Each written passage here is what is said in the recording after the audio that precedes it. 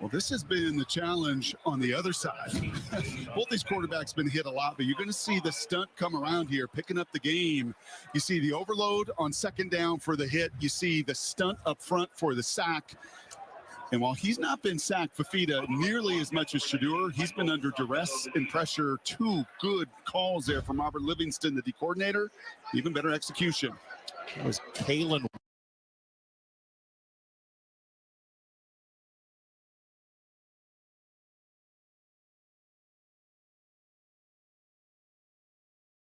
Under Biden and Harris, the number of migrants in the U.S. doubled, and he wants to let millions more in every year. Laura Gillen promised billions of dollars for migrants and the right to vote in our elections. TD Bank sees millions of transactions, but we never forget it's the humans behind them that matter most. So, even though we're leading, changing where and how people bank, and we have the financial strength and industry expertise to support playing their best football. So I think just learning his team, a lot of new players, a lot of young players, but they have been inconsistent in performance. And when the expectation is as high as it is for the Alabama Crimson Tide, he is going to come under criticism being the newest member of that team. All new systems, these players are learning. You saw the record. He has just about as incredible a record as I've ever seen by almost every standard. The overall record in 10 years as a head coach is 109-13, with 3 national titles in 5 years at his alma mater, Sioux Falls. After further review, the runner stepped out of bounds at the Alabama 48.5-yard line. That spot will be first down. So they bring it back about 3 yards. He said 48.5. And how about that number? 13-2 against the top 25. That started at Fresno State. He lost his first game against a ranked team when he was at Fresno 2, Oregon. Then won 12 in a row before Washington lost to Michigan in the national championship game last year. Then, of course, the 13th win was against Georgia, then ranked number 2 earlier this season. He is a great coach. I think his personality lends itself too, because he's so easygoing that his team plays very loose in big environments. So the ball back at their own 48.5, single coverage near side, and the ball thrown out of bounds in the direction of Ryan Williams with Jacoby Thomas in coverage. Jalen Milroe said he loves playing for Caleb DeBoer. He enjoyed his time with Coach Saban, but he said after those years of playing for a defensive-minded coach, it's been fun to play for an offensive background head coach. I think he's definitely empowered Jalen. He's played very confident football since Williams got blasted in the back, but he held on at the 35-yard line. Took a sturdy hit from Jermon McCoy. This is a big collision. Boom, right there by Jermon McCoy. They believe that they can be physical with Ryan Williams. He's an excellent deep threat and is always a threat to go the distance, but he hasn't really faced a super physical secondary, and Jermon McCoy making his presence felt there after the catch. And he's just 175 pounds, Williams. The flip goes to Kendrick Long. He's inside the 20 and chopped down at the 15-yard line. Perhaps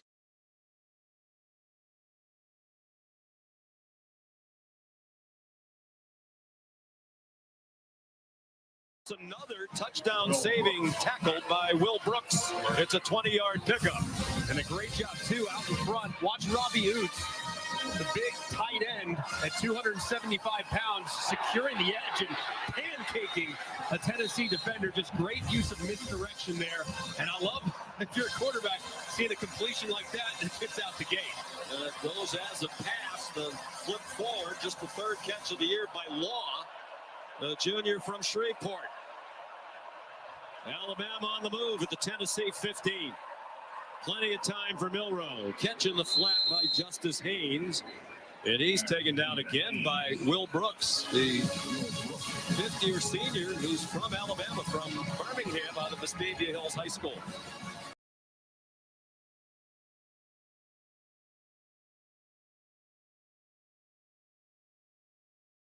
On target. And he's got it to LaJohntay Wester again. Yeah, this is pretty. I mean, these two are just on the same page. A simple little in cut, enough protection in that pocket after 2 first down runs, and just some zone coverage. And if you see that, Sanders' ability to process, that's what Pat Shermer was telling me on the field pregame. It's just different. It's unique. You see zone coverage, he throws it right off the linebacker's ear, right between the 1 and the 0. Pat Shermer said to us yesterday, too, he likes to fiddle. He knows the play call, and he likes to have some options for himself. This is him backpedaling and throwing off his back foot and incomplete. There is a marker coming in. Luttrell on the back end was in safety help. And he's just early.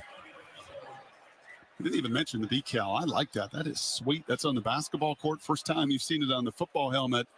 And Luttrell first.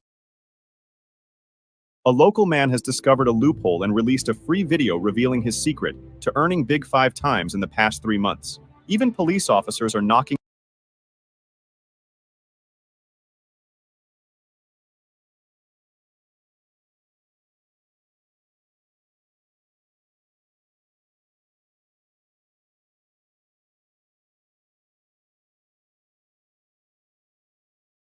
Tried to go up the middle.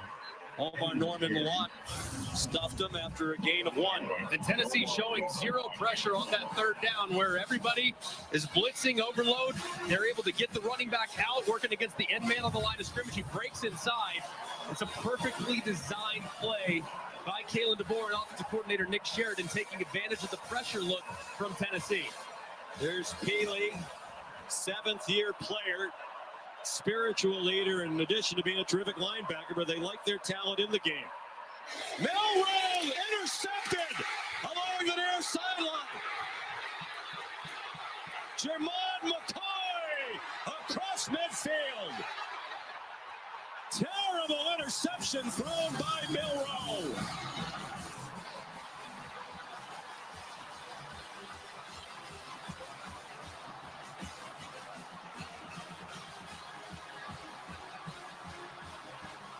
And a 54-yard return by the transfer from Oregon State. And Jermon McCoy is so good with his eyes. Man coverage with Williams. He looks inside immediately. One-hand snag and reels it in. That could not be played better by the cornerback. You see how he located the ball immediately, was able to time his jump at the exact same time as the wide receiver, and he reels it in, and he's off to the races. Just a tremendous play, and you can see it from the progressive pylon cam. Outstanding. Milroe shaking his head. That's been a problem lately. Mistakes, self-inflicted ones, deflected pass, flutters incomplete, batted out of the air by Jihad Campbell. There's also a flag. It was a great play by McCoy, but what about the decision by Milroe? That looked like it had no chance. Offense number 74. 10-yard penalty from the previous spot. Big first down. John Campbell Jr., the right tackle, called for the penalty. I don't have a problem throwing it on second inside the 5. Don't love the decision to throw it on a back shoulder when the defensive back is really good using his eyes. If anything, I'm going to work the other side. I don't want to work Jermon McCoy because I've seen on tape multiple times this week where he makes plays on the ball because of how physical he is at the line of scrimmage, and then he can play the ball in the air. McCoy thought about going down in the end zone and saw all that running room ahead of him on the delay. Deshaun Bishop is the backup to Dylan Sampson.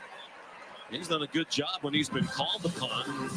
Bishop averaging just under 7 yards per carry on 48 totes prior to today. He got 7 on that one.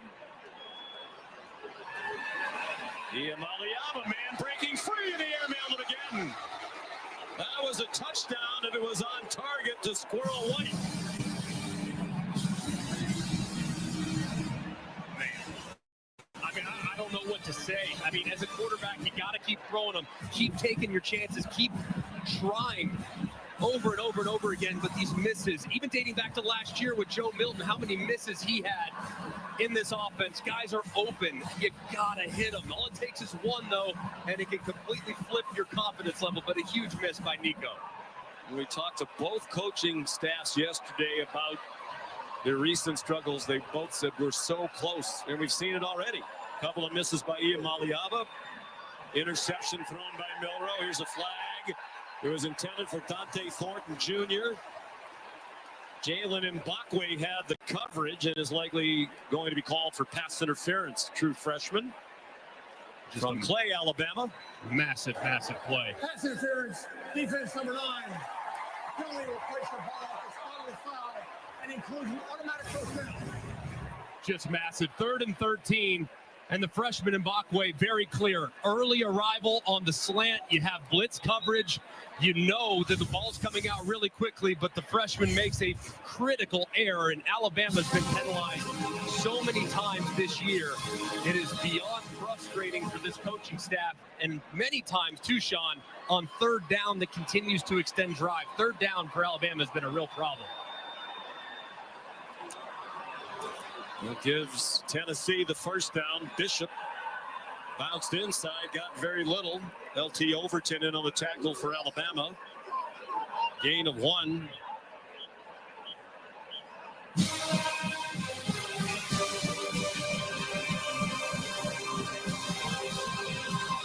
Getting off the field on 3rd down has been a huge problem the last couple of weeks for the Tide when they've struggled. Maliaba, that one's incomplete, broken up by Domani Jackson, the transfer from USC, who's had a terrific start to his Alabama career.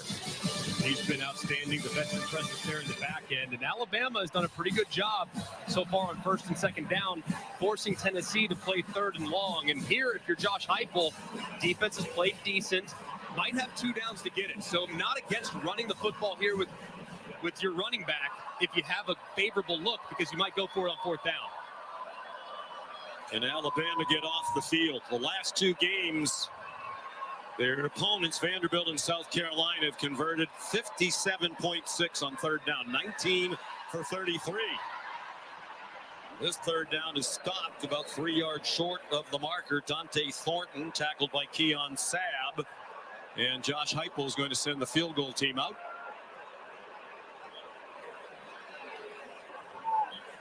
The Tennessee fan base not happy with that, but I don't hate the call. I mean, you got a big body wide receiver one-on-one. You think maybe he can make a guy miss and he could be out the game. This will be a 53-yard attempt for Max Gilbert. Redshirt freshman, his first. He's missed only once. And that was from 53 against NC State. He's now missed twice from 53. Wide right, what little breeze there was and was at his back on this 72-degree day in East Tennessee.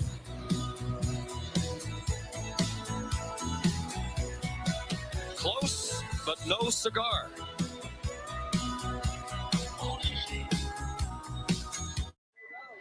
You sure you're gonna be okay? I'll be fine. Bye.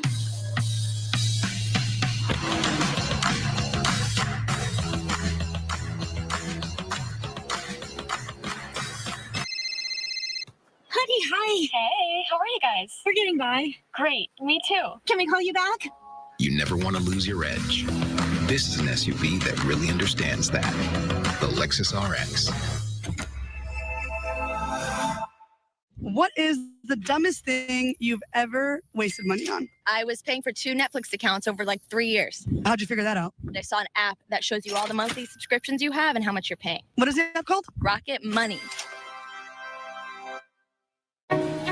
Brisket is back at Chipotle. Seasoned, smoked, seared, spiced, sauced, bold, and guacced.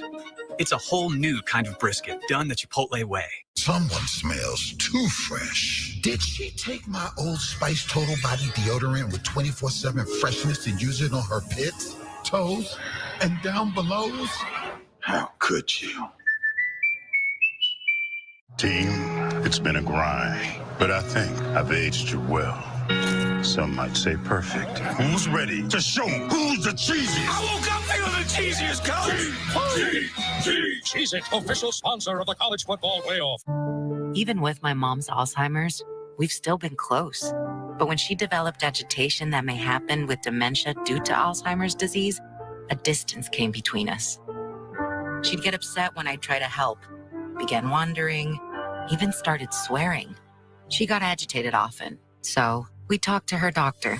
Rexulti is the only FDA-approved medication proven to reduce agitation symptoms that may happen with dementia due to Alzheimer's disease. Elderly people with dementia-related psychosis have increased risk of death or stroke. Report fever, stiff muscles, and confusion, which can be life-threatening, or uncontrolled muscle movements, which may be permanent. High blood sugar can lead to coma or death, weight gain, increased cholesterol, unusual urges, dizziness on standing, seizures, trouble swallowing, or sleepiness may occur. Rexulti helped reduce my mom's symptoms. Take action for your loved one. Talk to their doctor today about Rexulti. Look at that Wendy's breakfast burrito. Fresh cracked eggs, seasoned potatoes, sausage. Gotta hand it to the tortilla. That sucker's holding on for dear life. Get yours with $1 any size soft drink. Gotta be Wendy's.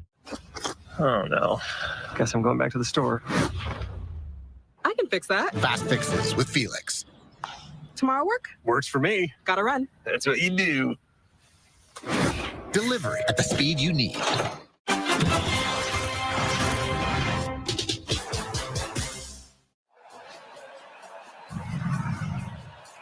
Still no score. Each team with a good chance on the last possession. Jalen Milroe threw an interception in the end zone going in. Tennessee just missed a 53-yard field goal. That's 12 straight first-half possessions without scoring a point now for the Vols. Back to the Oklahoma game 3 weeks ago.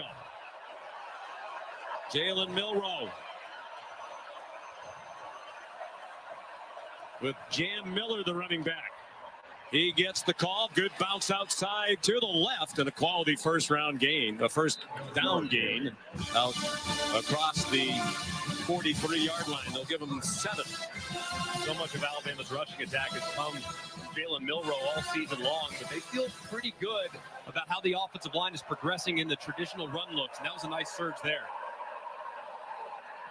Ryan Williams, 6th time he's been targeted, most in a quarter this year. And a 5-yard gain there for an Alabama first down as we approach a minute to go in this first quarter. That was a well-timed throw by Jalen Milroe. The ball is out and en route before Ryan Williams turns around. But you can see they are making it a real point of emphasis to play very physical with the freshman.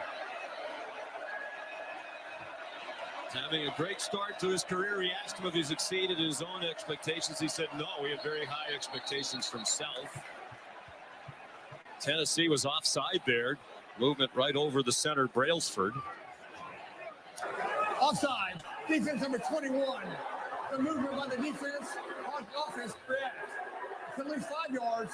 It remains first down. It's interesting. Williams had high expectations. You wonder what the coach's expectations were. When he got to Tuscaloosa in the preseason, Ryan Williams was on the practice field with the Freeze.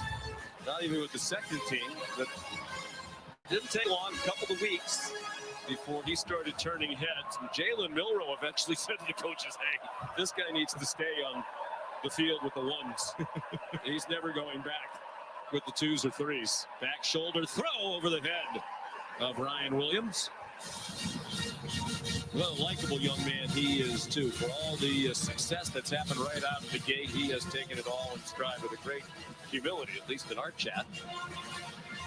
I mean, it's just, sometimes you can just tell the way he carries himself. You just know bright things are coming for that young man. At the college level, then ultimately at the professional level, he's one right now with his ability to track the ball and the polish that he plays with as a freshman. This is the longest in any game he's played in. They've gone without the announcers mentioning that he's only 17 years old. In trouble, Jam Miller dropped for a big loss. Back into Alabama territory to the 47, Omari Thomas, who was offside a moment ago, atoned for that, dropping that for a 7-yard loss. They won't have to snap it again here in the first quarter, and it doesn't look like they're going to. Kalen DeBoer telling his offense to come over to the sideline. This Tennessee front is just relentless. Just when you think you're in a good spot, they somehow find a way to get you in the 3rd and long. No score after a quarter. ESPN's presentation of college football on ABC will return after this message and a word from our ABC stations.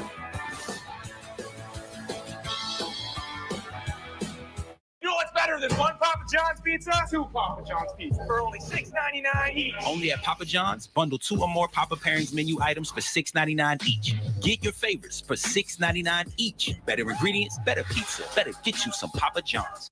Coach Gecko. Coach G. Laura, Dan. I didn't realize the media would be here. No, this isn't for work. We're just really big fans. And we're scouting for our fantasy insurance teams. Geico has all the top prospects and 97% satisfaction rating. That's unreal. Oh my gosh, it's true.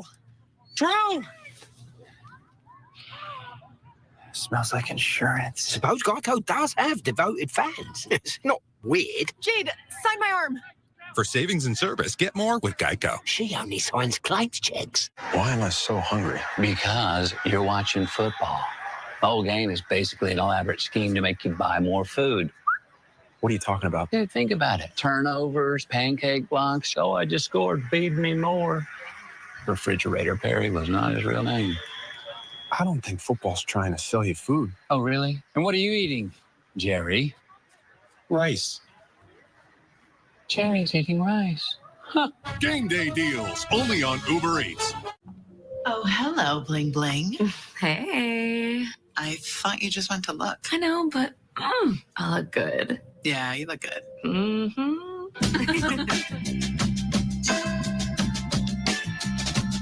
If itty-bitty value meals from other places could talk, they'd talk like this.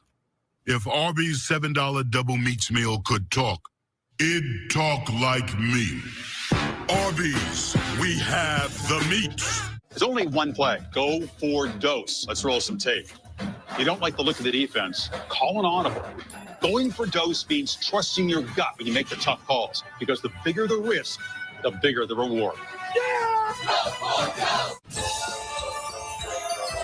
You won't believe your ears. We're celebrating Disney on Dancing with the Stars. Fantastic. Well done. That was truly the magic of Disney.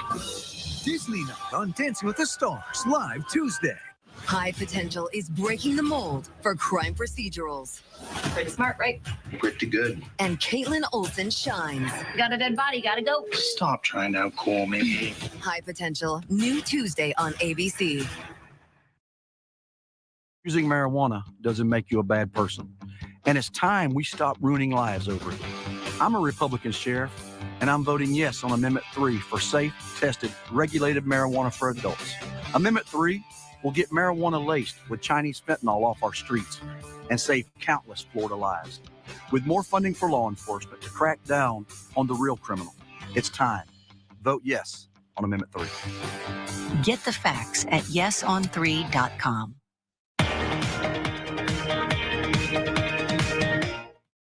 Coach, you just spent some time talking to Jalen Milroe. What did you say to him before this 3rd and 12?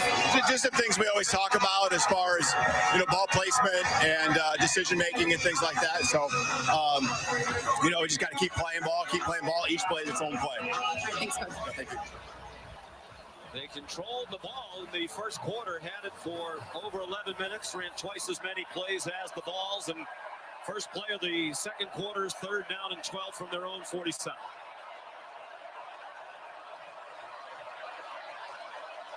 Williams is clearly their number one target. Looked like the motion man might have been going up the field early. Pass incomplete, and there's a flag. It's intended for Cole Adams with Boo Carter in coverage. True freshman, Ken Williamson, not aware of the flag, and now he is.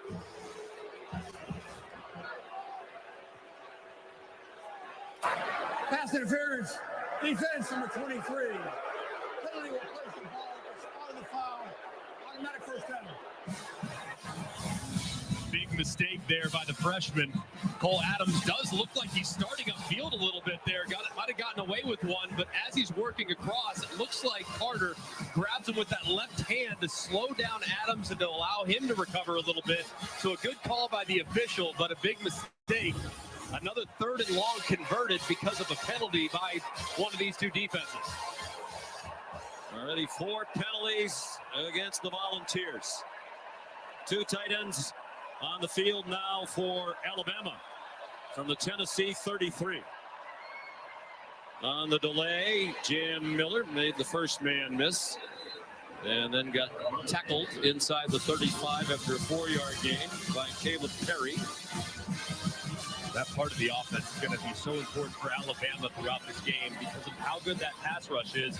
You have to be able to run right at them. They have really disruptive guys, but Alabama's really their run game's been super inconsistent outside of Jalen Milroe. So getting into more traditional looks will be really beneficial to kind of calm down that Tennessee defensive front. Tennessee was still getting set. Milroe didn't have anything, so he pulled it down and runs for another first down. 8 yards on the run for Jalen Milroe. Boo Carter, the tackle. His penalty was huge. And a great decision there by Jalen Milroe. Unblocked defender blitzing off the right. That was Arion Carter, and he takes off to the left. Last week, Alabama and Jalen Milroe tried to buy too much time. He retreated in the pocket. That time he attacked the line of scrimmage and became a runner and was able to convert a first down.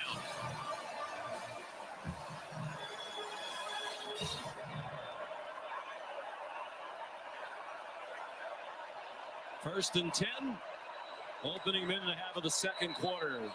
And a timeout called by Alabama with the play clock running down. Timeout. Alabama. First timeout this half. We get a 30-second timeout.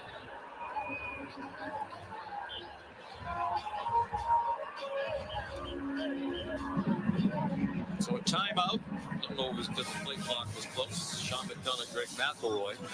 But watching this Alabama team on TV prior to today and on tape preparing for this game, but my question to you as somebody who's around the Alabama program all the time, in addition to Ryan Williams, after Ryan Williams is a true freshman, who's the next wide receiver you can really count on?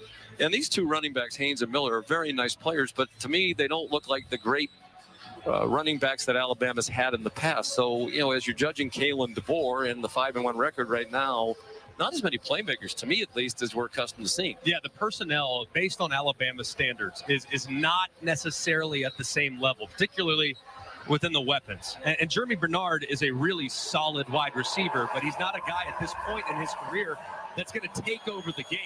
And the running backs kind of in the same boat. So they're all very solid, but one outside of Williams is really yet to emerge. And again, solid tight ends, but not that guy who's going to get you the big catch in the red zone or on third down. Here is Jeremy Bernard breaking tackles and out of bounds near the 5. Andre Turrentine prevented the touchdown. Bernard's a nice player, but last year at Washington, he was their 4th wide receiver behind some really talented guys. But their 4th wide receiver nonetheless, 21-yard gain. Miller, the running back. Milroe for Williams. This time they complete it. A juggling catch for a touchdown with Ricky Gibson in coverage.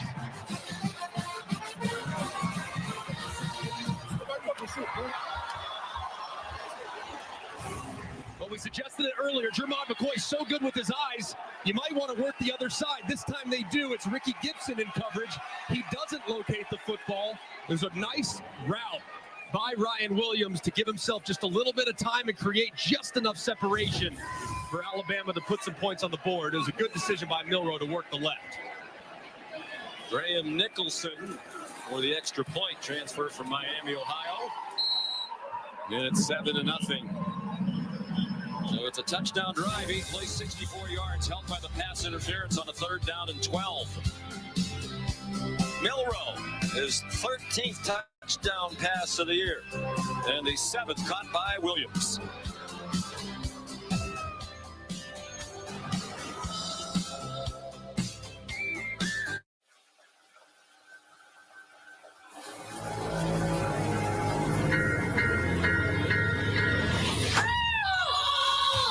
What is it? The bus is leaving in 5 minutes. All right, fine. I'll be out in a second. You scared the gigabytes out of me. I scared you. The future isn't scary. Not investing in it is. 100 innovative companies, one ETF. I think I might have oiled myself. Before investing, carefully read and consider fund investment objectives, risks, charges, expenses, and more in prospectus at Invesco.com. A message from the Sonic Department of Research and Deliciousment. Save on any occasion with the Fun 99 menu. Grab 3 of your favorite entrees for under $6, or choose a dinner for 2 for under $10. Create the fun you want with the Sonic $1.99 menu. Live free, eat Sonic. I have a surprise for you. Oh, yes, please. Feast your eyes on this. That's sexy. Feels so new. I want to feel this feeling again and again. Can I hold it? How bad do you want to hold it? I'm not going to beg, but pretty please. Or they don't. Go ahead, press a button. Oh, it's glowing. Apple Intelligence. We should do this more often. Agreed. Rekindle the feeling of love with the new iPhone 16 Pro on us. And feel it again and again with the latest iPhone every year with AT&T Next Up Anytime. We're kicking off game day with a Twisted Tea drop. We're surprising real Twisted Tea fans who love the smooth and refreshing taste of Twisted Tea Hard Iced Tea. Keep it twisted. Wherever this time of year takes you, Macy's is here to help you shift seasons in style with your favorite fall brands. So lean into the excitement for what's ahead, because this fall, we've got a lot to look forward to. Some people just know they can save hundreds on car insurance by checking Allstate first. Like, you know, to check your spelling first before taking off your shirts.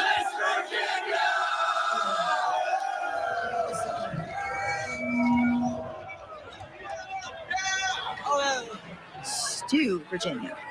Yeah, checking first is smart. So check Allstate first for a quote that could save you hundreds. Hey, what's up? I'm the W.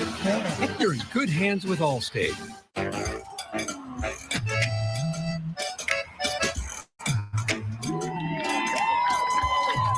It's big, it's back, and it's only $6. Get the big box y'all love today. Love that chicken from Popeyes. We asked the district for funding. They gave us $50 for class pets instead. Spread love. That's what a real mob do. Watch out for this one. He's a biter. He didn't bite me. Warm. God.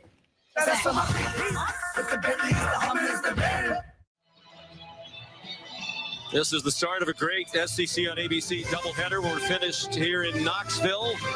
A top 5 matchup, 7:30. Number 5, Georgia. Number 1, Texas. Saturday night football presented by Capital One. Texas 6-0, Georgia 5-1. Texas playing in a first top 5 matchup since 2008. They took on the then number 1 Oklahoma team. Otter Talty's kickoff, returned by Cameron Seldon.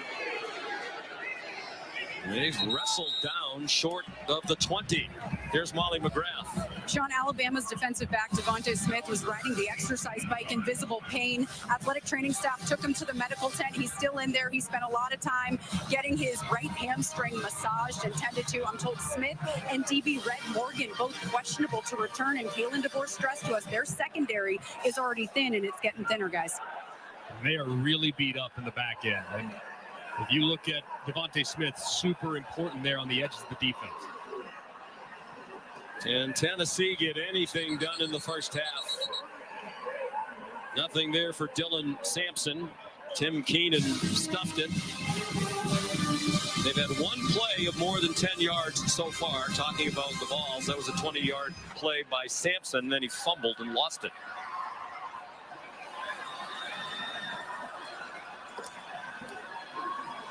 Nico Iamaleava, wide open receiver. Ethan Davis, tight end, to the 30-yard line. And there's a flag. Crowd thinks that Iamaleava was roughed, and they're right. Defense number 90, 15-yard penalty from in the run, automatic first down. Jordan Renaud, the redshirt freshman from Sarasota. Looked like he won inside, but he just continued on and throws Nico Iamaleava to the ground, and that's a good call by the official. I mean, it's not crazy vicious, but it's unnecessary. So just a poor decision there by Renaud, who started to see his playing time increase these last couple weeks. Nico Iamaleava's parents, Iamaleava family from Southern California. Nico is the third eldest of 8 Gave it to Dylan Sampson. And that's why he wears the number 8. One of 8 children. They have another quarterback on the way, younger son Madden. Nico told us yesterday he's just committed to play at UCLA. Out of Long Beach Poly, Nico throws as he was getting taken to the ground. Apparently was backward, scooped up and advanced past the marker by Dylan Sampson. Iamaleava is still down. And for the moment, they're marking the ball at the 41-yard line. The gain is nice, and it was an opportunistic and smart play by Sampson, but man, this is potentially terrible for Tennessee. Nico Iamaleava moving over, and gets tackled to the ground, and you see his body just kind of contort back just a little bit. And it was Justin Jefferson making the tackle. I think his knee's down, the ball's still in his hand. And I would guess the replay will take a look at that, and they'll bring that one back. All eyes on Iamaleava, still being tended to. Previous play is under review. The new $7 Lux Cravings box from Taco Bell with the beefy 5-layer burrito, Doritos Locos Taco, and the Chicken Chalupa Supreme. The only thing not Lux about it is the price. The new $7 Lux Cravings box, only at Taco Bell.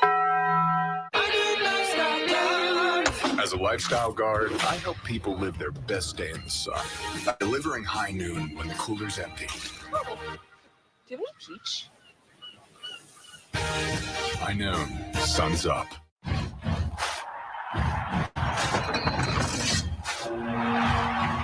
Open the gate.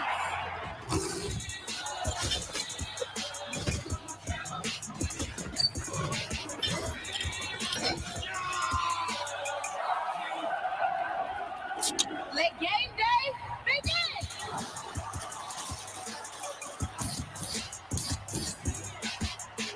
Grab a Pepsi and make your game day epic.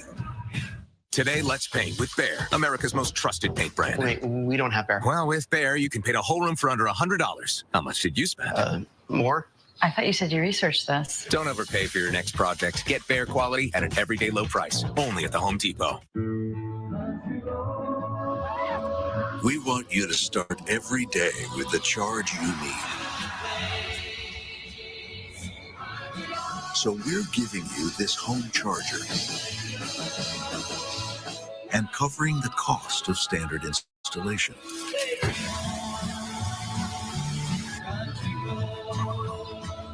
The Ford Power Promise. Electric vehicle confidence from day one. Soft drinks are just $1 at Wendy's. Any size, anytime. 3 p.m. Fanta, 10 p.m. Sprite, 7:46 a.m. Coke. Yeah, you're built different. Dollar soft drinks, any size, gotta be Wendy's.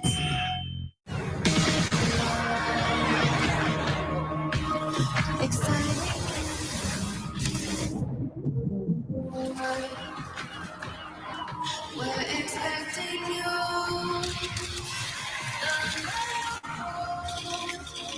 So we'll be making another run. It's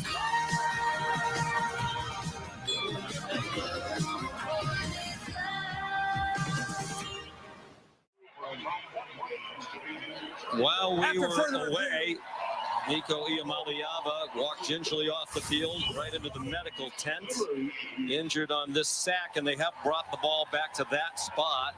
His head hit the ground very hard. He was grabbing at his back, as you can see, his lower back, shortly after hitting the ground. So he's out, and the new quarterback is Gaston Moore. Gaston Moore has been in this offense for a really long time, in a tough spot to be thrust in here, 3rd and 9 against this pass rush, but he's very comfortable in this offense. Throws deep in the coverage, and his first throw of the afternoon is intercepted by Malachi Moore with a lot of running room across the field. Still on his feet and out of bounds near the 35. And Gaston Moore chased him out. Moore's first throw right into the game is a deep throw into double coverage, picked off by Moore, and he brought it back 44 yards. And he can clearly feel the heat off the left-hand side from Quay Russaw. Moore escapes, kind of throws a fade fadeaway jumper, but that's about as easy as it gets for Malachi Moore. And as a backup quarterback, you haven't warmed up, you haven't thrown any passes, you're thrust into a difficult situation. You just potentially make a critical mistake for the Tennessee offense. It just can't happen for a guy that's in his 5th year. Second Tennessee turnover. Malachi Moore's 6th career interception. A grad student, one of the best safeties in the country. 6 career INTs, but that's just his second in 3 seasons. He had 3 as a freshman and 1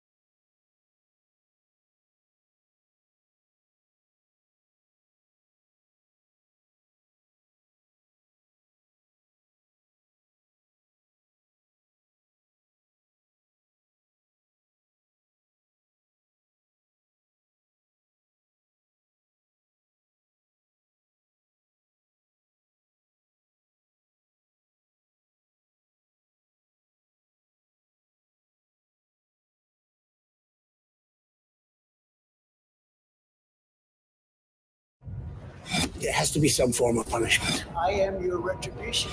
We are not going back. Ours is a fight for the future. We've always believed that sport has the power to change lives. It's happened here for decades. Community happens here. Sport happens here. The all-new Dick's House of Sport, a new destination for sport right here in Brandywine. Hey, 23-yard gain. Iamaleava running out of time. Hit as he throws. Intercepted. Another huge mistake. Q Robinson delivered the hit. Jalen Mbakwe picked it off.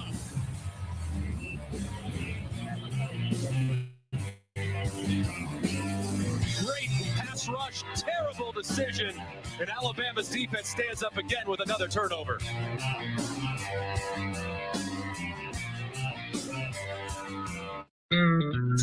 At Burger King, we flame grill our burgers. Why? Because that's how it should be done.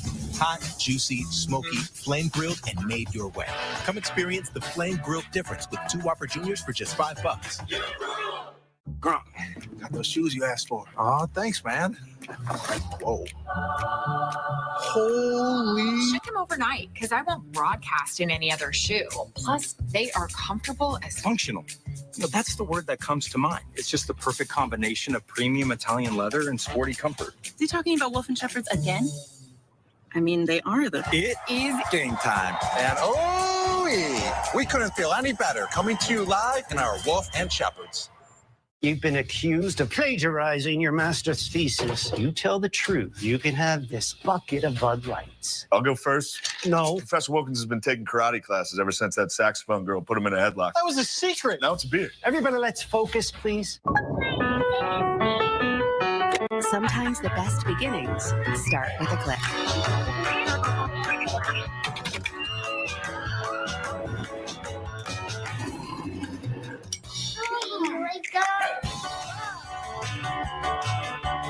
And yours starts right now. Save up to $200 per night on a 3-night, 2-day room and ticket package at select Disney Resort hotels. And let the magic begin at Walt Disney World Resort. Meet the new Target Circle 360. With unlimited same-day delivery, so you can get what you need when you need it. Better in every way. That's the new Target Circle 360. Kamala supports taxpayer-funded sex changes for prisoners. Surgery. For prisoners. For prisoners, every transgender inmate in the prison system would have access. Hell no, I don't want my taxpayer dollars going to that. Kamala supports transgender sex changes in jail with our money. Kamala even supports letting biological men compete against our girls in their sports. Kamala is for they, them. President Trump is for you. I'm Donald J. Trump, and I approve this message. This is your sign to do dinner at Cracker Barrel and dig into an irresistible shepherd's pie with crispy hash brown casserole on top. Or make your hash brown casserole a little more breakfasty.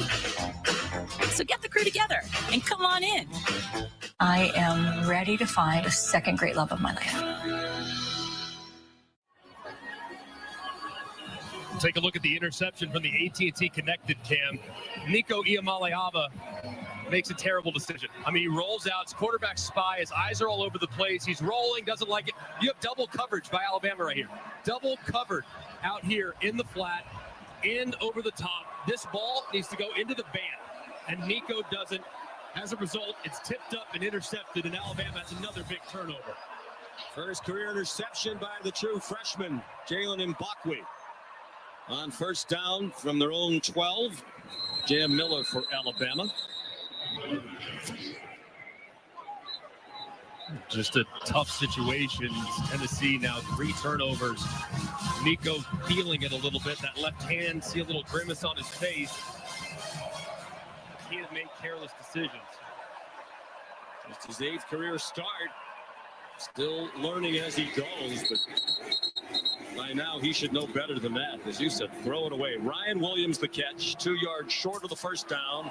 It'll be 3rd down and 2. Big down here for Tennessee's defense. Quarterback makes a critical mistake. Now you have a chance to get off the field in the third 3-and-out situation and get it back to your offense with decent field position. So imperative here for Tennessee that they are really strong along the line of scrimmage.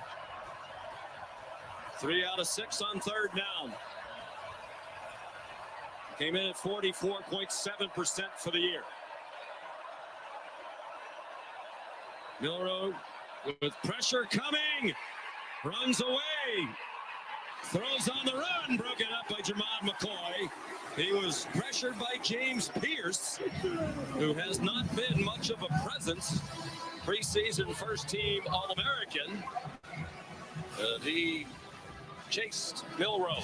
In a tough spot for the left tackle, Caden Proctor. He's trying to get both of them. He misses both.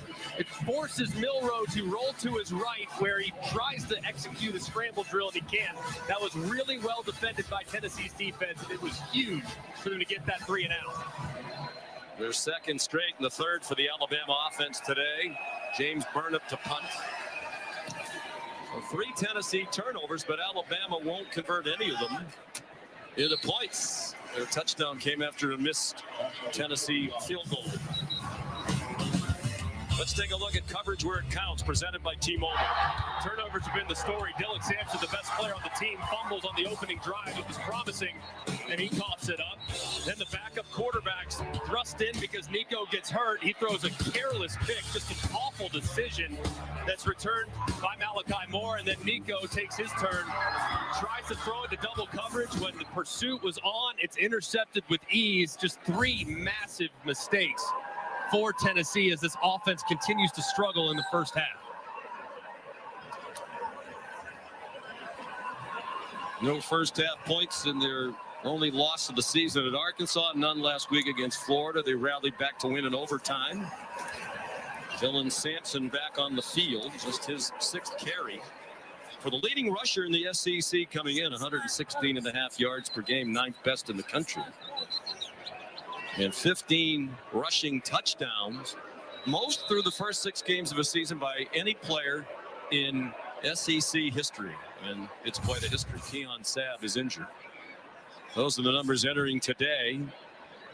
6 straight games with a touchdown coming in for Sampson, a junior from Baton Rouge, where he broke a lot of Eddie Lacy's high school rushing records.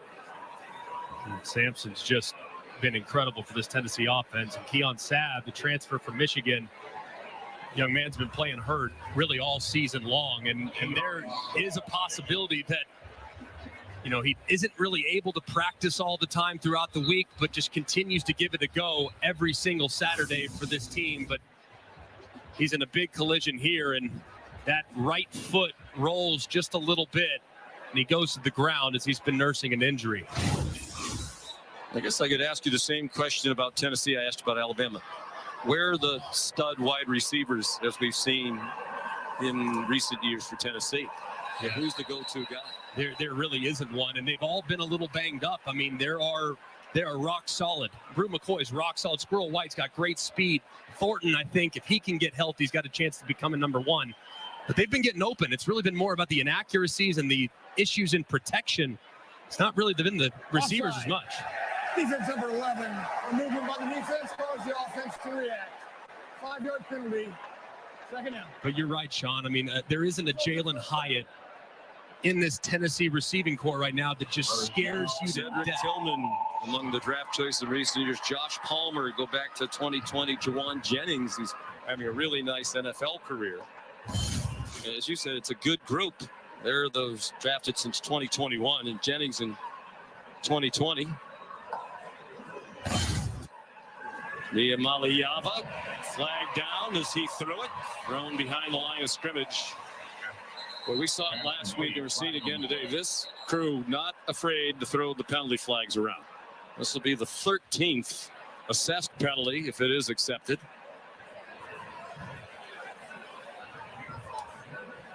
Dante Thornton Jr. the catch. He came up about a yard short of the first down if the play stands. Personal foul. Hands in the face. Defense number 50. 15-1. Automatic first down. Tim Smith. He's working against the left guard, Andre Carrick. Left guard's head pushing all the way back as Tim Smith, defensive end, defensive tackle, guy can play inside and out, getting that hand a little bit too high. Another critical mistake from Alabama, just gifting yardage by way of penalty. Big walk-off down to the 35-yard line. Well, Alabama, huge edge, 2-1 edge in time of possession. Josh Heupel's team still down just 7-0. And moving with now under 5 minutes to go in the half. Sampson stopped at the 32 by Deontay Lawson, one of the best linebackers in the country.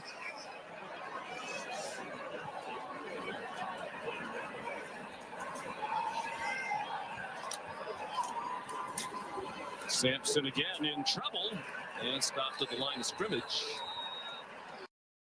I'm Ken, and I'm a former Trump voter. His disrespect for the military, for the people that serve in the military, and for his incessant lying, his total lack of character, there's no way that I could support him to be president of the United States again. As far as the choice to vote for Kamala Harris, absolute no-brainer. Absolute, total no-brainer. No hesitation from this lifelong Republican whatsoever.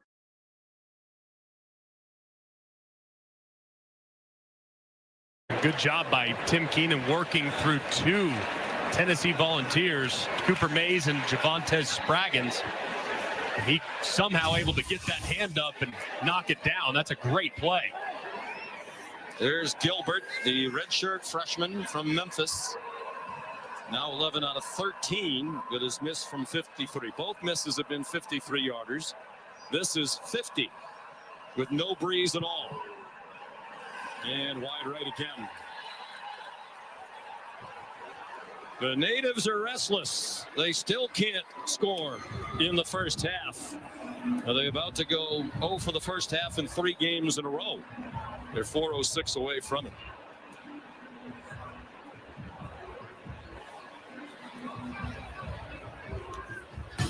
Kick off your NFL Sunday, 10 a.m. tomorrow morning. The Countdown crew at ESPN and the app. All the early breaking stories, injury updates, previews of every game right up to kickoff. And then put a cap on Week 7 with another Monday Night Football doubleheader at 7:15 on ESPN and ABC, the Baltimore Ravens and the Tampa Bay Buccaneers. And then at 8, exclusively on ESPN Plus, the Chargers in the beautiful Valley of the Sun to take on the Cardinals. Jalen Milroe dumps it off. C.J. Dippre, the tight end, up and over and out of bounds with a gain of 7 on first down. This is going to be important for Nick Sheridan to continue to do. This is a really good defensive front. The offensive line's hung in there pretty good, but they got to move the pocket and change the launch point for Jalen Milroe by getting him outside the tackles. Straight ahead, Justice Haynes, first down. Alabama 2 timeouts left as we approach 3.5 minutes to go. Tennessee is all 3 in the half.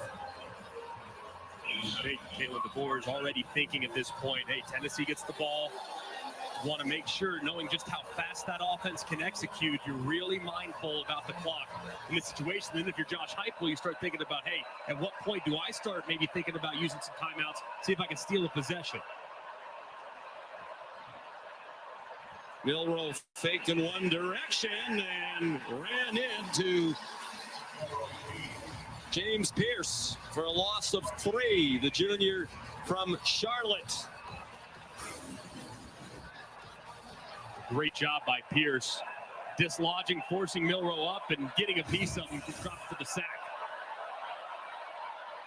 Milroe, good pocket over the middle, caught near the first down marker by Jeremy Bernard.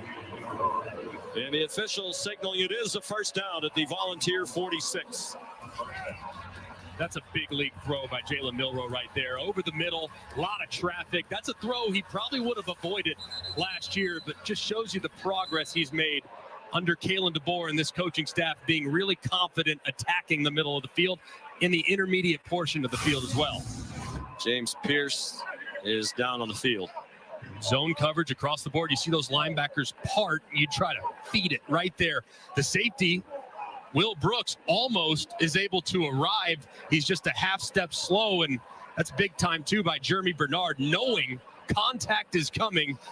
Go up, secure the catch, brace for contact, and reel it in for another first down.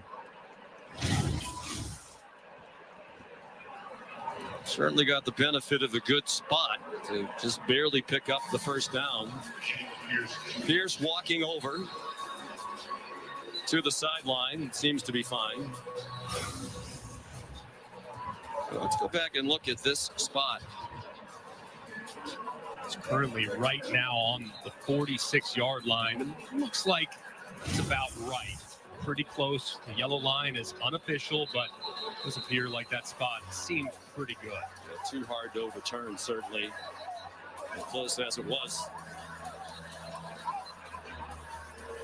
Last week, Alabama really made a mess in the final 2 minutes of the first half with some critical mistakes that allowed South Carolina to really get back in the game. They talked about it all week long, made sure that situational awareness is emphasized. And here's a situational awareness right now you just talked about. Don't snap the ball. They don't have to, right? You don't want to give Tennessee time. You have time. You're plus field position. You have 2 timeouts. But it doesn't look like they're going to come out of the huddle. 100%. And this is improvement from 1 week to the next. And clearly the coaches and the players have taken to really focusing at a higher level here in these critical moments and the waiting moments. Alabama celebrating. They've had the edge in play, but the lead still just 7-0.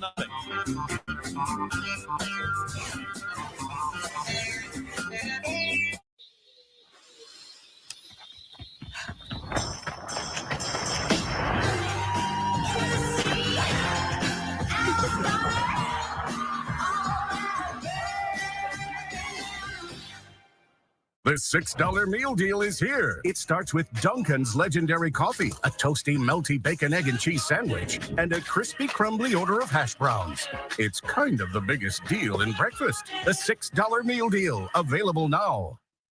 When I push, I feel good. When I push, I feel good. When I push. You better move. I feel good. When I pull, I feel good. When I push. When I push, I feel good. When I pull, I feel good. When I push. When I push. When I push, I feel good. When I pull, I feel good. There are some things that work better together, like your workplace benefits and retirement savings. Voya provides tools that help you make the right investment and benefit choices so you can reach today's financial goals and look forward to a more confident future. Voya, well planned, well invested, well protected. Get ready for hosting at the Home Depot with free delivery on over 2 million items every day. So you can refresh your space before Santa or the family comes to town. Get holiday ready with savings at the Home Depot. Team, it's been a grind, but I think I've aged you well.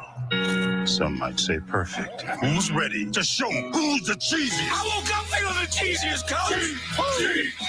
Cheez-It, official sponsor of the college football playoff. Who just picked up Buffalo Wild Wings Go? The Hankster! Hank! What? Jimmy already got B-Dubs Go. Yeah, Jimmy already got B-Dubs Go. Jimmy already got B-Dubs Go? Jimmy already got B-Dubs. Okay, Jimmy already got B-Dubs Go delivered. But did he get 10 free boneless wings? Yeah. No! You know the most exciting thing about life?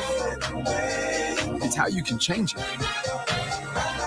How you can reinvent yourself. Take on new challenges. So go ahead, reimagine yourself. We did. Introducing the all-new, reimagined Nissan Kicks. Halloween, the 1 week my great vessel becomes a clown car. Explain thyself, mortal. Thursday, Dr. Odyssey is off to a monster start.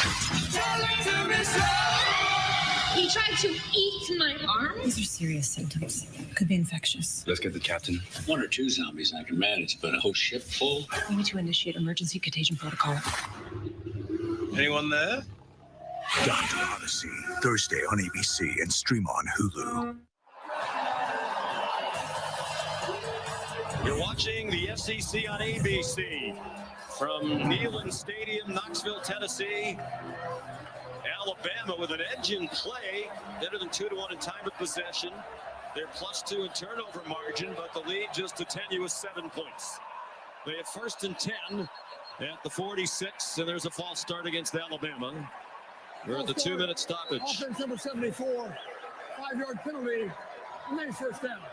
Caden Proctor, one of the reasons why it's only 7-0.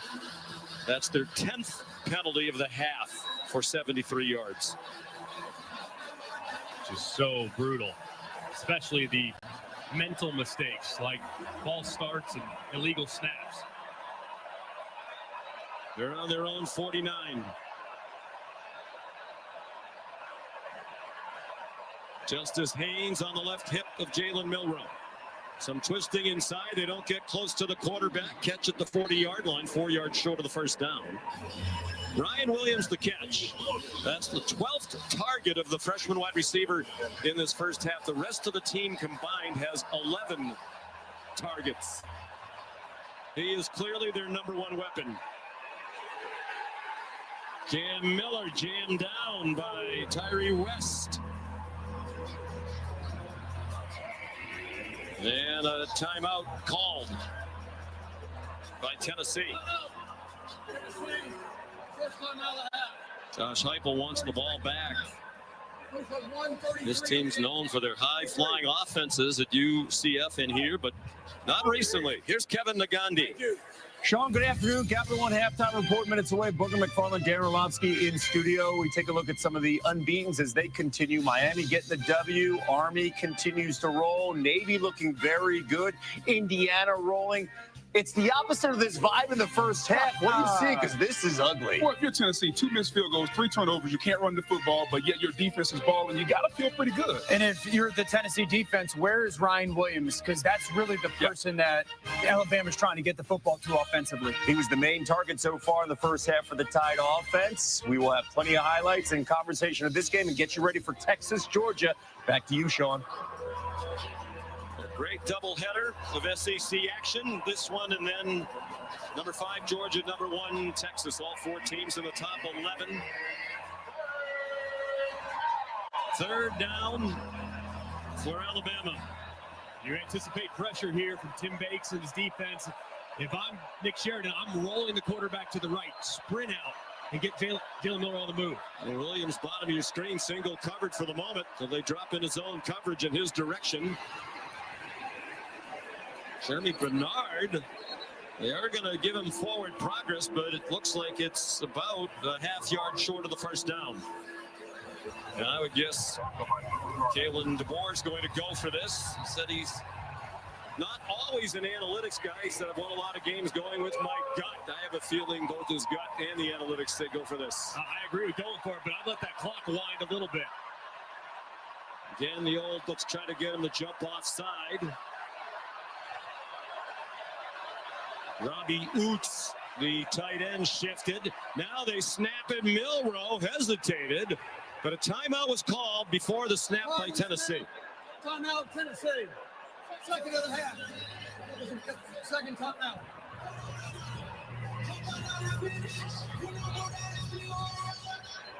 Josh Heupel didn't like the way that was going. It worked out well for him because Milroe picked up the first down. You can see he's waiting as long as he could. View from the Progressive Pylon Cam. We see everything from the Progressive Pylon Cam. Officials. And that was a good timeout, too, because that was a very similar look that Alabama utilized earlier on a 3rd and short where they went with a quarterback sneak, and Jalen Milroe nearly took it to the house because there was nobody home on the left side. Tyree West is the injured player, part of that very deep defensive line. They rotate in 12 guys up front, which certainly helps. A big game, to put this in the big picture context for these two teams.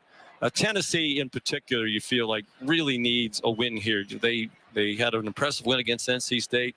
They beat Oklahoma. Those teams were ranked at the time. Now they're not.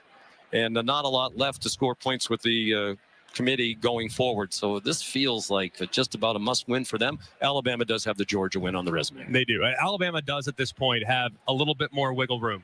But for Tennessee, knowing that there's still a road trip heading to Georgia that is just sitting there waiting for him in a few weeks, this is one where you really feel like you have to have it to strengthen your resume and I think to just get you some confidence moving I know forward. you a big believer in the always reliable all-state playoff predictor. There's the importance of the win. Yep.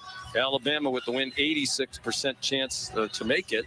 So hard to know, right? We've never had this 12-team playoff before. You don't know what's going to happen around the rest of college football. Both coaches said this league is so tough, you're just focused on winning the game in front of you. 1:02 to go. They'll try 4th down and 1 again.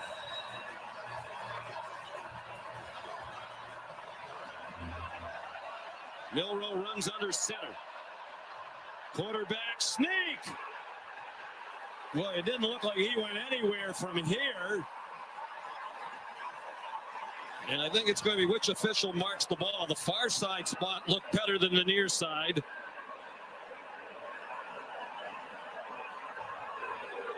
And from that spot, it looks like a first down. Crowd booing. They don't like the placement of that ball. Did look like he had a little bit of surge there, right there, but where is the ball? That's the tricky part. It's you can see where Jalen Milroe's helmet is, you can see where his body is, but where is the ball? And from that look, you can't see it. From above, you can't see it, but 56 on the game clock. 5-6. Crowd's booing. They want to review the spot. They're not getting it. And the clock will run on the ready for play. We put 5 seconds back on the clock. A lot of the players just standing around at the snap. Milroe too high for Ryan Williams. Wow, this is getting bizarre if it wasn't already. Fans still booing. There were players on both sides who were just standing around as that ball was snapped. looked like Jalen Milroe was one of about 4 players that were participating in that play. His look says it all. What is going on here? 10th play of the drive. They have moved the ball 32 yards. Milroe hit from behind, a flutter ball that falls incomplete. Dominic Bailey, who's been a presence in that backfield. 5th-year senior from Salisbury, Maryland, played at St. Francis in Baltimore. And it was a really nice rush right around Caden Proctor. Gets a little bit heavy, and he forces the ball out very quickly from Milroe. And lucky that thing didn't flutter way up in the air and potentially get intercepted. If I'm Nick Sheridan, knowing that this pass rush is starting to tee off, I might just run it here. Because I think a 3 points here is huge potentially for Bama. Borderline field goal range. As you said, Nicholson's career-long 52. That was at Miami. He won the Lou Groves Award as the best kicker in the country last year. All day to throw. Now Milroe had to get rid of it, and it falls incomplete. Dominic Bailey again with pressure.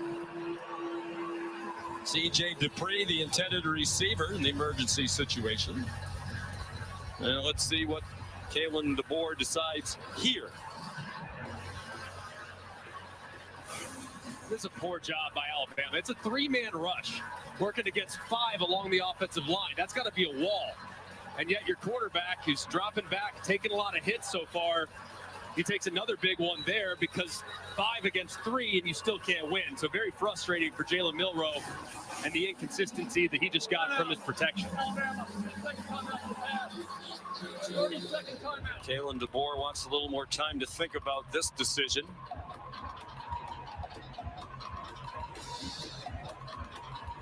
It would be about a 53-yard field goal. Nicholson last year made 27 out of 28 field goals to win the Lou Groves Award, including an NCAA record 25 in a row. Most of those numbers in the past. He's attempted only 2 field goals as a Alabama kicker in his first year from Cincinnati. Has made 1 out of 2.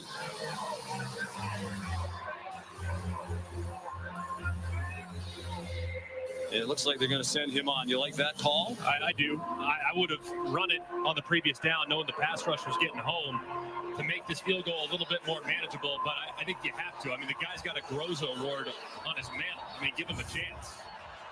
Beat out Will Reichard of Alabama last year for the Lou Groza. The 54-yarder, it would be a career long by 2. No wind to speak of.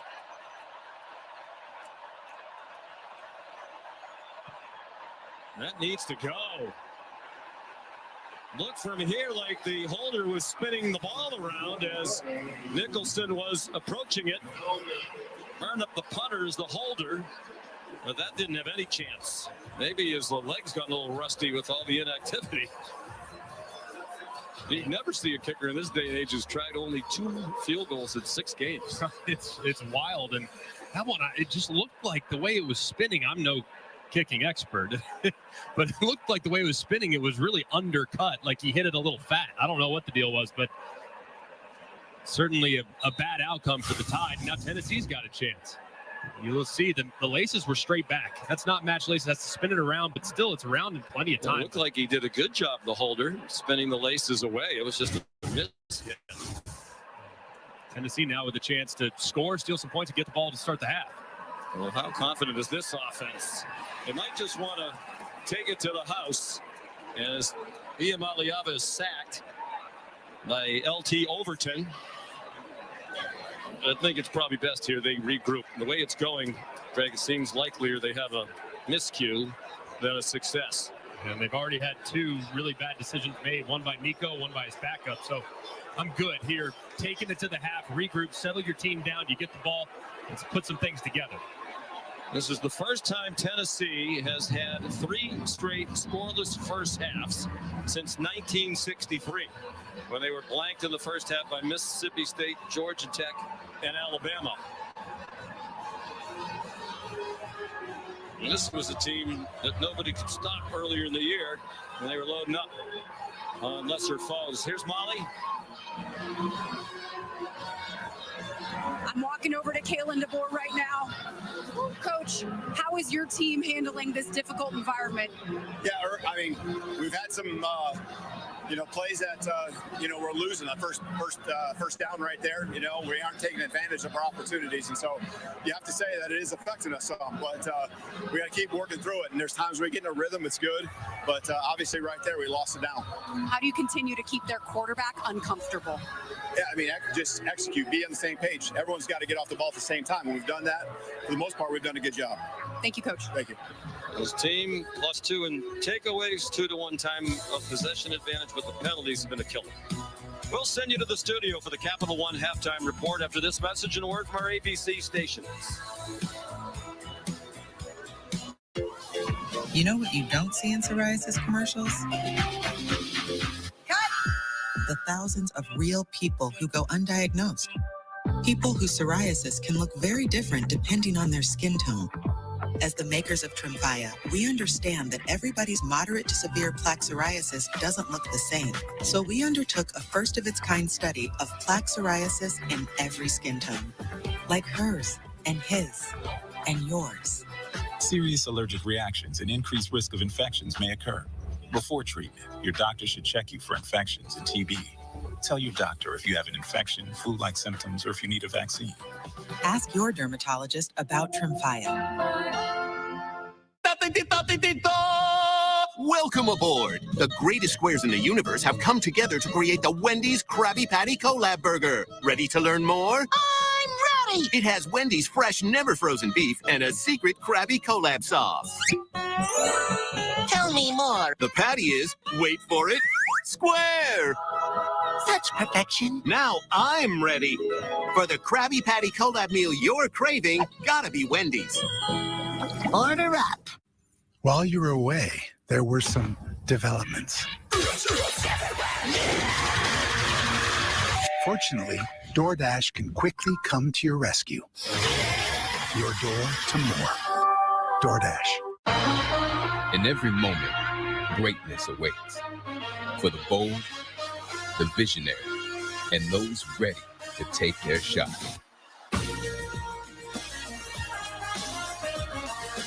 Here, we don't chase success. We define it.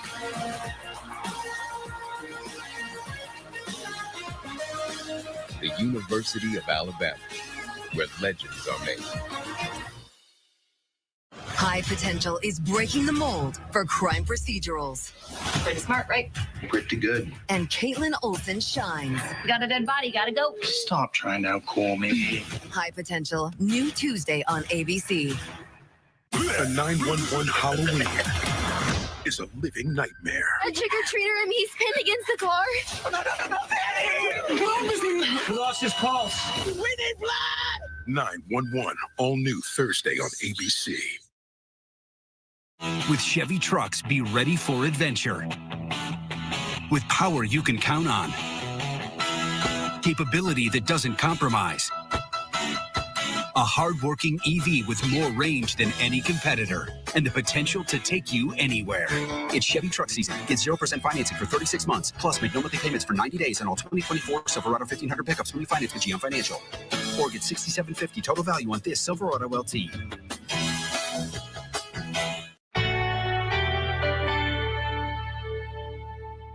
Welcome to the Capital One Halftime Report.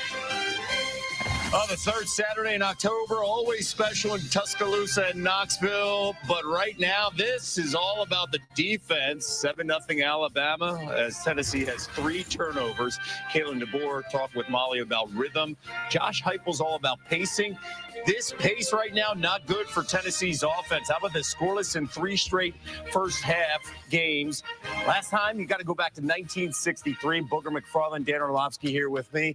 Kevin Nagani. How is Tennessee still in this game? Because it's been ugly on the offensive side. No doubt. There's an old saying I learned a long time ago. Stats are like bikinis. They show some things, but not all things. If you look at the stats, Tennessee should be getting blowed out in this game. Yeah. 2 missed field goals. 3 turnovers. They can't run the football, but because of their defense, specifically that defensive line there in this game, they played 7 to 8, 9 guys up front on defense. That defensive line is single-handedly keeping this team in the football game. They got to figure out a way offensively to manufacture some offense and run the football. This is a running football team, and until they start doing that, they're going to be in trouble.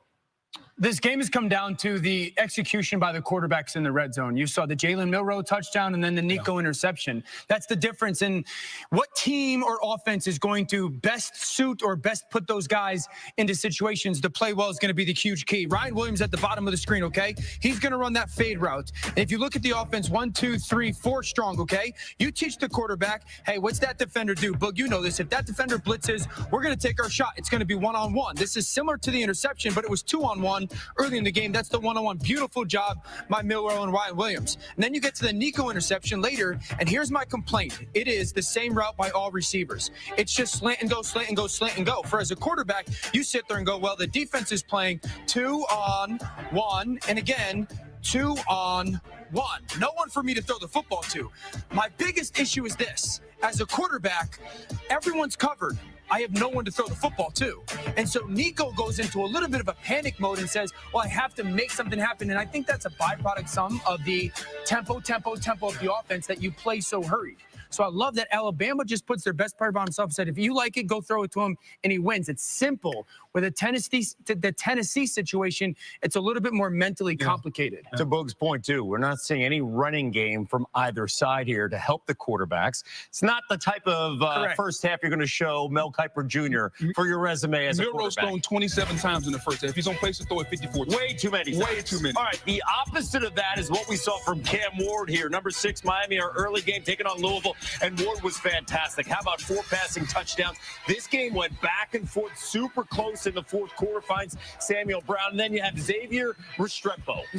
Cam Ward to Restrepo is one of the best quarterback to wide receiver combos in college football right now. Cam Ward, another impressive performance day. Here comes Louisville, though. Tyler Shuck to Duke Watson. It's 38 all. No, is this coming down to the wire? No, the difference is Ward and his ability to extend plays, and he never gets nervous finding Samuel Brown. No doubt. His confidence, his patience in the pocket was the difference in the game. Also, the lack of defense from Louisville. Louisville's going to go back and watch this tape and say we had opportunity after opportunity to make play after play, and time again, our defense let us down. First 7-0 start since 2017. Miami gets the win 52-45. Meanwhile, Clemson on a roll. Big reason why is Cade Klubnik in this offense. 23 of 25, 308 yards, 8-5-0 start in ACC play since 2015. And Clemson looks fast and athletic again on offense, something that's been missing over the past couple of seasons. So they got off that loss against Georgia in the opener, and they're on track. Meanwhile, number 12 Notre Dame facing Georgia Tech in Atlanta. Riley Leonard, there's the keeper. Oh, this is what they do best. Riley Leonard struggles throwing the football, but if you get him coming downhill running the ball, he is a load, Kev. Well, next week they face Navy at MetLife, and the undefeated midshipmen, they continue. Blake Horvath, it's the quarterback play for the Service Academies. That's Navy in the shotgun with the wheel route? Yeah. Are you kidding me? Yes. Are you kidding me? How about that? Alex Teska showing off his moves. Navy in complete control. And now when against Charlotte. Meanwhile, we got to have that rolling. Here's another guy, Bryson Daly, a phenomenal Army quarterback. How about 5 rushing touchdowns and 1 in the air? Best start since 1996. Army rolls. They are now 7-0. Meanwhile, another team undefeated, 7-0, and that is Indiana. Kev, the Indiana offensive coordinator, Mike Shanahan, put on an absolute play-calling clinic at home. Their offense was unstoppable versus Nebraska's defense. I know the facts about fentanyl. And we know the attacks against Bob Casey are not true. Not true. Not true. It's Bob Casey who stood with law enforcement to stop the fentanyl from China and Mexico. And we know that Bob Casey has voted repeatedly to secure the border. And what about Dave McCormick? He spent his life making a fortune in China. While China has been poisoning us, Dave McCormick's been looking out for himself. I just don't trust. Don't trust. I just don't trust Dave McCormick. I'm Bob Casey, and I approve this message. Capital One, because I earn unlimited 2% cash back on everything I buy. With no preset spending limit, my purchasing power adapts to meet my business needs. And I reinvest my 2% cash back to help grow our business with new products, like our tabletop Masa Mill. My Spark card helps me fulfill my mission of bringing Masa to the masses. What's in your wallet? All my favorites for just $7 each? That's crazy. We're tied at 7. Or am I crazy? Seeing sevens? It's a sign to order from Pizza Hut's $7 deal lovers menu. 7. As a stylist, I know it can be hard to find time for a haircut. With the Great Clips app, you can put your name on the list from anywhere and head to the salon when it's time for your cut. A great haircut plus more time for what you love. That's Great Clips. I'm a team mascot, and boy, am I running late. But I got lead in my foot and spirit in my fingers. Oh, what a hit. And if you don't have the right auto insurance coverage, the cost to cover that might tank your season. But get Allstate. Save money on auto insurance and be protected from mayhem, like me. Woo!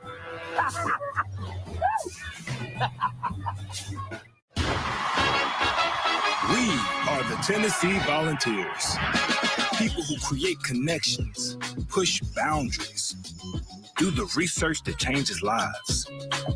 We've got world-class academics and championship athletics. To be the best, you gotta learn from the best. And if you want to lead, you gotta light the way. We've got what it takes. It takes a volunteer. Hey, Bruce. Hey, welcome. Do you remember what it was like not to be famous? Yeah, I do. That's how check is starting. You always say that you want them to leave with more than they came. Yeah, that's my guarantee. Guaranteed. You have the best job in the world. Hell yes, I do. Sunday night on ABC. You're watching the Capital One Halftime Report. Welcome to the shootout in Texas.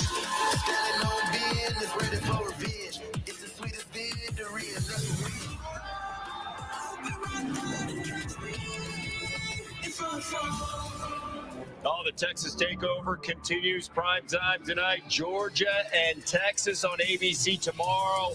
How about the U.S. Grand Prix Formula One style? That is on ABC and ESPN+. Quinn Ewers took down Alabama a year ago. Came back last week after missing a few weeks due to the abdominal strain. Man, we'll see how he takes and handles that Georgia defense as we take a closer look at today's Capital One rewarding performance. And the quarterbacks are going to be the storyline. Carson Beck, second in the SEC in passing touchdowns. Ewers, third in the conference in completion percentage. What do you need to see from Ewers today against Georgia's defense? Yeah, I want to see Georgia's defense. What they do pre-snap will be equally as important as what they do post-snap. All the shifts and motions and different moving parts from Texas's offense, alignment and assignment for Georgia defensively, key. And when you talk about this Georgia defense, I think it's a defense that hasn't been respected. Are they going to show up and stand up? Talk all about the quarterbacks. What about that defense that's won 2 national championships for Kirby? First time in 49 games, Georgia is an underdog. No respect. This halftime report is presented by Capital One. What's in your wallet?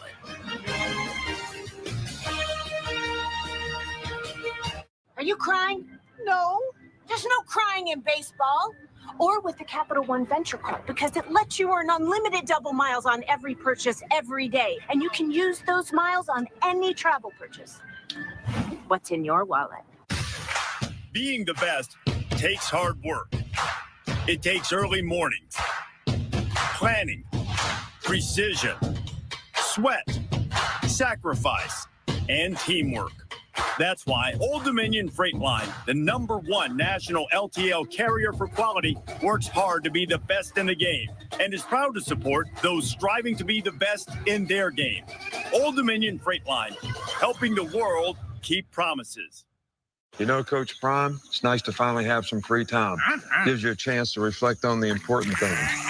Like how Aflac pays people money for the expenses health insurance doesn't cover. Health insurance does leave a gap. But Aflac gives people money to help close that gap. Coach Prime got one on the line too, baby. See, that's how you hold up a trophy. Trust me. Get help with expenses health insurance doesn't cover. Aflac is an official sponsor of ESPN College Game Day. I hope y'all hungry. I'm glad I brought my own dinner.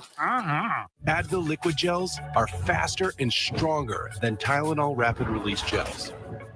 Also from Advil, Advil Targeted Relief, the only topical with 4 powerful pain-fighting ingredients that start working on contact and lasts up to 8 hours. When are sports more than sports? When your highlight reel opens the door to 4 years of higher education, 0 student loan debt, and NIL earning potential. When your stats include free room and board, nutrition and mental health support, plus medical care with extended coverage. And when your experiences, friendships, and development put you in the win column for life. For college athletes, sports just mean more. High Potential is breaking the mold for crime procedurals. Got a dead body, gotta go. And Tuesday, We got Dr. Monica Davis, a vet specializing in exotic animals. Looks like a cardiac arrest.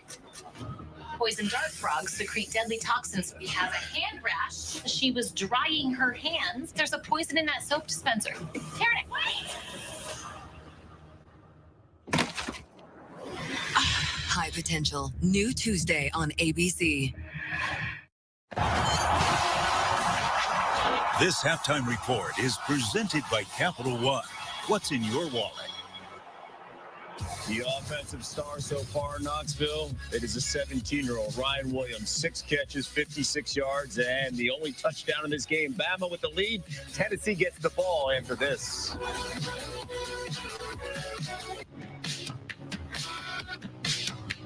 The future is threatened by enemies often unpredictable. When there are battles to win for America's future, there is one constant: Marines. Look at that Wendy's breakfast burrito. Fresh cracked eggs, seasoned potatoes, sausage. Gotta hand it to the tortilla. That sucker's holding on for dear life. Get yours with a $1 any size soft drink. Gotta be Wendy's. I'm the Modelo recruiter, and I'm looking for fans with good hands and great speed. The ones who stay focused and never miss a play. They go the distance on game day, even when their team is away. I'm always watching, always looking to reward more full-time fans. Because football isn't really football without you. Shaq. This is the land of legends. The places, the faces, and moments. We've seen the confetti fall again and again, but we're not done. It's time for the next generation to make their mark and go from 14 deep to 16 strong. It's a whole new ball game in the SEC, and it just means more. I'm a rock star now! Streaming live tonight. It's a Disney Plus celebration. The Rock and Roll Hall of Fame. Music's highest honor goes to Cher, Mary J. Blige, Ozzy Osbourne, Dave Matthews Band, Peter Frampton, Kool and the Gang, Jimmy Buffett, Dionne Warwick, A Tribe Called Quest, and Foreigner. Plus, performances by Dua Lipa, Kelly Clarkson, Jelly Roll, and more. Outrageous! The 2024 Rock and Roll Hall of Fame induction ceremony. Streaming live tonight on Disney Plus. There's DNA. Then there's heavy-duty DNA. HDNA. It's engineered into every aspect of the GMC Sierra HD. With the pulling power to prove it. Tow hitches of the world, prepare for glory. Get 5.9% APR for 84 months on Sierra heavy-duty Denali models. That's over $5,300 in average finance savings. Senator Scott's calling before, during, after. I can tell you, here's the first phone call we always get. If there's a hurricane, if there's an issue that goes on, what can I do? How can I help? What do you need? The man didn't sleep. He was the first one here. He was the first phone call I received. Rick Scott shows up when skies are blue. Rick Scott shows up when times are gray, when things are hard. He's not your traditional politician. Rick Scott knows about service, and he knows what it takes to make a difference, and he knows what it takes to lead. I'm Rick Scott. I approve this message. As an emergency doctor in California, I want to share with you what I've seen since we legalized weed. Every day, kids are rushed into our hospital with marijuana poisoning. Weed is packaged like candy. Kids and babies are eating it. Their eyes roll back in their head, they seize up, and some end up on a ventilator. There's not much we can do. There's no antidote. We just hope their brain recovers. Florida, learn from California. Don't make the same mistake. Vote no on Amendment 3.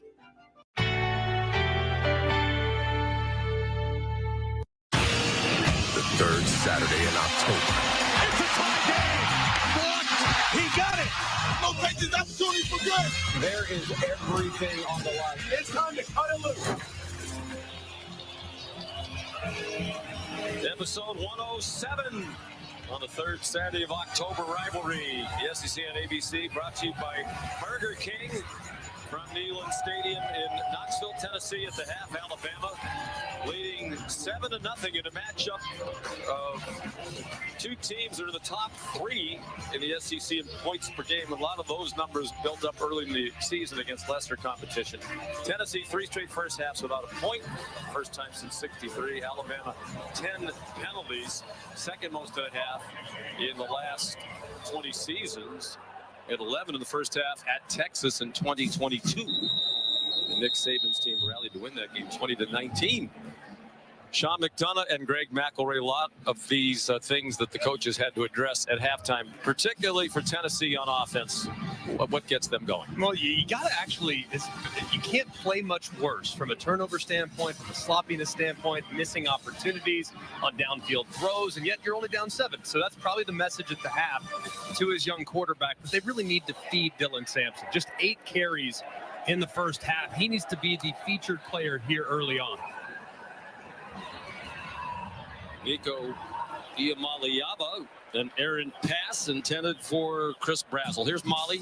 Tennessee head coach Josh Heupel's message to his quarterback Nico Iamaleava in the locker room was take care of the football. He was really frustrated with some of those overthrown balls in the first half and really stressed the importance of getting the run game going to take the pressure off of his quarterback. Now, Iamaleava suffered a left hip injury in the first half. He said he doesn't think that's affecting him. Dylan Sampson was Greg Sitt wasn't as involved as you might expect in that first half. He runs for 6. Of course, it was the same thing last week at the half against Florida. He was a non-factor, and then he really emerged in the second half against the Gators.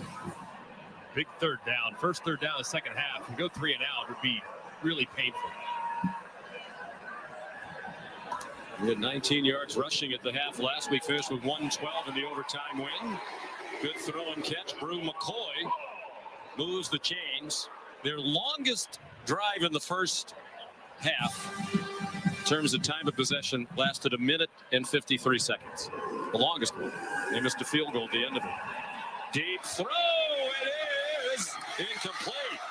Squirrel White was behind the defense for a moment, waited a long time for the ball to get there. Keon Sabb nearest in coverage. And Josh Heupel's right in what he said. The Molly at the half, they had some chances early on deep completions where balls were overthrown. And Squirrel White really thought he should have had this one. He lands on that injured right shoulder. You see the wrap on his right shoulder, but it's right in his hands. It's pretty well defended, but when your quarterback's struggling and he finally gives you a chance, you'd love to reel it in. But White being tended to now, got to think that right shoulder continues to be a problem for him, and this unit has been really banged up. Squirrel's a junior from Birmingham, Alabama. Had a big game back home last year at Alabama. 10 catches for 111 yards and a touchdown from Joe Milton.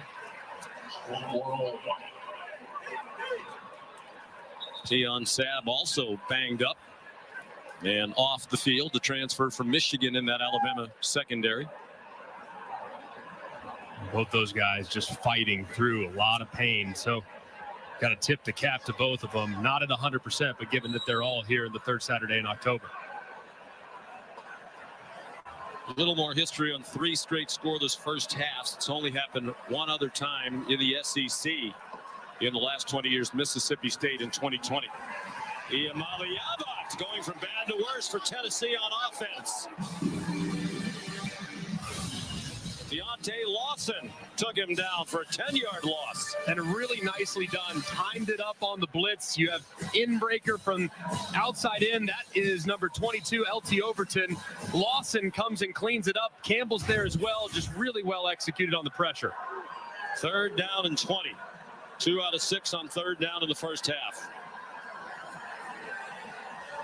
And this crowd, which was as alive as a crowd could be to start the game, is very silent now.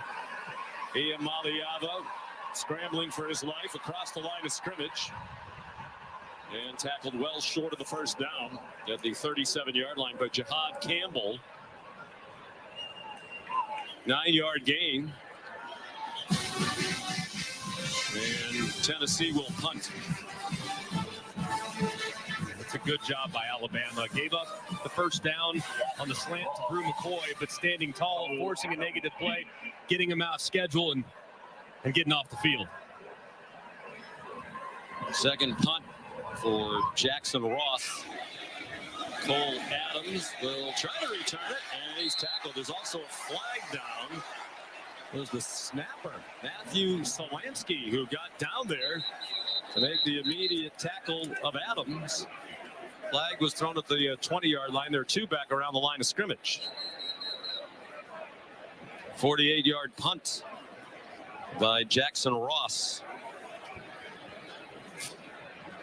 Had a career day at Alabama last year. Punted 5 times for a 53.2-yard average. Best day in Tennessee history for a punter with that many punts. There are 2 fouls on the play. Holding on the receiving team. Number 15, also holding on the receiving team. Number 20. Number 12, excuse me. That penalty will be enforced. And into the kick, it'll be first down. I never know why they pick me for number 12. Why don't you assess it on the other guy? It's a tough spot to be in there for Xavier Mincy, freshman corner. A lot of freshmen on these special teams units for Alabama. And now to start the second half. They will be deep in their own end with Tennessee's band about 40 yards to their right. A very loud section of the stadium that Alabama's operating. Try to the Southland band. Big part of it makes the football experience here at Neyland Stadium one of the best in the country. Worst starting field position of the day for Alabama. From its own 6, Jalen Milroe. 15 out of 27 passing in the first half for 142. Gives it off to Jam Miller. He fights ahead. Pick up a 5 on first down. That's going to be really important for Alabama, too, moving forward. Jalen, to drop back and to throw it 27 times against this pass rush, that's just not sustainable. They have to commit a little bit more to running the football between the tackles with Jam Miller and Justice Haynes. Yeah, they ran for just 14 yards in the first half. Jam Miller gets the first down. Just takes so much pressure off the offensive line when you're committed to the run game. And this is a really, really solid offensive line. Parker Brailsford, one of the best centers in America. Tyler Booker, the left guard, future first-round pick. Caden Proctor is too. They just need to really trust those guys to move Tennessee off the ball. Brailsford, the center, transferred from Washington, where he played for Kalen DeBoer the last 2 years. Well, the run game effective to start the second half. Jam Miller gets 7 more.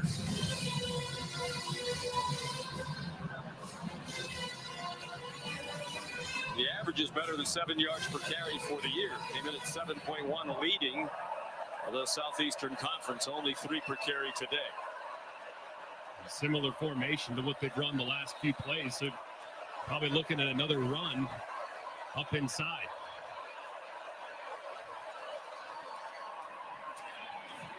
Miller bounces it outside and has another first down.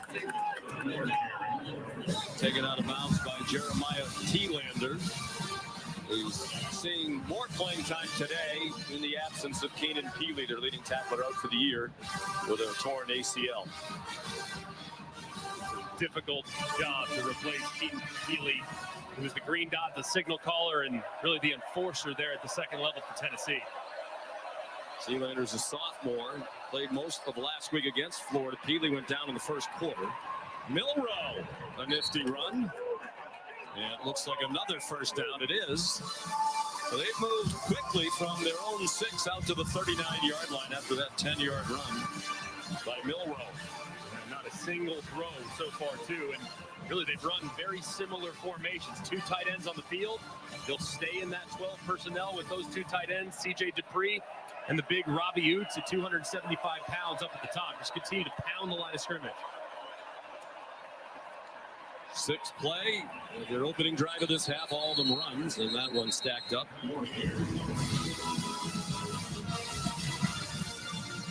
Justice Haynes.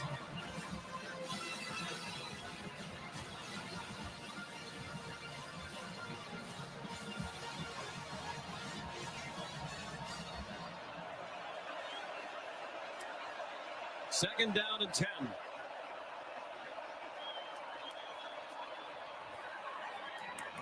Seven straight runs.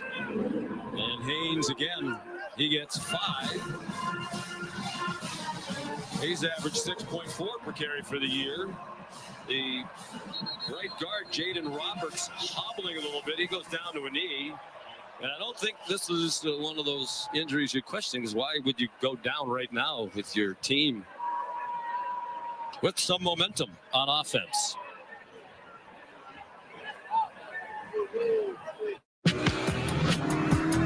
Choose joy. Choose the road. Choose your people. Choose your shot. Take it. Choose to get in there. Even better, get out there. That's it. Way out there. Choose your calling. Choose to really care. Choose to go for it. Just choose. We craft cars for those who choose to do more than simply move. I'll wake up. On a reflective Fansville by Dr. Pepper. Dad, do you ever feel like college football is being changed by all this corporate money flooding into the sport? I'm sorry I missed that. I was just grabbing a delicious ice-cold Dr. Pepper. I just feel like the brands are taking over. Dr. Pepper's strawberries and cream for my 2 thirsty boys. You see what I mean? You're overreacting, pal. Aflac! That's the Aflac duck. It's a normal duck. He's waving a branded flag. Aflac! It's a pennant. My whole life is a commercial! College football, it's a Pepper thing. For extra delicious game days, just add Eckrich. And fill out the official bracket of the college football playoff at officialcfpbracketchallenge.com.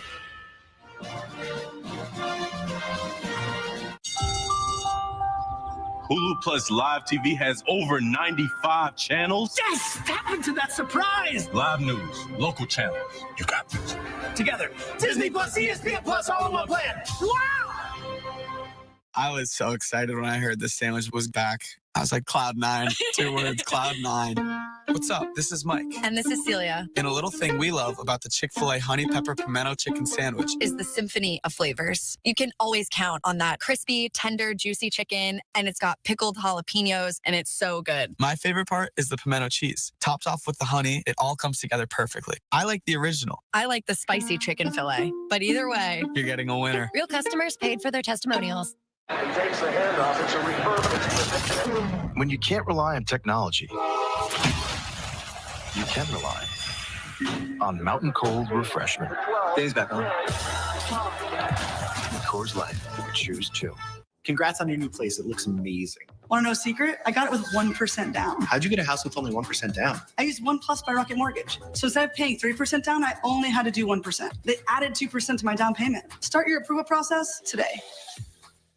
We asked the district for funding. They gave us $50 for class pets instead. Spread love. That's what a real mob do. Watch out for this one. He's a biter. He didn't bite me. Warm in the... God.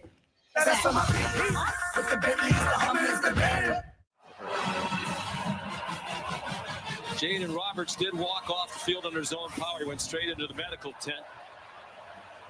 He gets rolled up by James Pierce, who gets kind of thrown inside, trying to make a tackle, and that left ankle just twists. It's good to see Roberts off on his own power, eager to get back in the game.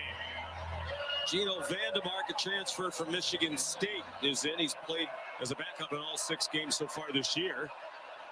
3rd down and 5. 8th straight run comes up a yard short. Andre Turrentine, the safety transfer from Ohio State, with the big stop. Kalen DeBoer going with his guts, got a punt on 4th down and 2 from just shy of midfield. But they did flip the field, moving the ball from their 6 out to the 48. Yeah, I think they got to feel good about that opening drive. We're finally able to feel a little bit more balance with the run game being a high priority, and you flip the field. So good decision, I think, too, to punt on 4th and short. James Burnip to punt again. Just did get it off.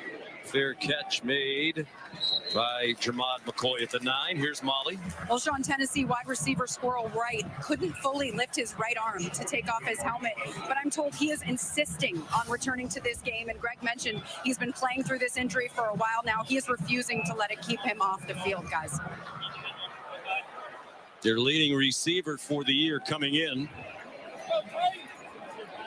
Does not have a catch today on 4 targets.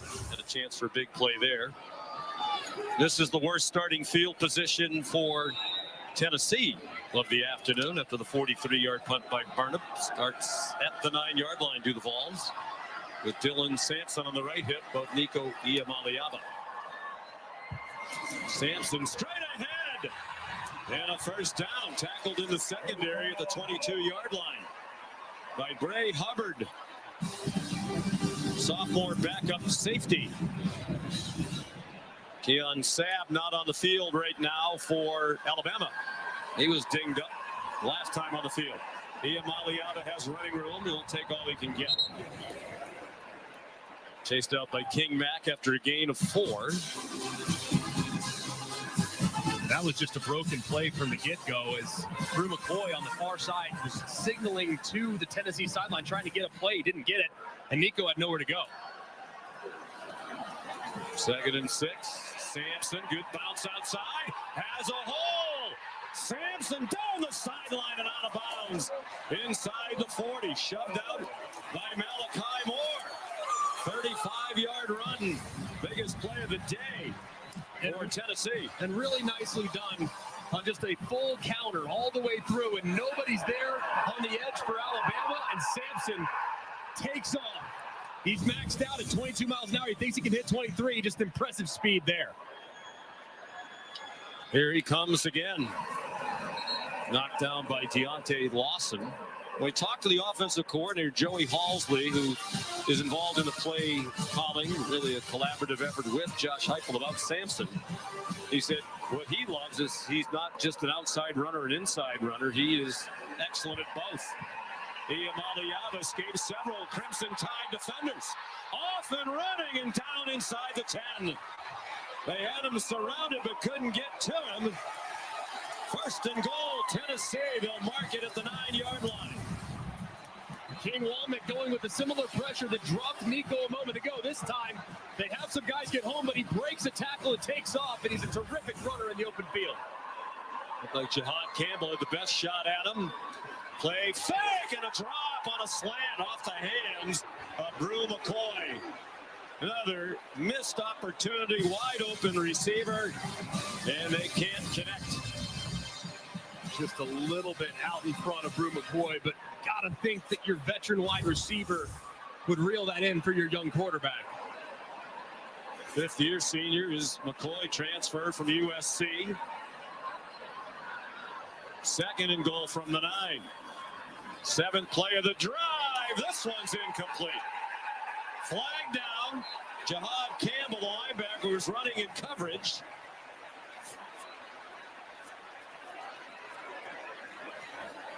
Pass interference, defense number 11. Alec over end zone. The 2-yard line, and includes an automatic first down. I worked for Donald Trump.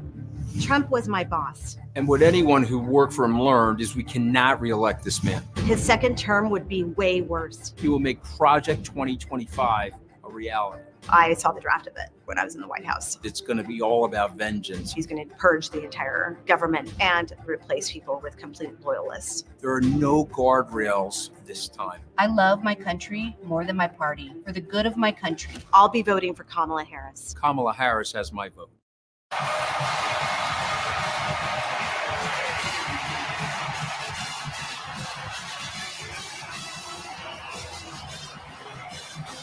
Well, after doing virtually nothing on offense all day long, they go 91 yards on 7 plays.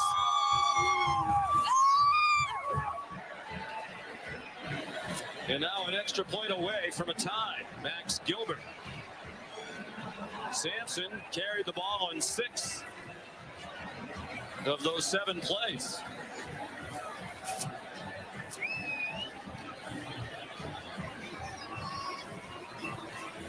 And it's a tie. Well, it's Tennessee and Alabama. How about going back to some good old-fashioned running game? And Dylan Sampson answering the challenge, 60 yards rushing on that drive alone as he ties it up at 7.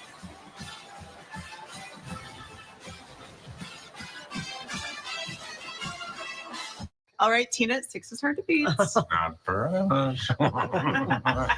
Okay, not soccer, but Football. Yes. We honeymooned here. Mallorca. Yes. Pass. Oh, we don't pass, Tina. Come on. They help give you more. A tax professional. And they have a 97% satisfaction rating. Salami. You could have done it in a British accent. That's helpful, Randy. For savings and service, get more with Geico. You know what's better than 1 Papa John's pizza? 2 Papa John's pizza for only $6.99 each. Only at Papa John's. Bundle 2 or more Papa Pairings menu items for $6.99 each. Get your favorites for $6.99 each. Better ingredients, better pizza, better get you some Papa John's. 5-minute warning for Tyler. Sounds good. Yo, Central 1 and 5. All right, sounds good. Yo, Don, sounds checking 5. Man, sounds good. Lisa, you're on in 5. Cool. Sounds good. What is Circle? Circle is the fuel you need to take flight. Circle is the energy that gets you to the next level. Circle is what you hope for when life tosses lemons your way. Circle, available at Walmart and drinkcircle.com.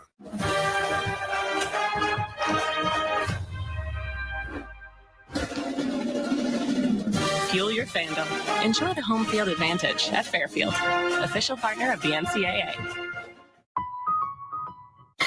Sounds like you need to vaporize that cold. Dayquil VapoCool? It's Dayquil, plus a brush of Vicks Vapors. Dayquil VapoCool, the vaporizing daytime coughing, aching, stuffy head, power through your day medicine. If itty-bitty value meals from other places could talk, they'd talk like this. If Arby's $7 double meats meal could talk, it'd talk like me. Arby's, we have the meats. Out of money, I know. 20 of you and you're rich as hell. We're going to give you tax cuts. We're going to pay you. I am not rich as hell. I work hard. I scrape to get by. Donald Trump wants to give tax breaks to billionaires, but Kamala Harris has plans to help us. She's going to crack down on price gouging and cut taxes for working people like me. I voted for Donald Trump before, but this time I'm voting for Kamala. FFPAC is responsible for the content of this ad.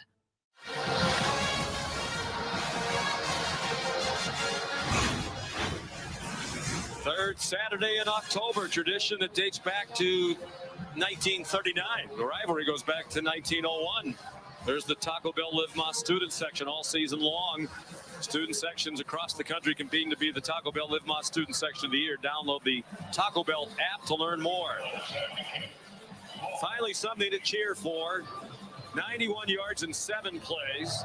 6 of them were rushes. 5 for 51 on the drive for Sampson. And Iamaleava had the 27-yard run that got them down inside the 10.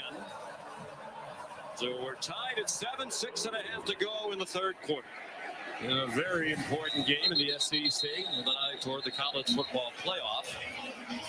The Turbeville kickoff is a touchback. Here's our player check-in presented by Allstate. And one thing, Alabama's going to be committed to the run game, so they're going to get some one-on-ones with Ryan Williams. This is the one-on-one against Jermod McCoy. Look at the eyes from McCoy. Just incredible with his eyes. Plays the back shoulder beautifully. Intercepts the pass with one hand miraculously. Then Jalen learns from it. He looks the other direction at Ricky Gibson. Throws it perfectly. It's not as well covered, and it's resulted in a touchdown. So it's really more about players over plays, taking advantage of favorable matchups is what they're going to do in the passing game moving forward. Second possession of the half for Alabama. They had 7 straight runs on their opening possession. First pass of the half is complete. And it's Ryan Williams again for 13 yards. Jermod McCoy, that's been a battle all game long, and Ryan Williams with his 14th target. And his 7th catch. Nothing doing there. Cam Miller stopped by Caleb Herring. Listed as third-team defensive lineman. As we said, they go 3 deep across that 4-man defensive line. Really important for Jalen Milroe here to get half of this back. Make third down more manageable and get the ball out.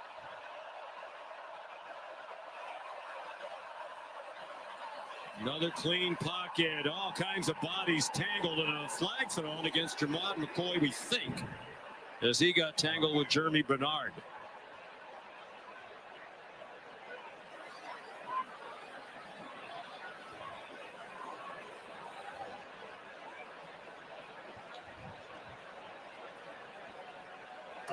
Pass interference, defense number 3. 15-yard penalty from the previous spot. Automatic first down. McCoy's a very physical corner. Worked in press coverage, man coverage against Bernard. Bernard's trying to break it to the outside, and it's a pretty easy call there for the official. But at some point, Bama's going to take a shot. They really haven't tried anything downfield. At some point, it's coming, and that one looked like it might have a chance. Second pass interference call against the Volunteers today. From the 48 rather of Tennessee. Play action pass. Milroe wisely throws it away over the head of Jeremy Bernard. Tim Banks, the defensive coordinator, has been here all 4 years with Josh Heupel. Brought some pressure after Milroe's now 16 of 29 for 154. A touchdown and interception, and he's been sacked twice. There's Tim Banks on the right. That's the teep shot right there. I mean, they had it called. It was max protect, and yet you still don't have time to get it off. Tennessee, one of the best in the country with the pass rush. have allowed just 7 attempts over 25 yards. It's the second fewest in the country because of how fast they get home.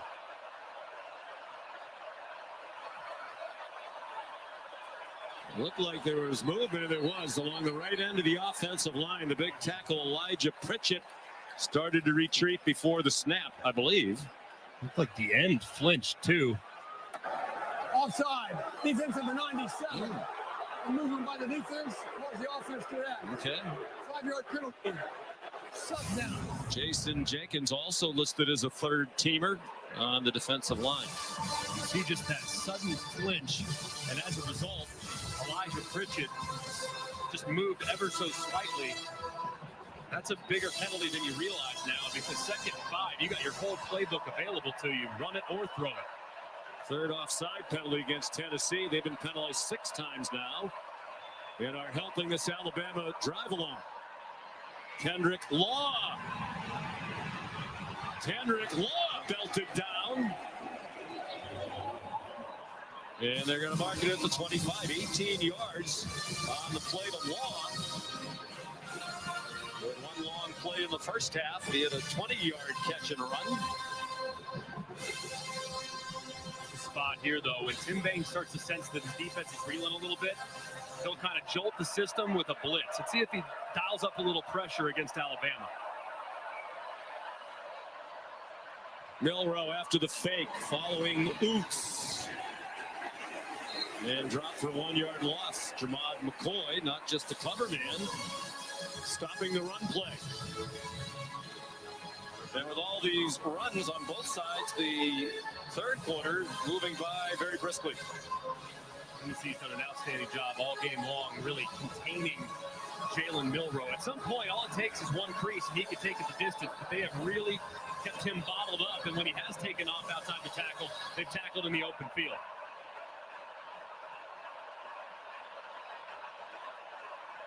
Second and 11. 4-man rush, all kinds of time. Open receiver and a first down. C.J. Dupree for a 12-yard gain. And there's a volunteer player down on the field, Jamad McCoy. And a timeout on the field with 4 minutes to go in the third quarter. Alabama driving in a 7-7 game. You've been accused of plagiarizing your master's thesis. You tell the truth, you can have this bucket of Bud Lights. I'll go first. No. Professor Wilkins has been taking karate classes ever since that saxophone girl put him in a headlock. That was a secret. Now it's a beer. Everybody, let's focus, please. Shop Macy's lowest prices of the fall season for the best prices on what you need now, like coats, sweaters, and updates for your home. Plus, don't miss limited time specials today at Macy's. Welcome aboard! The greatest squares in the universe have come together to create the Wendy's Krabby Patty Collab Burger. Ready to learn more? I'm ready! It has Wendy's fresh, never frozen beef and a secret Krabby Collab sauce. Tell me more. The patty is, wait for it, square! Such perfection. Now I'm ready. For the Krabby Patty Collab meal you're craving, gotta be Wendy's. Order up. Democracy at work. Whoa, how did this thing go so sideways? Let's start with these town halls. They're food deserts. Cold coffee and donut holes, stop it.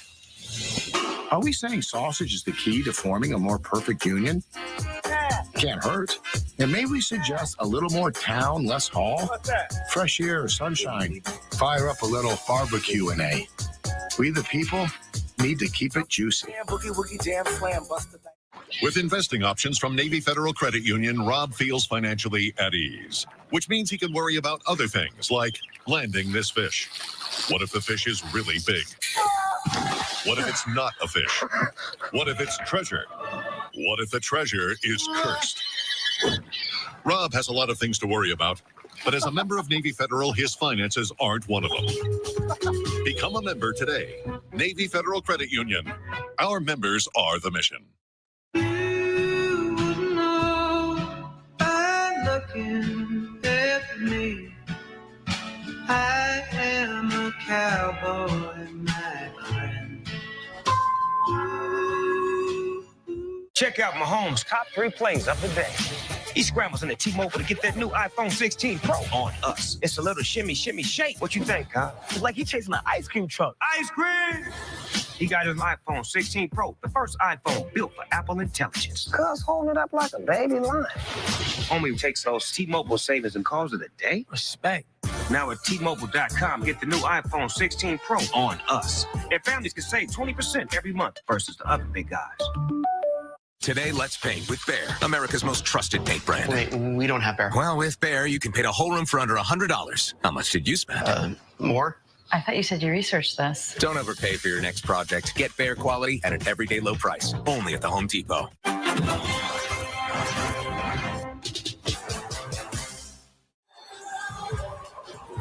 Tennessee's best cornerback, Jermod McCoy, limping off after he got hit in the lower back by the knee of the big offensive lineman, Jaden Roberts.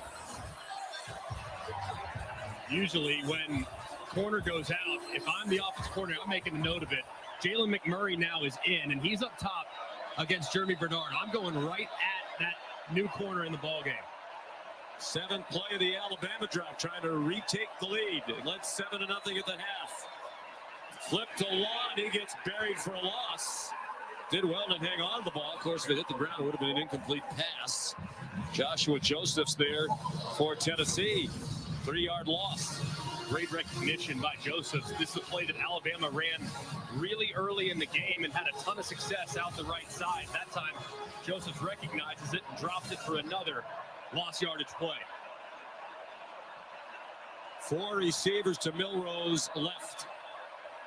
One of them, the running back Haynes, who went in motion toward the line. They throw to the single coverage side.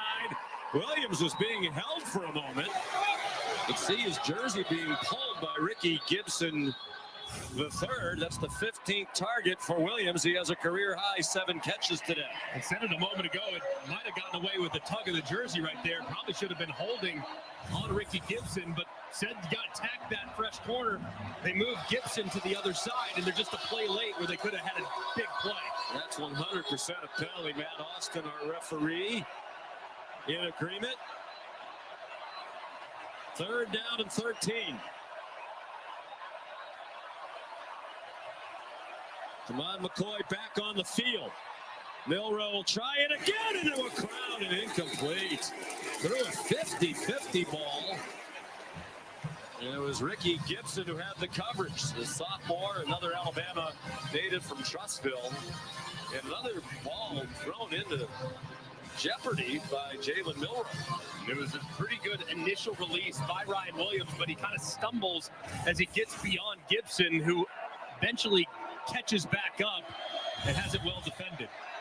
So there's Nicholson, who tried what would have been a career-long 54-yarder in this direction and hit it fat in the first half. This is to put them back on top.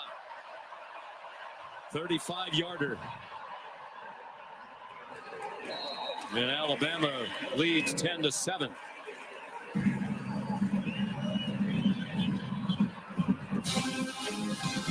$58 yards, they moved it on 10 plays to set up Graham Nicholson.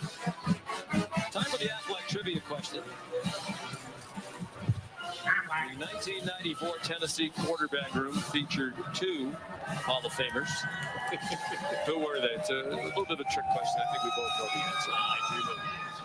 A little bit too much of a baseball fan and really big Peyton Manning fan. Okay. Well, then we're not going to wait for the answer. Peyton Manning seems pretty obvious. Inducted into the Pro Football Hall of Fame in 2021. The other is here today. Peyton is not here, we're told today. Todd Helton, who was honored on the field between one of the stoppages in play. Great baseball player here, of course, went on to the Colorado Rockies, had a Hall of Fame career as the Dick Hauser Award winner as the college baseball player there in '95. And elected to the Major League Baseball Hall of Fame in 2024. Hit .316 for his career. 5 times an All-Star. It's the answer to the Aflac trivia question.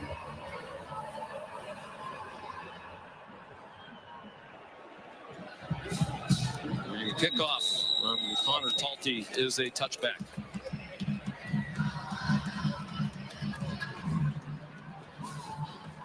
So off their best drive, their only scoring drive of the game last time around.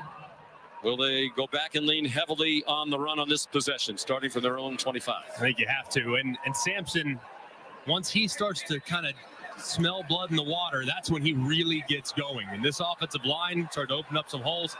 I'd expect him to continue to really lean on the run game.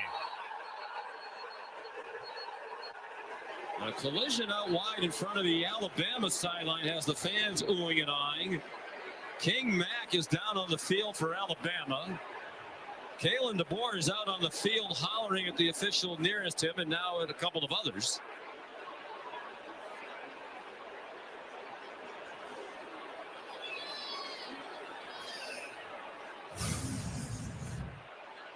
And this is just it's a fake penalty. I mean, King Mack, number 5 at the top, goes in and then all of a sudden just goes down. I mean, that's a fake injury. I mean, he's not hurt. He goes down to save Alabama some time, but Kalen DeBoer is really frustrated with the officials not really allowing Alabama, it appears, to substitute. So that's seemingly what they're talking about right now. Well, college football needs to do something about this. You know, the fake injury thing is an epidemic. You know, there's no rule against it. There's language in the rule book about it being unethical.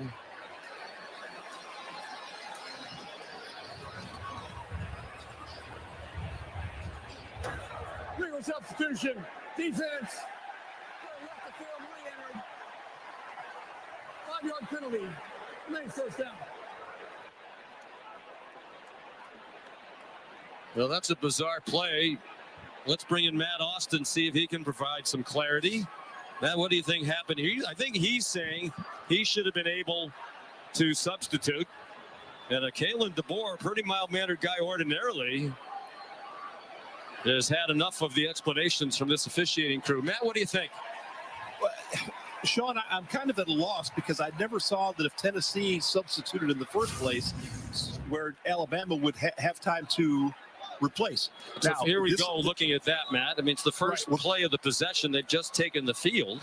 Correct, and that is a substitution. So they should have been able to match up. So I understand why he's upset. Dylan Sampson runs. So what you're saying is even if the first 11 come onto the field to start possession and stay on the field, the other team can substitute if they want. Correct, because you don't know what 11 they're going to send out until they get on the field. Mm-hmm.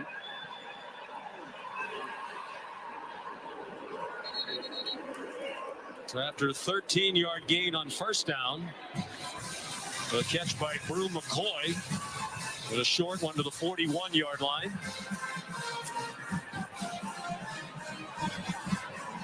Sampson went for 8 on the first play.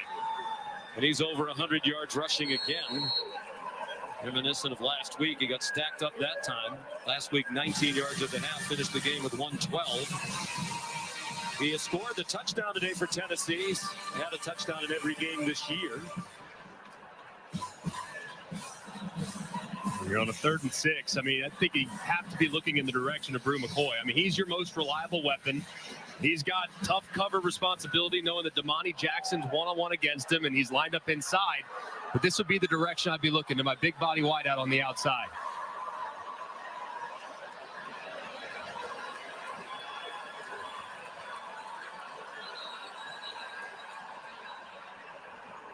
Timeout called by Tennessee. The play clock about to wind down. This will be a 30-second timeout. Probably a good timeout there by Josh Heupel, too. Looked like blitz pressure. So get your quarterback feeling more comfortable about it. Well, I'll go back to that substitution situation and the penalty called, 12 men on the field, and bring Matt Austin back in. So they did have the right to substitute. I guess the question I would have when we saw men running on and off and on and off, Matt, is how much do they need to be allowed in terms of substituting?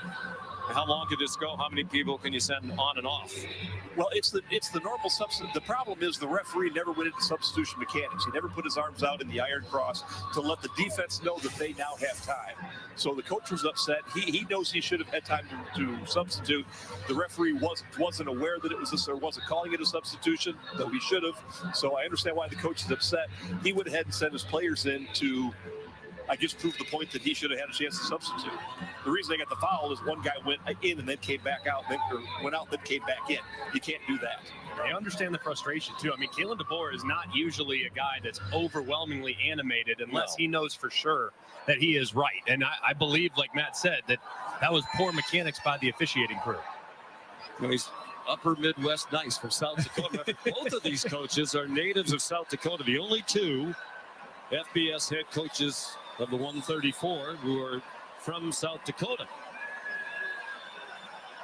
Kalen is 49, will be 50 this week. He's 3 years older than Heupel. Long throw down the field.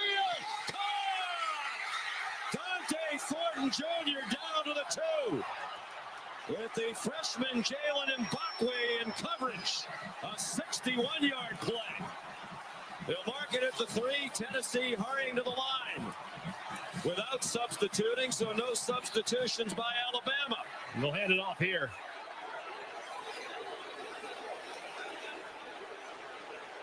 Crowd boos. Alabama players standing over the ball. The officials tell them to get away and get ready. To the end zone. Touchdown! Dylan Sampson again.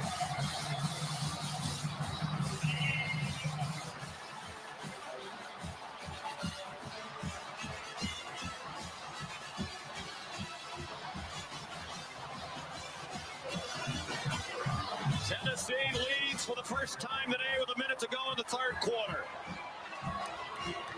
Both touchdowns by Sampson, who now has 17 rushing touchdowns, adding to his SEC lead. He was 2 behind the national leader starting today. Ashton Jeanty of Boise State, the Heisman frontrunner. The extra point by Max Gilbert gives the Vols a 4-point lead. The offense was in the witness protection program in the first half. It has come to life here in the third quarter.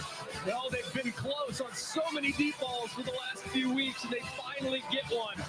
Third down, 2, to take a chance at throwing low percentage throw down the field. That is a big-time throw from Nico Iamaleava, and so much trust from his coach, allowing him to do it. They pay it off a moment later with another big touchdown for Dylan Sampson, who just lives in the end zone. And Rocky Top is blaring here in Neyland Stadium. Sampson at 15 rushing touchdowns through the first 6 games. That was the most in SEC history. Through the first 6 games of the season, he's added 2 more.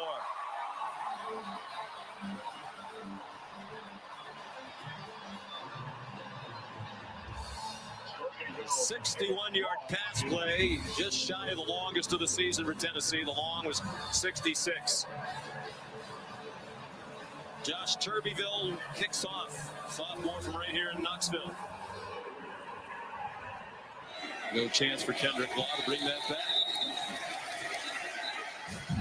Here's today's college football rankings, brought to you by Verbo, the big one tonight. Top-ranked Texas and number 5 Georgia. As soon as we're finished here, it'll be on ABC. Oregon a big winner earlier this week. Penn State and Ohio State idle. Miami wins again.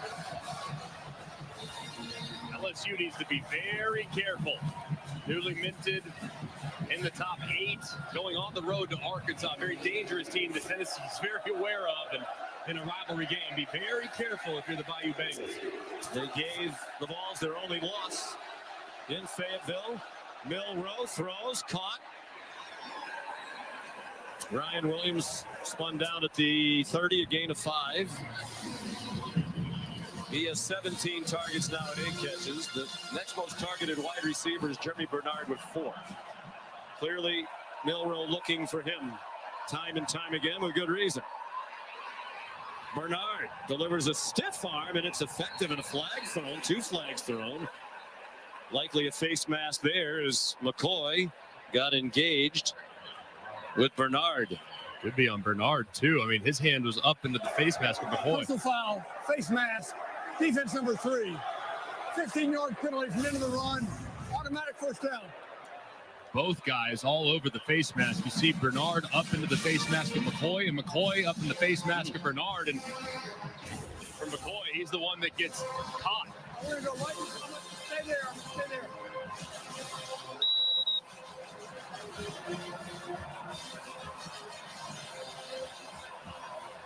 So the ball goes to the 48-yard line of Tennessee. Final 20 seconds of the third quarter. Milroe managed to get rid of it and complete it to Kendrick Law. And they got 3 when it looked like it might be a sack.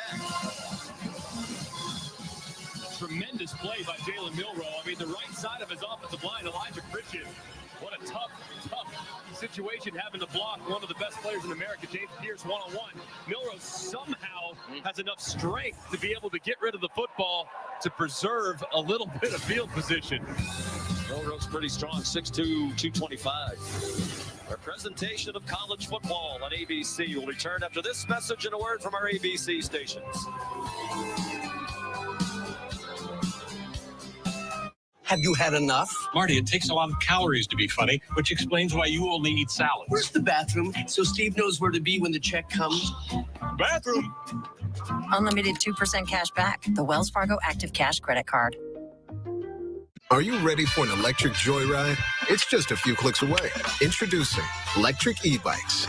Experience what it's like to feel like a kid again and feel confident with the best-selling electric bike in the U.S. Only at electricebikes.com. Is there anything better than an SEC tailgate?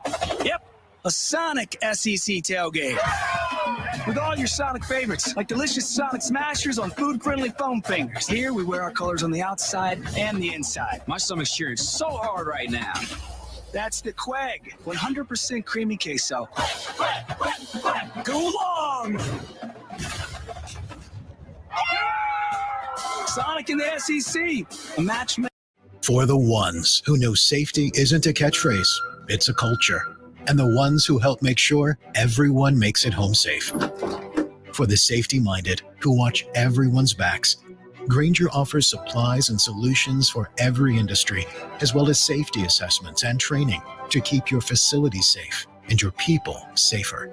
Call, click Grainger.com, or just stop by. Grainger, for the ones who get it done. Rated PG-13 in theaters Thursday. My schedule's pretty jam-packed these days. I've got 2 free birthday parties on Saturday, and Sunday, that's my me time. How's that look? Works for me. Works for me. Who just picked up Buffalo Wild Wings Go? The Hankster! Hank! What? Jimmy already got B-Dubs Go. Yeah, Jimmy already got B-Dubs Go. Jimmy already got B-Dubs Go? Jimmy already got B-Dubs. Okay, Jimmy already got B-Dubs Go delivered. But did he get 10 free boneless wings? Yeah. No! With Chevy trucks, be ready for adventure. With power you can count on. Capability that doesn't compromise. A hard-working EV with more range than any competitor and the potential to take you anywhere. It's Chevy truck season. Get 0% financing for 36 months. Plus, make no monthly payments for 90 days on all 2024 Silverado 1500 pickups when you finance with GM Financial. Or get $6,750 total value on this Silverado LT.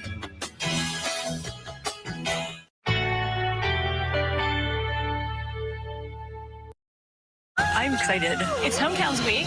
But the conversations were not what I expected. So is this real?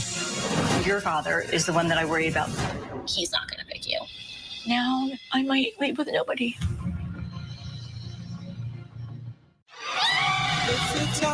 He tried to eat my arm? Could be infectious. Let's get them quarantined. 1 or 2 zombies I can manage, but a whole ship full. Anyone there?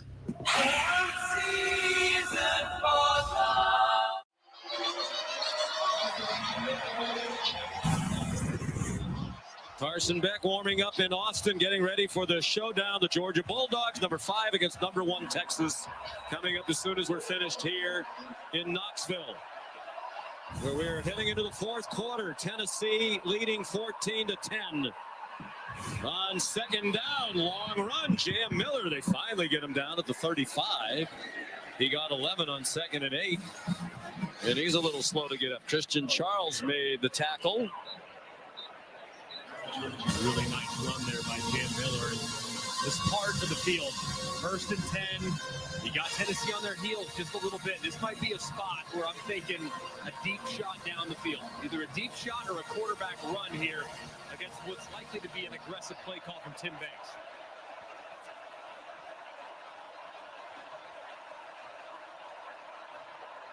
Play fake by Milroe. Throws, open receiver. Jeremy Bernard inside the 10. Chased out by Andre Turrentine. 1st and goal at the 7 after a gain of 28. Just a thing of beauty here as Jeremy Bernard beats Gibson immediately across the field.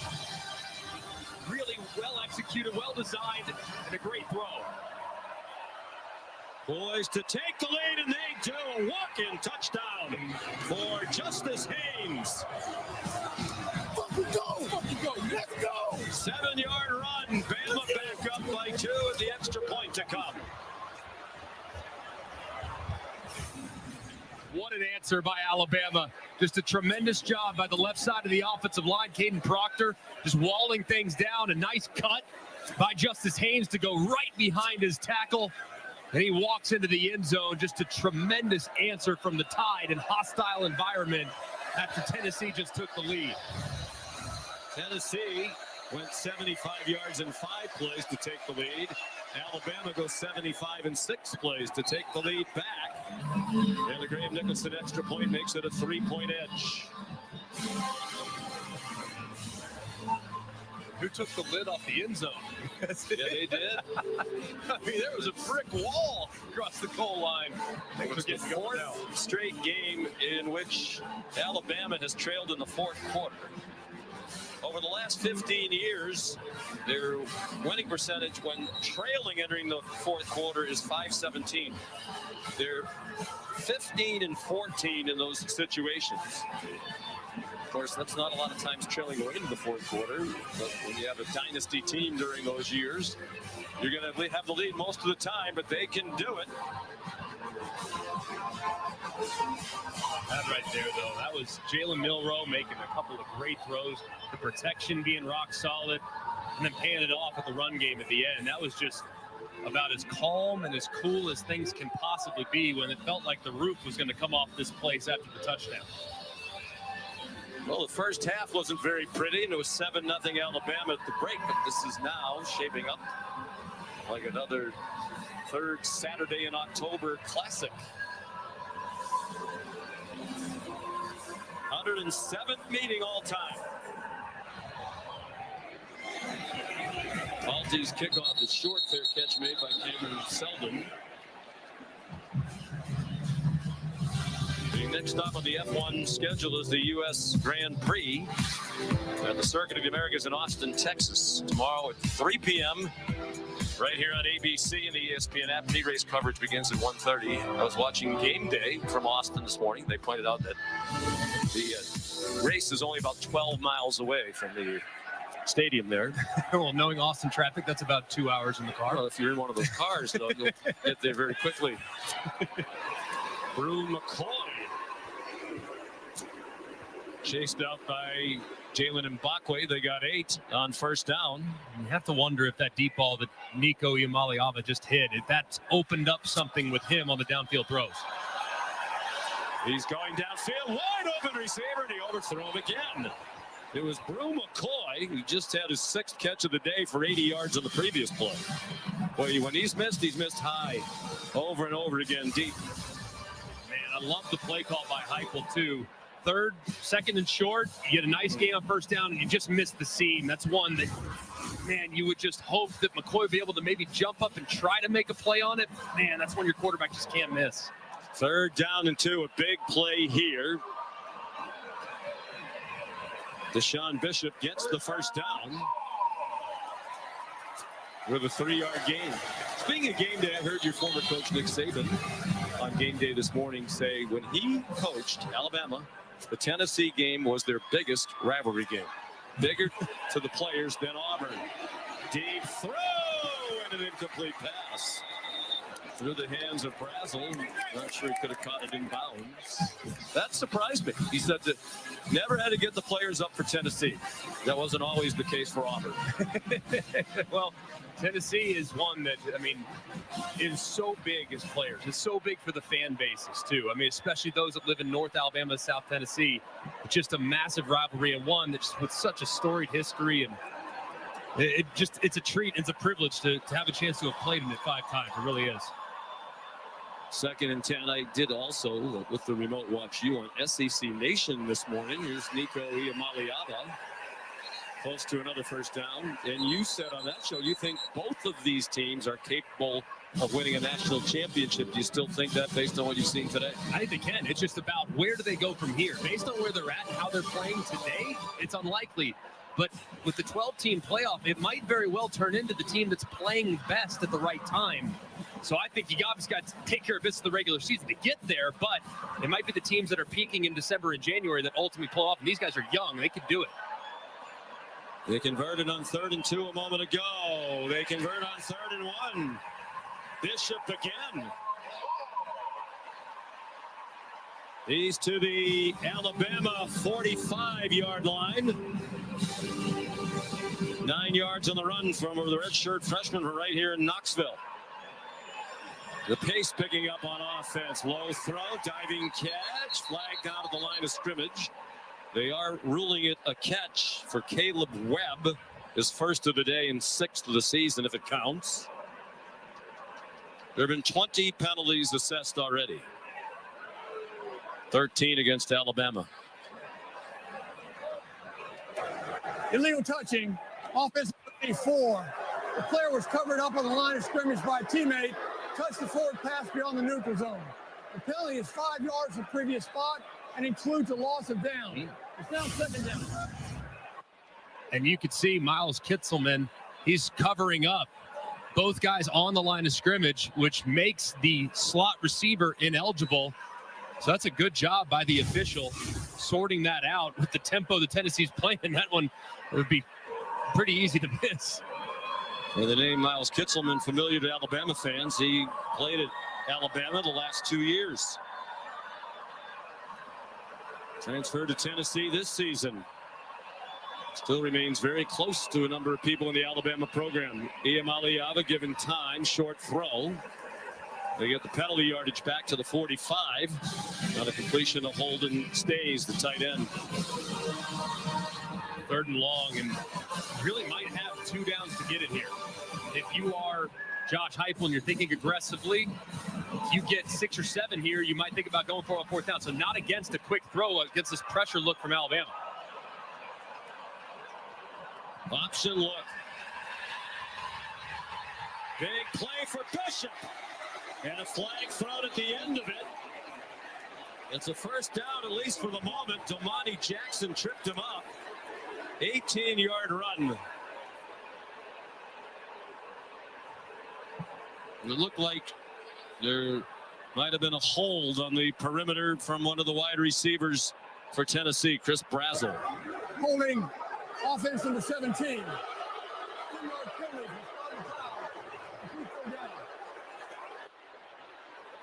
That's a killer because it was not a factor in the play. They already had the first down. And this is just really difficult. And it's outside right here. And maybe it is a factor. He might have been able to make the tackle. Definitely. And he really had to hold that block forever. I mean, that's a really tough spot for Chris Brazel. But I'd like to think that as soon as that defender tries to unload, you would let go. They do pick up 5 yards because it was from the spot of the foul. So from 3rd and 10 to 3rd and 5. And that play is dropped for a loss. Sampson. LT Overton with the penetration. And a 1-yard loss. Justin Jefferson involved as well. So now on 4th and 6. Fans boo as the punter comes on the field with 10:45 to go.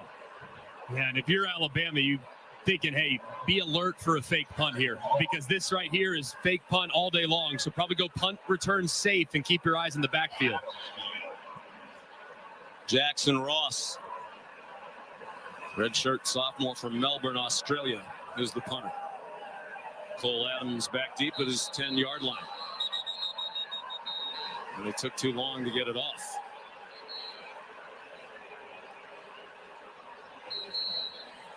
And these coaches are wearing out the nearest officials to them. Offense, 5-yard penalty. Remains 4th down. Josh Heupel's been in the ear of the line judge, Chuck Rice, as that was being adjudicated. Now, them just ran on a whole new set of bodies getting their punt return unit on as opposed to their defense. 23 penalties combined.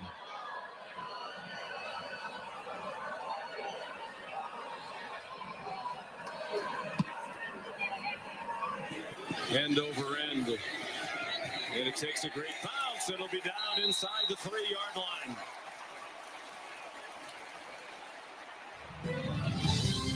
William right down there to down it. Nice punt by Jackson Ross. You're watching the SEC on ABC, presented by Burger King. I'm your football obsessed best man, and I think you having your big day during the big game is the worst. What, are you kidding me? Physically, I'm right here, but mentally, I'm here. Yeah, I do. Come on, speed it up. When all eyes are on you, my eyes are glued to the game. Touchdown, yeah. And if you didn't bundle your home and auto insurance, well, all of this could be tough to tackle. So get Allstate and be better protected from mayhem. Like me.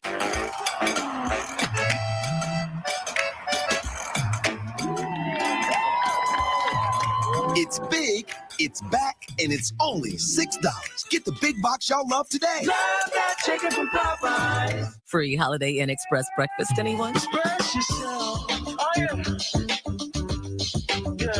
Express yourself. You don't never need help from nobody else. All you got to do now. Impressive. Enjoy our free, fresh, hot breakfast any way you like. Only at Holiday Inn Express, a part of IHG Hotels and Resorts. We've never spoken, but you've told us many things. You told us you love stargazing, almost as much as you hate parallel parking. Remember how you forget to charge your phone? All good. That heavy right foot of yours? We got you. The Lexus ES didn't begin in a studio. It began with you.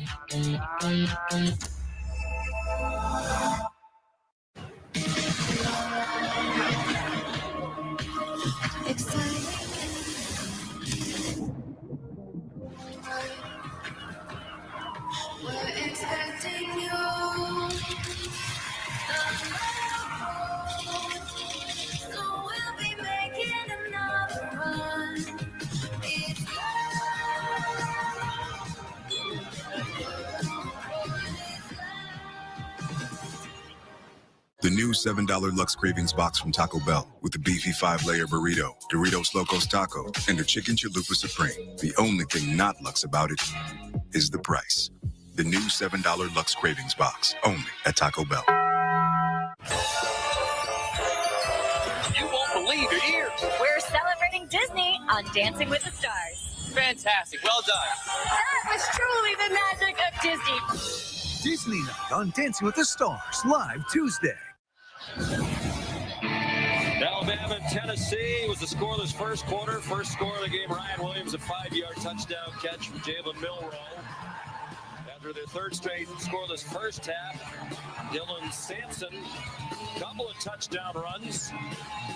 In the second half, in the third quarter, there was a field goal sandwiched in between, and then Justice Haynes a moment ago put Alabama back on top. 1st and 10, tied after the good punt. Marked at the 4-yard line.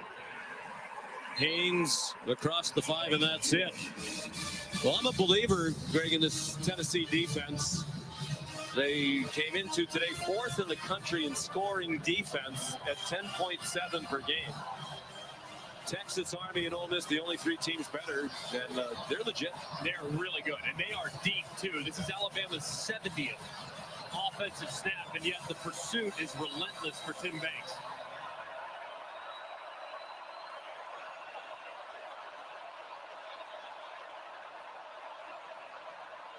Alabama with the ball in a 3-point lead. Milroe dives forward to the 8-yard line. Jackson Moy, the Stanford transfer, to the tackle. And another big third down in a game filled with them. This is a massive one for Tennessee.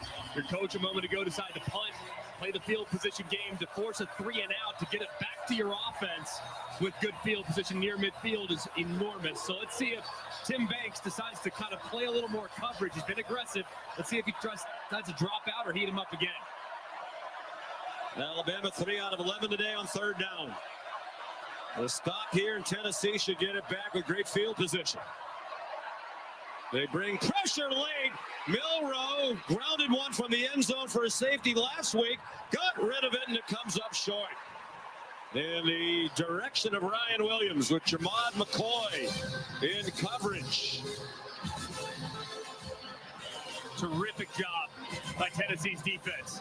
They ramp up the pressure again. It's well covered downfield. Jalen tries to make something happen by escaping to his right, and there's just nobody home. Just excellent execution from the Volunteers defense. 4th 3-and-out of the day for the Crimson Tide. James Burnup's 6th punt of the day. Short kick, but the deep man, Cameron Seldon, is way back. Let it bounce. Fortunate for him, it didn't bounce very far. 45-yard punt. Tennessee down by 3. The Vols will start at their own 46. When we come back to Knoxville.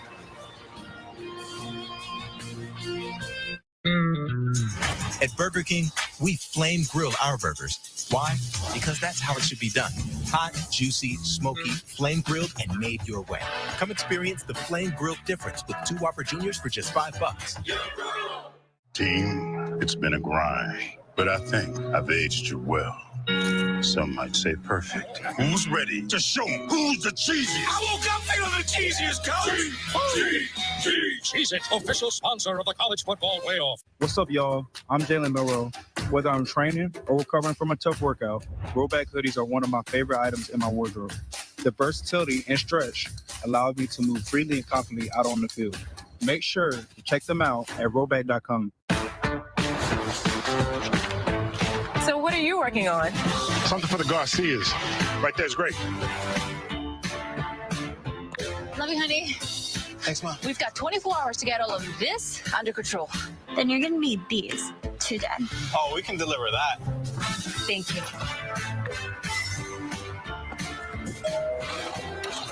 Today, tomorrow, get delivery at the speed you need only at the Home Depot.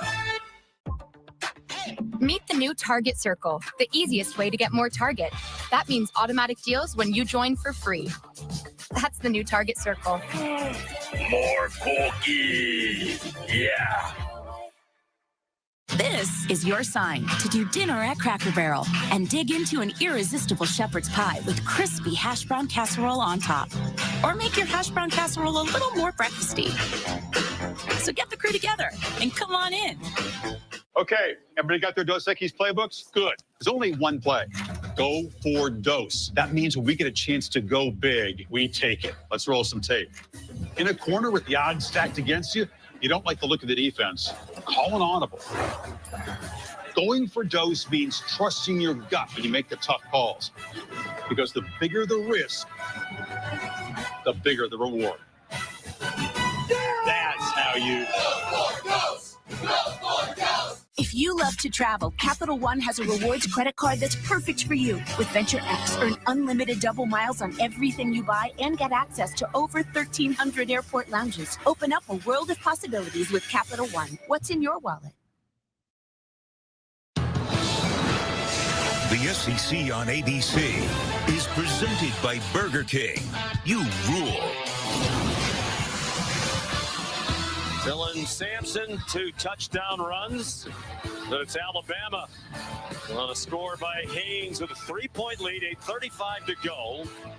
Sluggish, to be kind, first half offensively for both teams.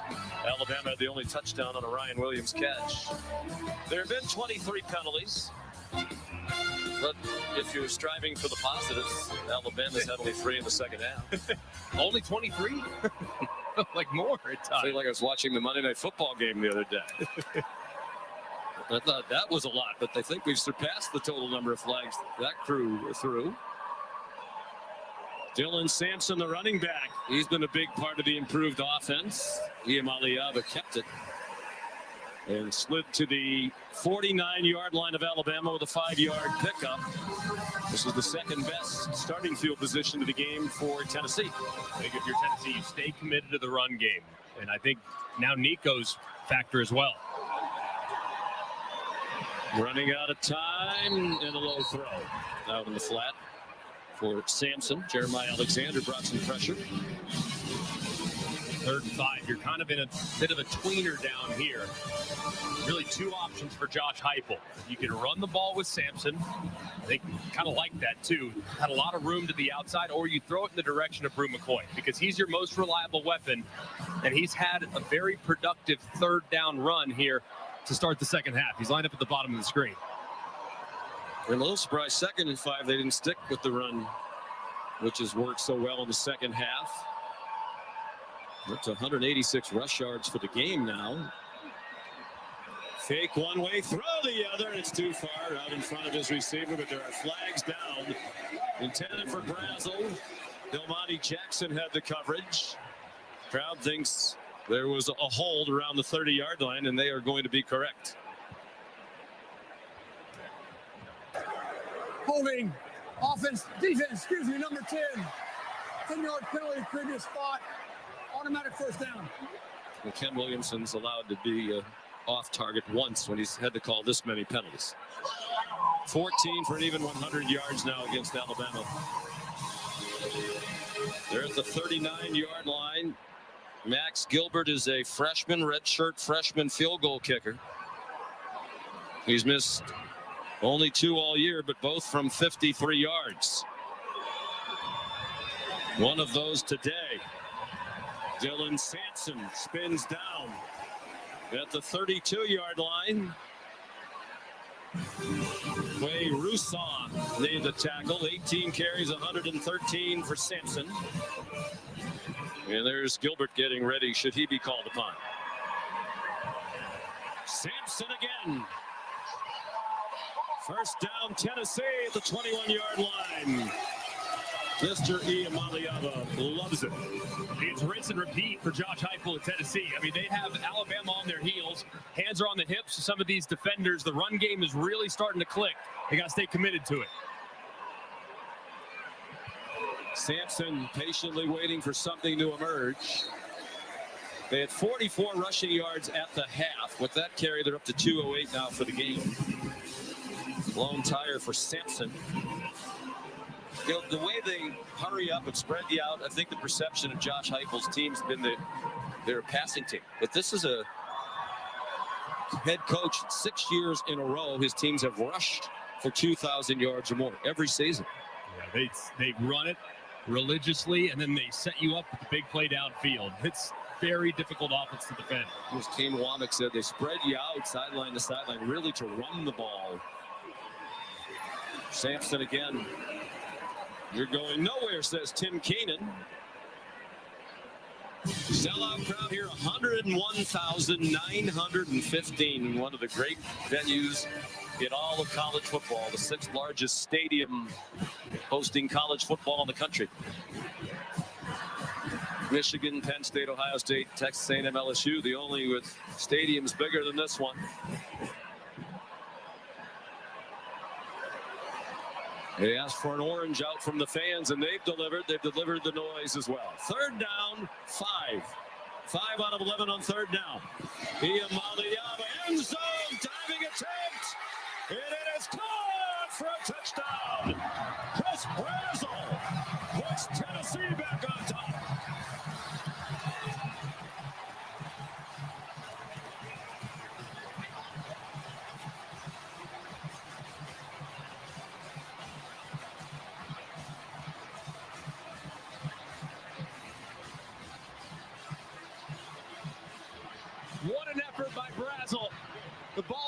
perfectly placed. Does he secure it? Looks like he does. Rolling on the field with a catch for a touchdown. Ball's in the air. Got both hands on it. Ball moving just a hair, but I think he's got firm control as he goes to the ground. I agree with you. Just a tremendous catch by Brazel. Transfer from Tulane. Third team All-American Athletic Conference last year when he caught 44 balls at 5 touchdowns. This will be his biggest catch as a Tennessee Vol if it stands. He even caught it after King Mack grabbed his face mask for a moment, spun his head around. Unbelievable. To your point, hands under the ball as he goes to the ground. And what makes me think, there's a face mask grab. What makes me think it's a catch, too, is the official, the back judge on the back line. He has that view of it. And he deemed it a touchdown. And I think it's going to stand. After review, the ruling on the field stands. Touchdown.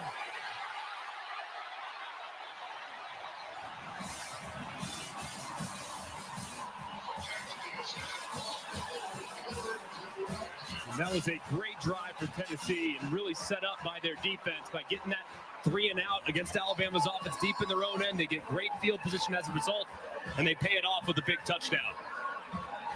I think Josh Heupel's pregame talk next week before Kentucky is just say, let's treat the first quarter like it's the third quarter. Tale of two different teams, first half to second, week after week. Brazel the catch. Nico Iamaleava, his first touchdown throw of the day. Back and forth they go. The third lead change of this one on the third Saturday in October. Vols by 4.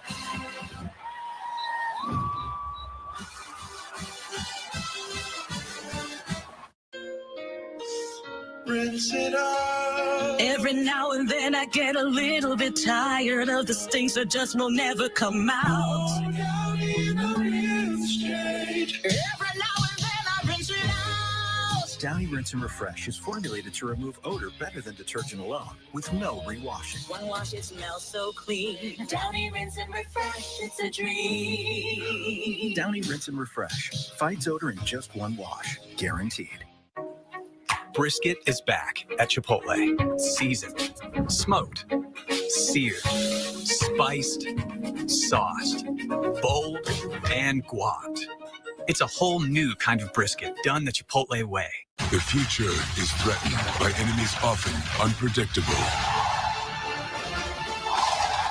When there are battles to win for America's future, there is one constant: Marines.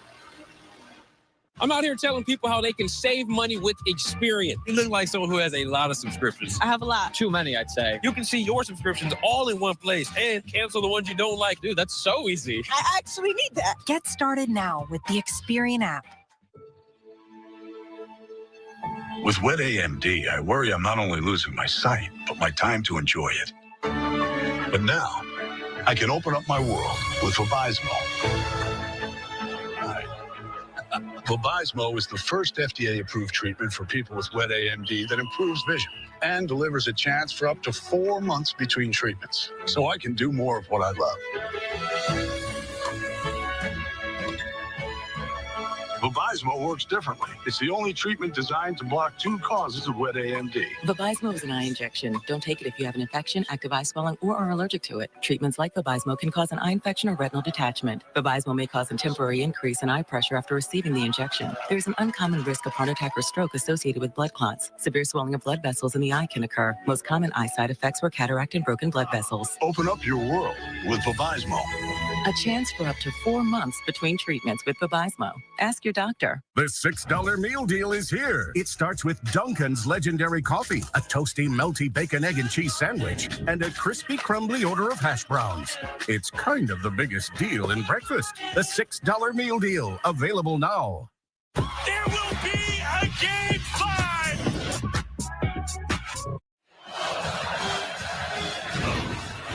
You're watching the SEC on ABC. One of the great rivalries in college football, Alabama and Tennessee, for the 107th time over 123 years. Tennessee didn't score in the first half. They've scored touchdowns on 3 of their last 4 possessions. They've missed 2 field goals today, both long ones. Josh Turbeville, the kickoff, will go for a touchback coming up next. A tough act to follow, even though it's #1 Texas and Quinn Ewers against Georgia. The Horns and the Bulldogs. Who do you like in that one? You know what's everything says Texas, everything, which makes me think Georgia's going to pull off a ridiculous performance tonight. I think Georgia goes in there and steals one, shockingly. Can Alabama respond again? Not much on first down. Justice Haynes, the ball carrier, and a 1-yard gain. Omari Thomas there for the Tennessee defense. Alabama lines up quickly. Tennessee still milling around. 5.5 minutes to go. Milroe fires too high. They had Ryan Williams wide open near the 40 and missed him.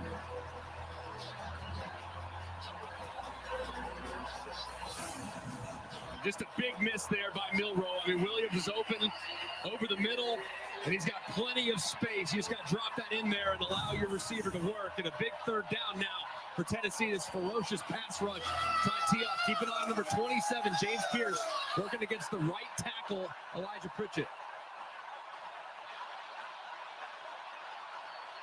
Loudest it's been all day, and that's saying a lot. Looked like Tennessee might have been offside. No flag.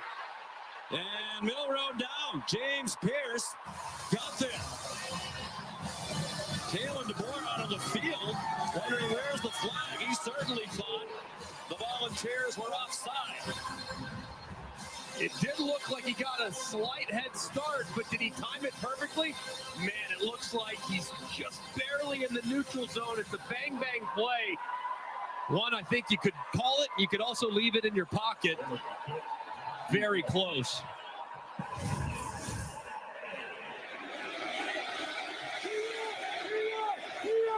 James Burnett's punt allowed to roll, and it goes down to the 30.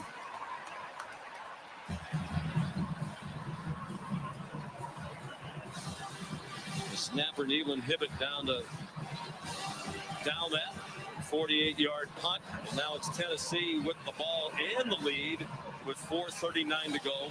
Alabama in possession of all 3 of its timeouts. This has turned into, I'm not sure it's a classic when a game with this many penalties and turnovers and mistakes, but for excitement value, it's pretty hard to beat. It is, and this rivalry just never fails to, it always delivers. I just love this game so much, but right now, Alabama's on their heels, and Tennessee's run game here in the second half behind Dylan Sampson and this offensive line have really gotten going, nearly 100 yards a second half.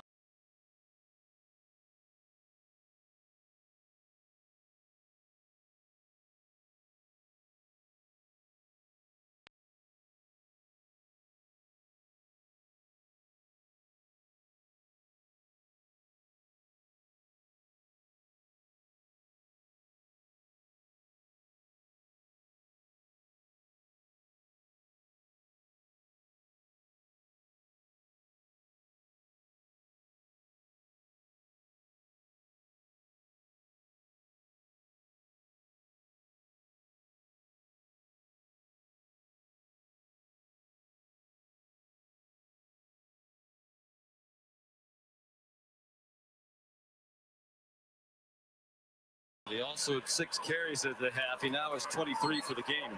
Deontay Lawson stopped him.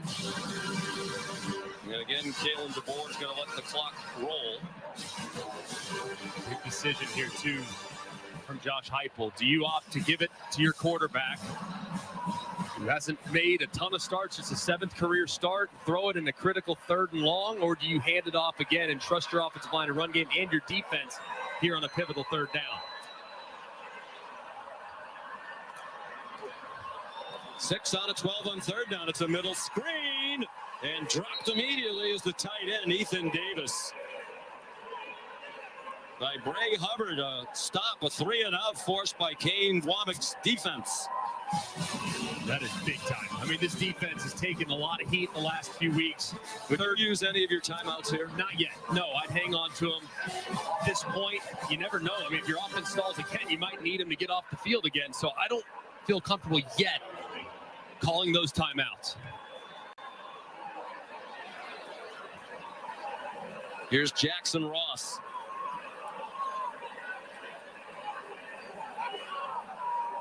His fourth punt. They let the play clock go all the way down. There's a flag down at the line of scrimmage. Cole Adams made a few miss and went out of bounds across the 25-yard line. Important that it's 4th down and 6, because if it's against Alabama for 5 yards, it still wouldn't be a Tennessee first down. They're over asking Kalen DeBoer about it, so apparently it's against Tennessee.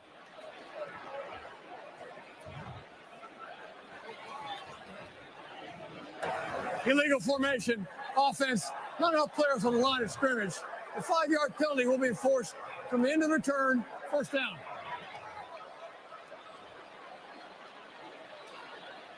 Well, the last time they had the ball, and there have been 24 penalties assessed. That one at the end of the run. At the end of this game, though, Greg, and let's bring in Matt Austin. It might be about a flag that wasn't thrown. Matt, what do you think on this play?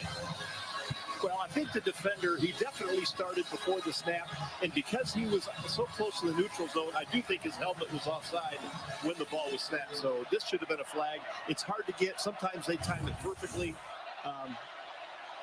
I think they missed one. All right. That is a wild throw by Jalen Milroe, nowhere near Justice Haynes. 2:21 to go, all 3 timeouts for the Tide, and a field goal really does them no good. It's important for Jalen Milroe here, too, to acknowledge, hey, this pass rush is ferocious. But don't be afraid to use your legs. Your legs are a weapon in this scenario, especially when they're dropping deep in coverage. So don't be afraid to take off.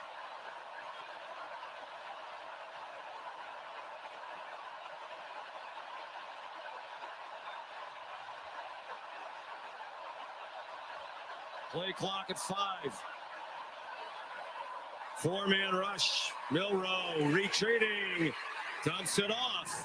Justice Haynes down the sideline. Somehow they turned that one into a gain. Out just shy of the line to gain. It'll be 3rd down and a little more than 1. And a 2-minute timeout will happen before they snap it again. 2 minutes to go, all 3 timeouts. Alabama still has 61 yards to cover, fighting the balls in this sellout crowd.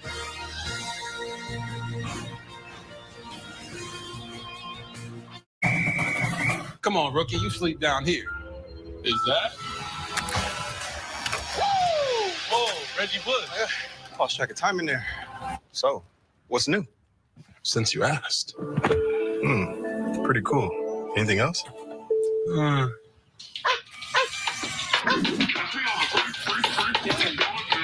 What is he doing? He's watching the game.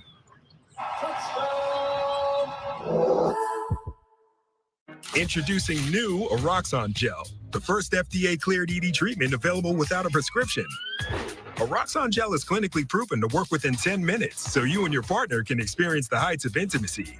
New Eroxon ED Treatment Gel. You know what's better than 1 Papa John's pizza? 2 Papa John's pizza for only $6.99 each. Only at Papa John's, bundle 2 or more Papa Pairings menu items for $6.99 each. Get your favorites for $6.99 each. Better ingredients, better pizza, better get you some Papa John's. As a Great Clip Salon stylist, I love giving customers the look they want. With Clip Notes, we save your haircut details, so it's one less thing for you to worry about. And when I see that confidence at the end of the cut, that's everything to me. On a tense Fansville by Dr. Pepper. Holy smoke, State 1 and the fans are going wild. Deputy Urias, quick, call for backup. Backup? Yes, Deputy Quinn Urias. We don't need any backup. I got this. Call backup. We all know there's an important election, but finding time to vote on Election Day is tough. So vote by mail and get real-time email updates on your ballot status. Visit skipthelinepa.vote today to request your ballot. I've had about 15 root canals. I thought, is there anything I can do? At that point, I looked a little further. And as I looked, I came across Nuvia. The thing that struck me was teeth in 24 hours. When I got my implants, it was different. I went right in, they put my new teeth in, and oh my gosh, the first look of these teeth. Oh, wow. Yeah, babe.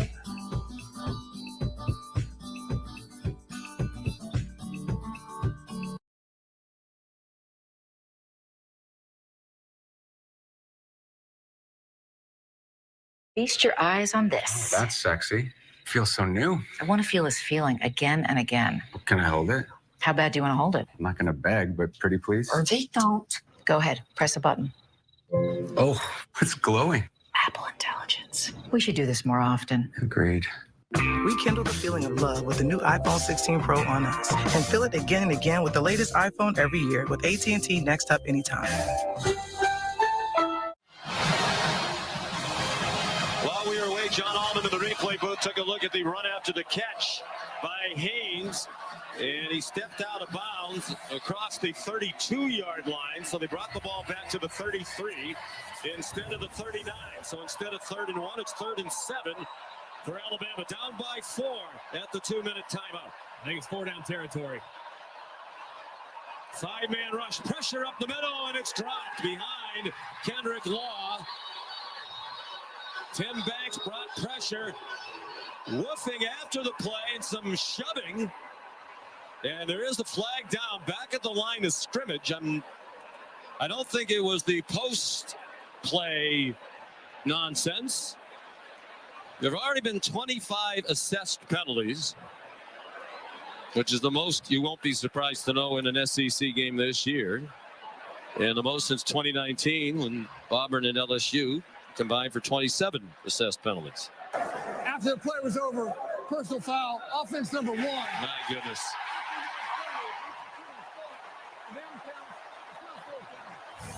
And the down counts. Just a terrible decision by Kendrick Law. Jawing at him, but he retaliates and punches and pushes, the defender right in the face. And that's going to get called every single time. Just a terrible decision. And now your offense is in an impossible spot at 4th and super long. Well, we'll bring in Matt Austin in a moment as well. I mean, clearly Carter was woofing in his face and then took a swing that apparently missed. They're going to go for this on 4th down and 22 from their own 18 with all 3 timeouts left. Kalen DeBoer says, I go with my gut.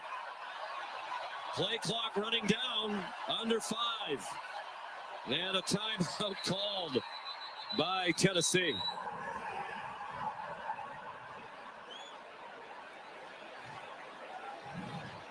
Carter snap, timeout, Tennessee. First timeout of the half.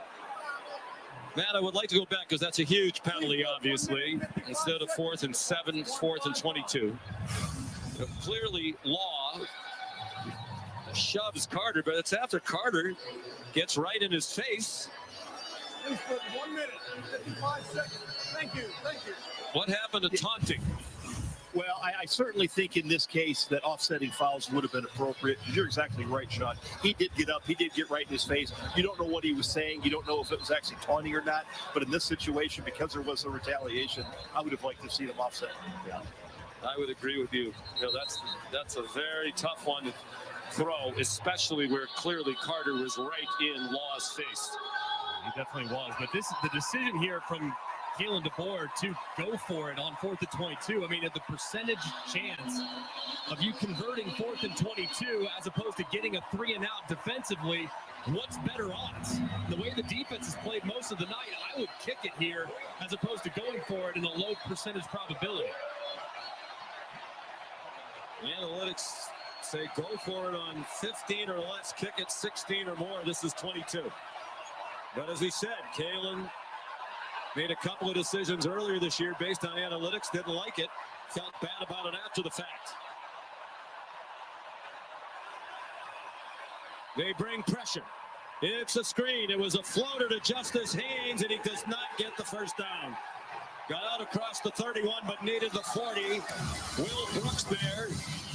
They got 13 on 4th and 22.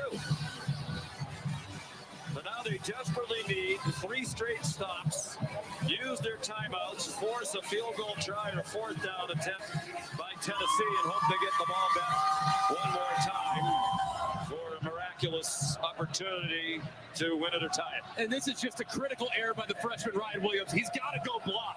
And if he blocks and gets a piece of that guy, Justice Haynes can bust to the outside and potentially pick it up. I mean, it's like Ryan Williams is going to sleep thinking he might throw it to him, and he just completely whiffs on the block, which allows Tennessee to rally up and make the play. That's just a critical mistake by the young freshman.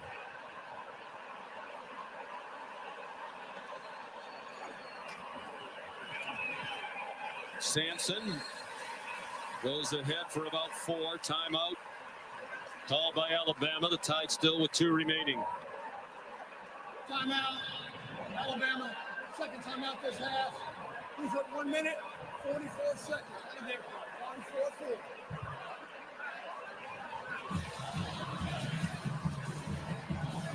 You would expect more of Sampson, would you not? I don't know how you could possibly justify giving it to anybody else. He did have the fumble earlier, but he's been your workhorse all game long. 16 second half carries, 100 yards in the second half. I think he absolutely has to touch it at least 2 more times on this drive.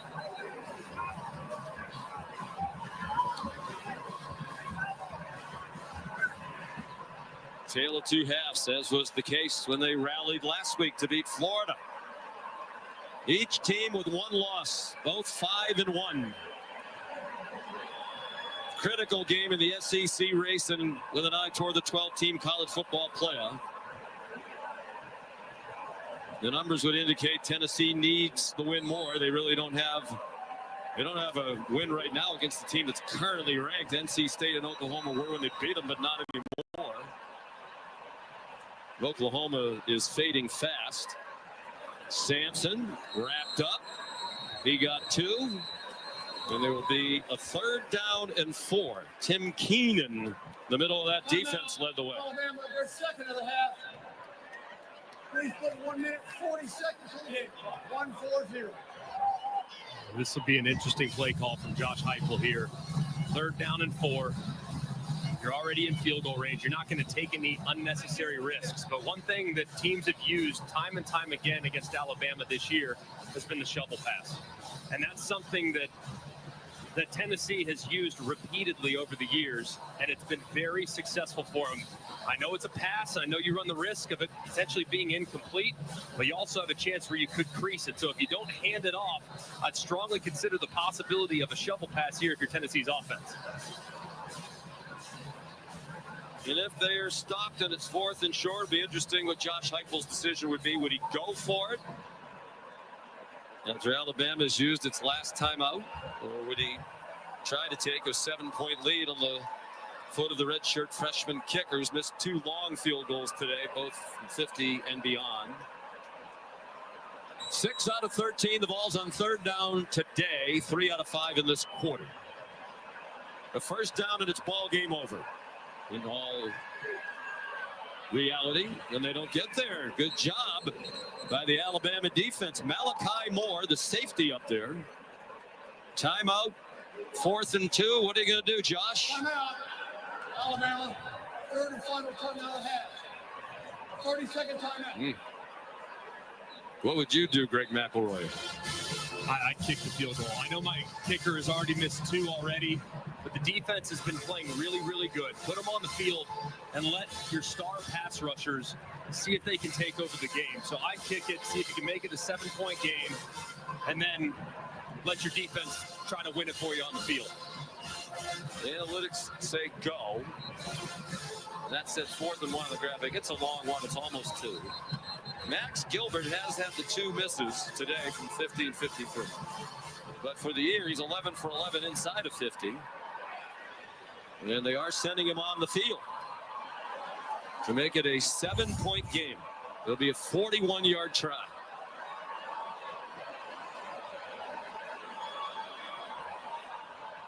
And you forget sometimes how young these people are. And so you see the headshots and the pictures inside the helmet. Redshirt freshman from Memphis. Good for him. Right down the middle. It's a 7-point game with a minute and a half to go.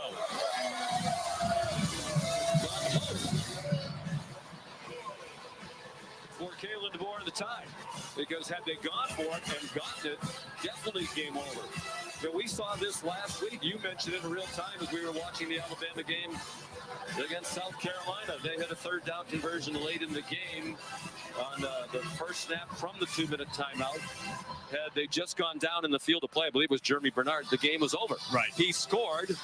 They led by 7. It gave South Carolina another chance. They went down and scored. Yeah, and almost had a chance, too, after the onside kick recovery to have some mayhem. But these moments right here, I mean, these moments from Tennessee's pass rush standpoint, this is why you come to Tennessee, to see if you can end the game with a big sack. And then from an Alabama standpoint, this is why you go and play for the Crimson Tide, to have the chance down 7 in hostile territory to go and see if you can make a memory. Just a remarkable game and a huge opportunity for both sides.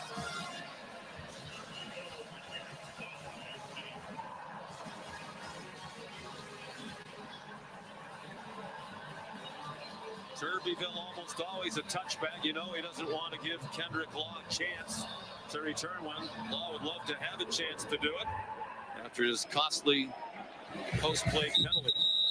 It's a touchback. So they have 75 yards to go in a minute and a half. When they led all night against Georgia, then squandered the lead in the fourth quarter, it was the play that will be remembered forever when Milroe went to Ryan Williams for 75 yards in the game-winning touchdown. Tennessee needs to be aware of where number 2 is the entire drive. And the big thing for the offense here, you got to get the drive started. A positive play on first down increases your odds of scoring exponentially. Williams has been targeted 19 times. Jalen Milroe fires, and it is intercepted. Will Brooks picked it up.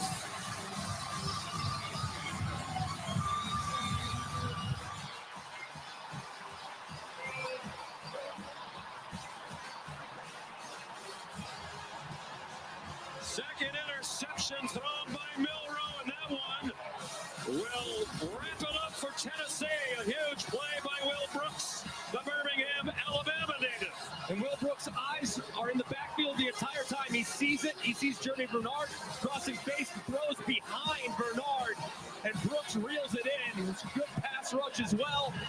Just a big-time play by Brooks on the errant throw from Jalen Milroe. His second interception of the year. The first one he took back 85 yards for a touchdown in their rout of North Carolina State. So after the win against Georgia, when they were the talk of college football, rose up to number 1.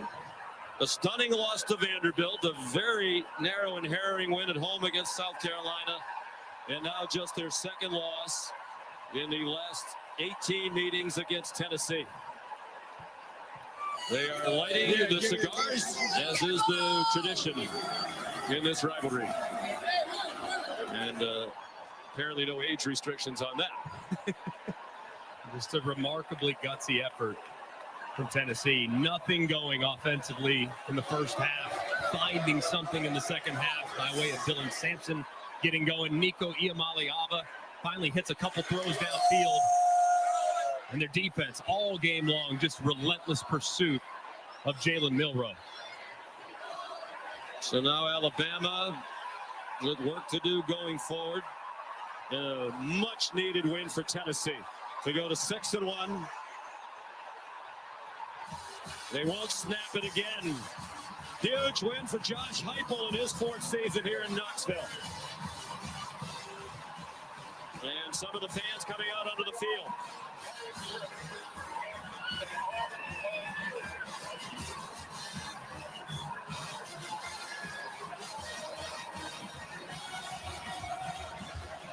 First time that Alabama Alabama has had more than one loss entering November since 2007, which was Nick Saban's first season as head coach of the Crimson Tide.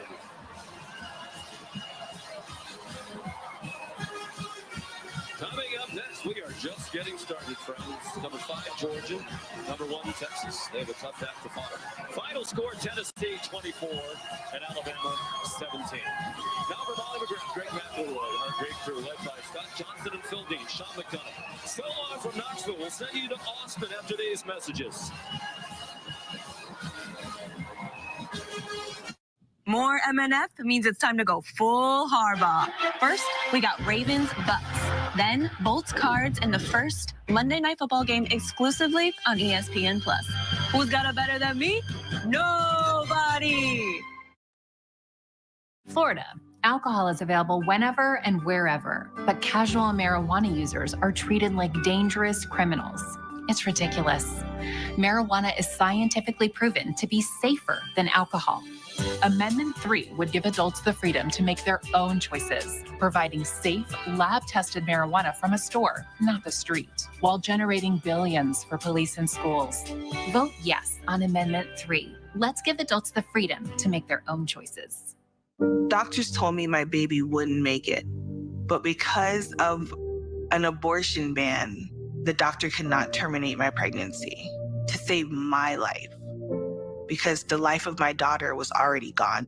They were forced to send me home, and then I nearly lost my life.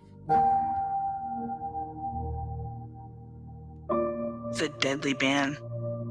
We have to vote yes on 4, because it's the only way to end the ban. Since Colorado legalized weed, I smell it everywhere. I'm at the park with my kids, and they're like, Mommy, what's that smell? Smells like a dead skunk. Just gross. Can't even eat my lunch. I was fine with legalizing weed. No problem. I voted for it, but it ruined Colorado. California has gone to... Wouldn't have voted for it. Don't turn into California. Don't become Colorado. Vote no on Amendment 3.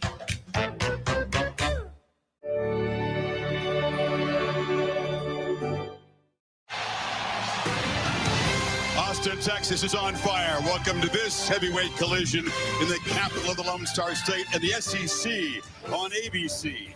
Saturday Night Football presented by Capital One. Worlds converging here in Austin, but this is the centerpiece of the weekend. Texas on top of the table in college football, ranked number 1, 6-0 for the first time in 15 years.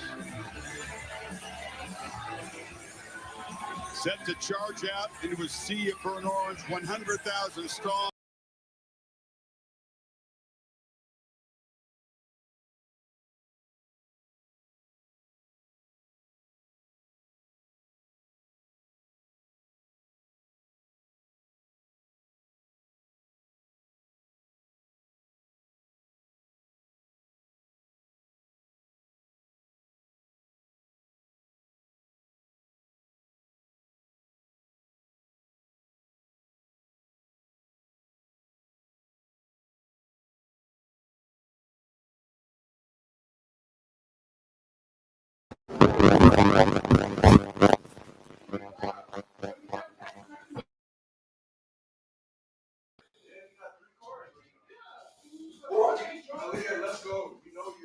Audio, what's up? What's up? One mic check, mic check. Y'all can hear me? Mic check, y'all can hear me? Y'all good? We good? Y'all good? Y'all can hear me, right? I think my sound is good now. Yeah, I had the wrong sound on. What's up? What's up? Okay, I'm good. What up, guys? What's going on?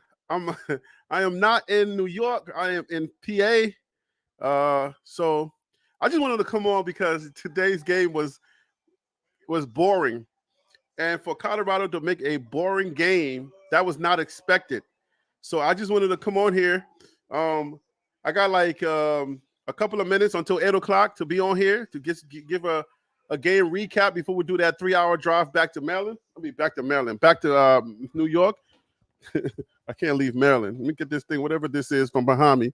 That's messing with my ambiance. So how y'all doing, man? How y'all feel, Colorado fan base? How y'all feel? Y'all feel good? I just wanted to apologize to those who came for the Colorado game, and then they had to see Alabama play Tennessee, and as you can tell, Alabama just lost to Tennessee. But yeah, man, that's the only game that YouTube will allow to stream. For some reason, Colorado games cannot be streamed, so you ain't gonna get that. But anyways, I got a few minutes to come on here to bring some people on. Join TLPlive@gmail.com. You guys can call in, please. Go ahead and call in. Let's go ahead and talk a little bit post game. Let's do a little bit of post game analysis, and let's let some people get it off. Let some people say what they got to say. Actually, I can see, man, my criteria is the things that I say. If these things happen, I just want to give a shout out to the person that says Colorado is going to win by 30 points. The person that said that was Father 2 says, I was bored. I wasn't streaming. My wife was asking me if I was okay. Yo, it's all good, man. My family is good. Everything is good. So, but I want to say shout out to, I forget who it was that said the game was going to be about 30. And I did my best to defend the 30, how it would happen. And I believe it happened exactly the way that I said it was going to happen.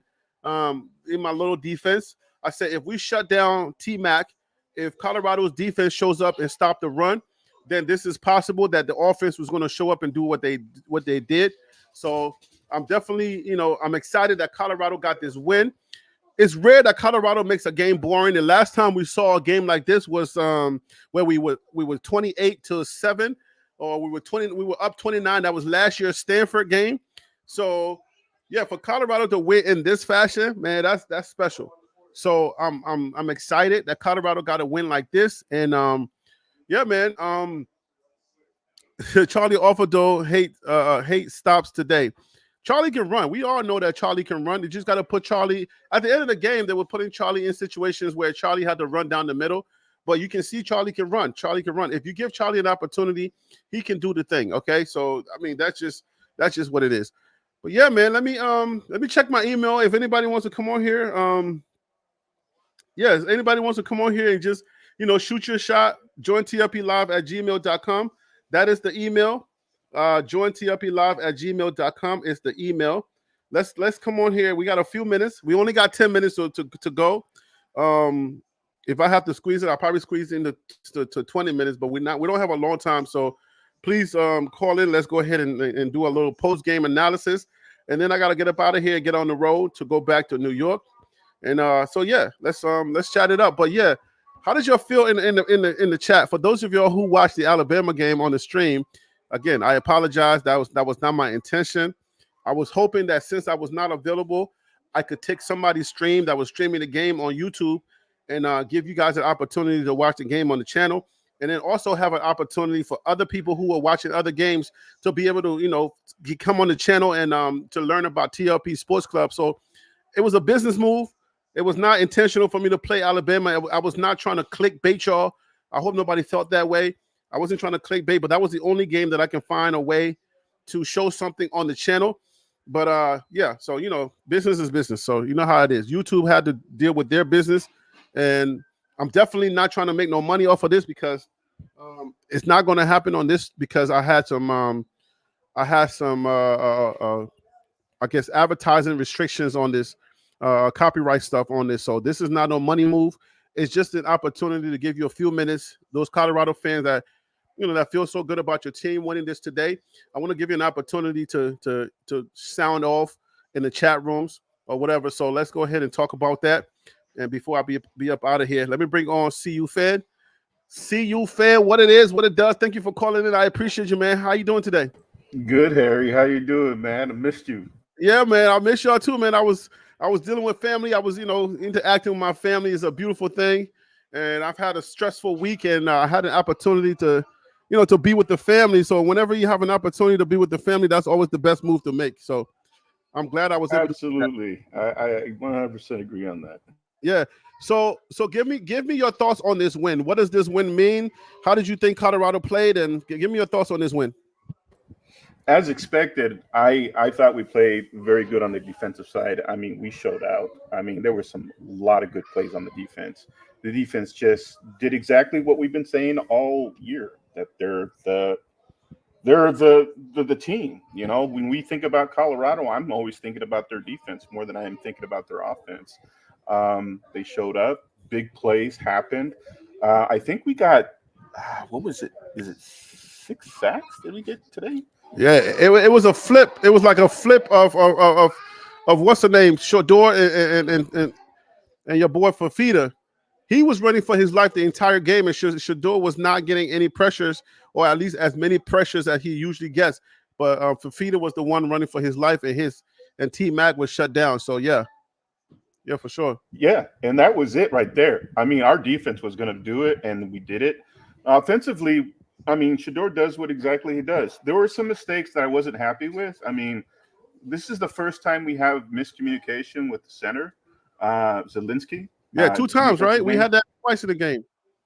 Yeah, and I don't know if you saw on the sideline, I don't know if he was barking at him or not for that mistake, but I did see him on there, and I'm assuming they were trying to fix it and figure things out.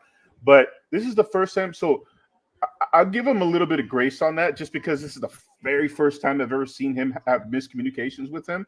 Mhm. But you know, I like what I saw on the offensive. If we can just clean up the stuff on the offensive side, you know, the little mistakes that we happened. Yes, we gave it the ball, but if you saw, as soon as we gave up the ball back to defense, our defense came back and grabbed it again. So it was nice.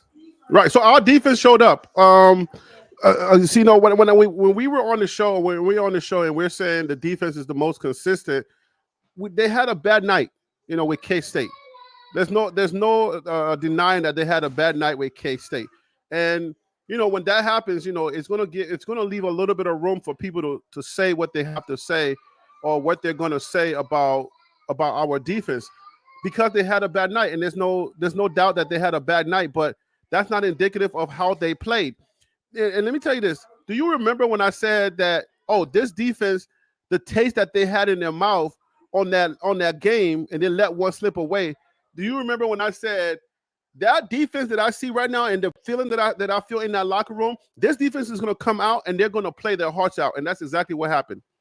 Yeah, I do remember us talking about that. This is where they're going to show up, because they left a little bit of taste in their mouth, and they wanted to get redeemed. That's right. So I'm showing everybody the score right now. We still got BYU undefeated conference. We got 3 teams that are undefeated. Someone just said that Texas Tech is no longer undefeated. Is the score not updated yet, or am I missing something? Because Texas Tech is 3-0. Maybe they're playing today. I think. I don't know if they lose, but so if Texas Tech is no longer undefeated, then we got Iowa State and we got BYU, who almost lost to OSU. So right now, if Texas Tech did lose, Tech is cooked. Texas Tech got blown out by Baylor, 2 minutes left in the game. Oh, so that's what's happening right now. Okay. All right. Baylor's going to be at the top for that championship. Okay, so now the way we're looking at it, let me see this game right here. Okay, so where am I? Oh, okay. So we got 35 seconds left. It's 35-59. The Baylor that we beat. This is the Baylor that we beat, right? Well, remember they took out their quarterback. This is a different quarterback. No, but it's still the same Baylor. I'm just saying the Baylor that we beat, right? Regardless of who the quarterback is, this is the Baylor that we beat, right? Yeah. Even though we barely beat them. We did barely beat them, but for Baylor to beat Texas Tech, again, I don't want to make that same mistake thinking like, oh, okay, because Baylor beat them and we beat Baylor, that they're going to be an easy win. By far, they're not going to be no easy win. I'm not saying that, but the fact that Baylor beat them like this and in the fashion that they're beating Texas Tech, it gives you a little bit of a, right? Doesn't it give you that little bit of like, I see, right? Like they'll be competitive. So yeah, the Big 12, I mean, we've been saying it for the most part. I mean, now we're seeing exactly what the Big 12 is. And because we know what the Big 12 is, I don't feel like a threat. Like I don't fear anybody in the Big 12. And you should not, because Colorado is not to be feared. Now I'm going to see. I know my my two Bama guys. They're feeling they just lost in a heart wrenching way. I don't know if they'll come on. I'm still going to send them the link, but I don't know if they'll come on. The way they lost is not. It's not a good look. But you know, everybody we took an L and they took an L. So we took an L last week. They took an L this week. But it's like, okay, so now there's only two teams that are undefeated. There's BYU and then there's the Cincinnati, right? So it's like, okay, so what if? So this has implications for Colorado. There's some implications. I'm sorry, not Cincinnati. Cincinnati's 3-1. Iowa State and BYU. So Those are the only two teams that I would look at as like we really need to buckle down for them. Yeah, and then they're the only two teams that's left undefeated. And the only reason why we highlight this is because if the season was over today, they would be the ones playing in that Big 12 conference championship. So if they lose one game later on down the road and Colorado continues to win, then what happens is Colorado is still within reach to be able to play in that conference championship. So Colorado will have to win out for that to happen. So I mean, there's got to be a little bit of luck in this Big 12 conference. Do they play each other, BYU and Iowa State? BYU, Iowa State. Let me check their schedule. Let me check to see. I don't. No. BYU does not play Iowa State. Nope. BYU, that we talked about that. BYU does not play Iowa State. So Iowa State does not. Yeah, Iowa State does not play BYU. And at the end of the day, you know, if they both stay undefeated, then it'll be the both of them that plays in that championship. But I don't see them winning out, like being undefeated. So we just have to have a little bit of luck. I mean, depending on who they face and where they're at, we just have a little bit of luck. If we continue our streak and just win, you know, we'll be, you know, having that luck. It's like waiting in the room to be called in, you know, and say we're getting in, you know. Right. So let's talk a little bit about the Colorado that showed up today. Now, remember we talked about, okay, after we felt like after the K-State game, Colorado sort of got their identity, right? In a sense, you kind of understood now. You're like, okay, the way that they lost, because we talked about the pregame shows, we talked about it's important how Colorado loses this game. The way they lost that game let you know that they were very competitive and that they can play a ranked team and they can hang in there. So Colorado, you kind of understand now. Now they're not fully identified because they do have off nights. The defense had a big off night, but they're not fully identified. But at the end of the day, this team, you will know now for the rest of the schedule, and I'll put that up, right? For the rest of the schedule, this team, you know, is going to show up. So now we took care of business with Arizona. We have Cincinnati, Texas Tech, Utah, Kansas, and OSU left. Is there any reason why we should think at any point, or the fan base should think that Colorado would not, this team that showed up today would not show up again?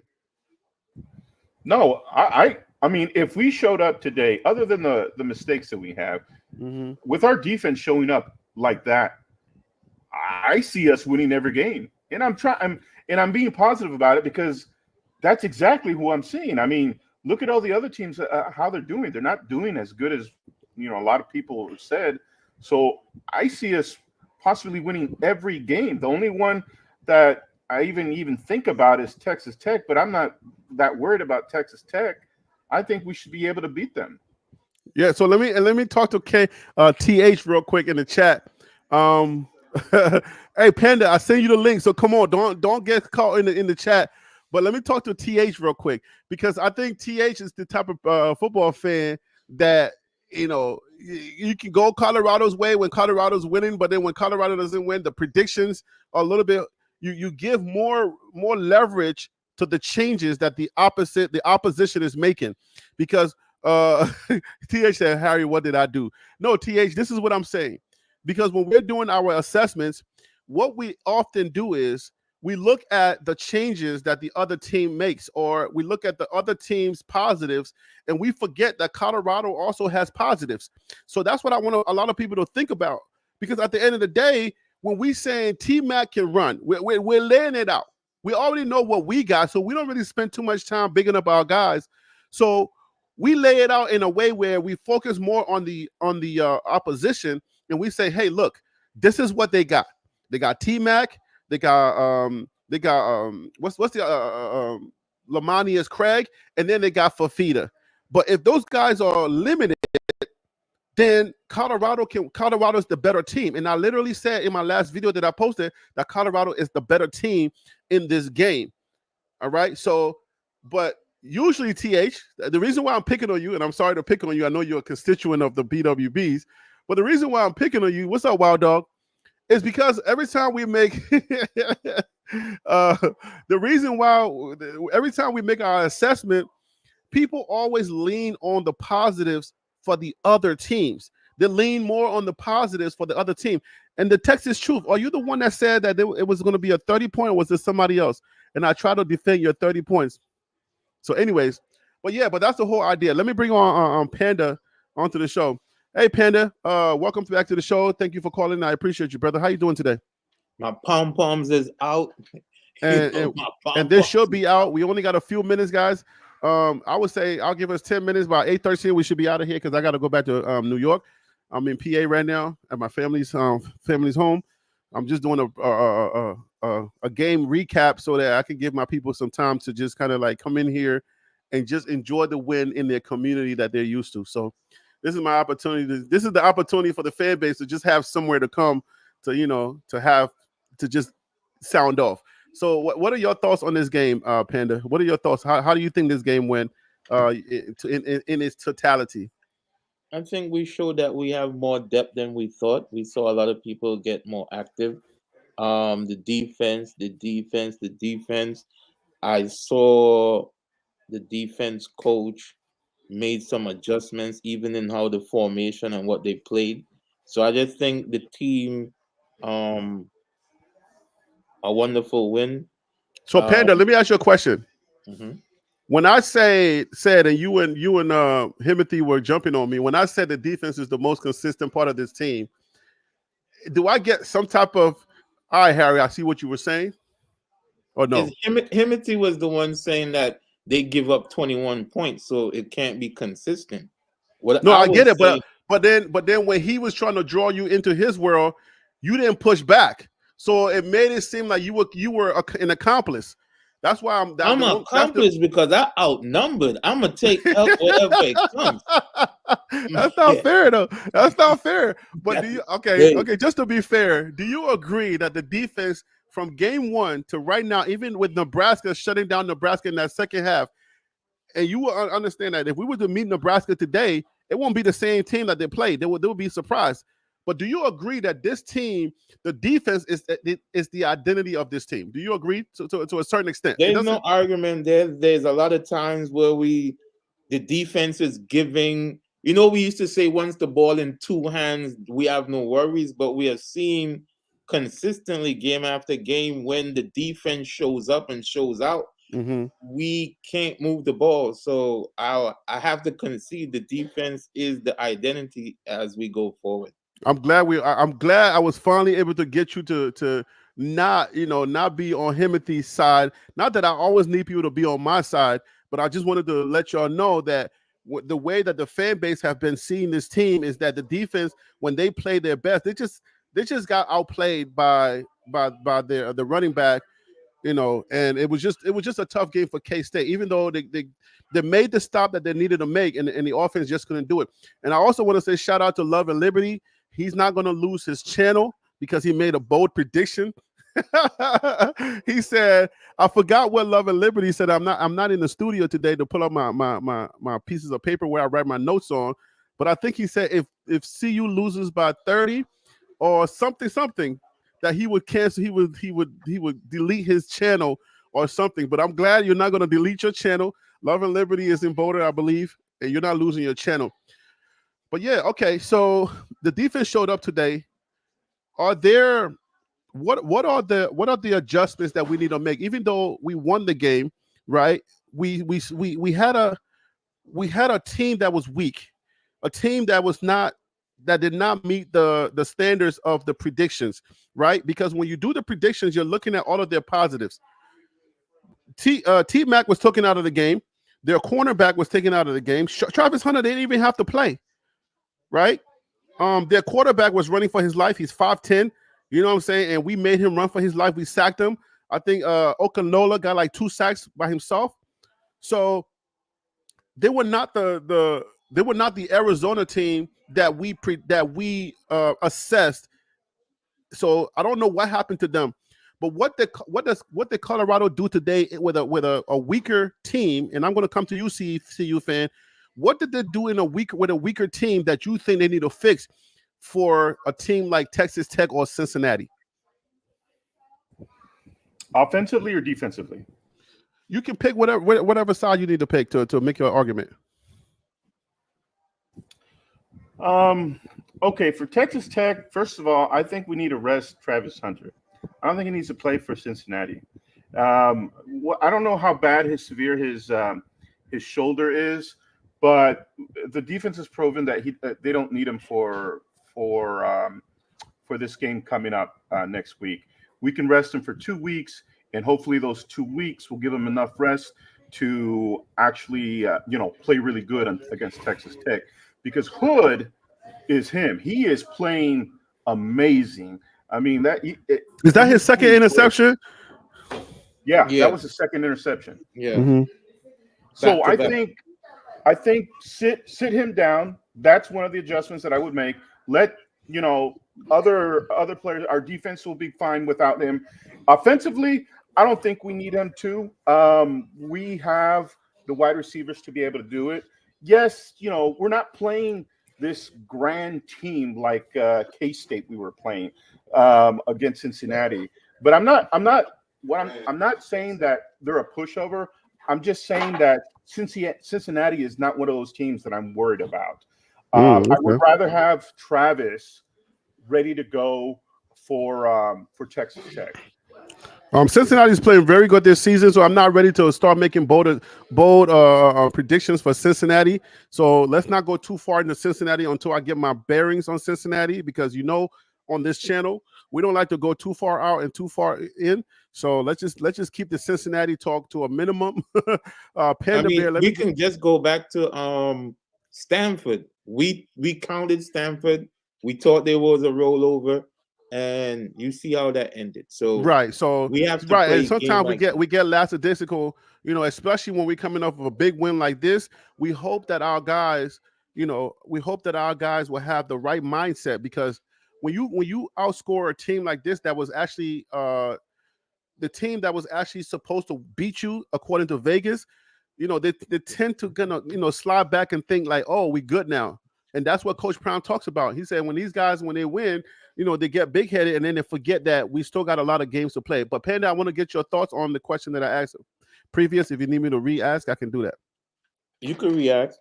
Okay, so CU fan, help me to figure out what was the line of thought that we had? It was talking about what part of the okay. team. So yeah, so what adjustment when you face a weaker foe like this, and you make a lot of mistakes, and it's like somebody said that CU was playing with his food, right?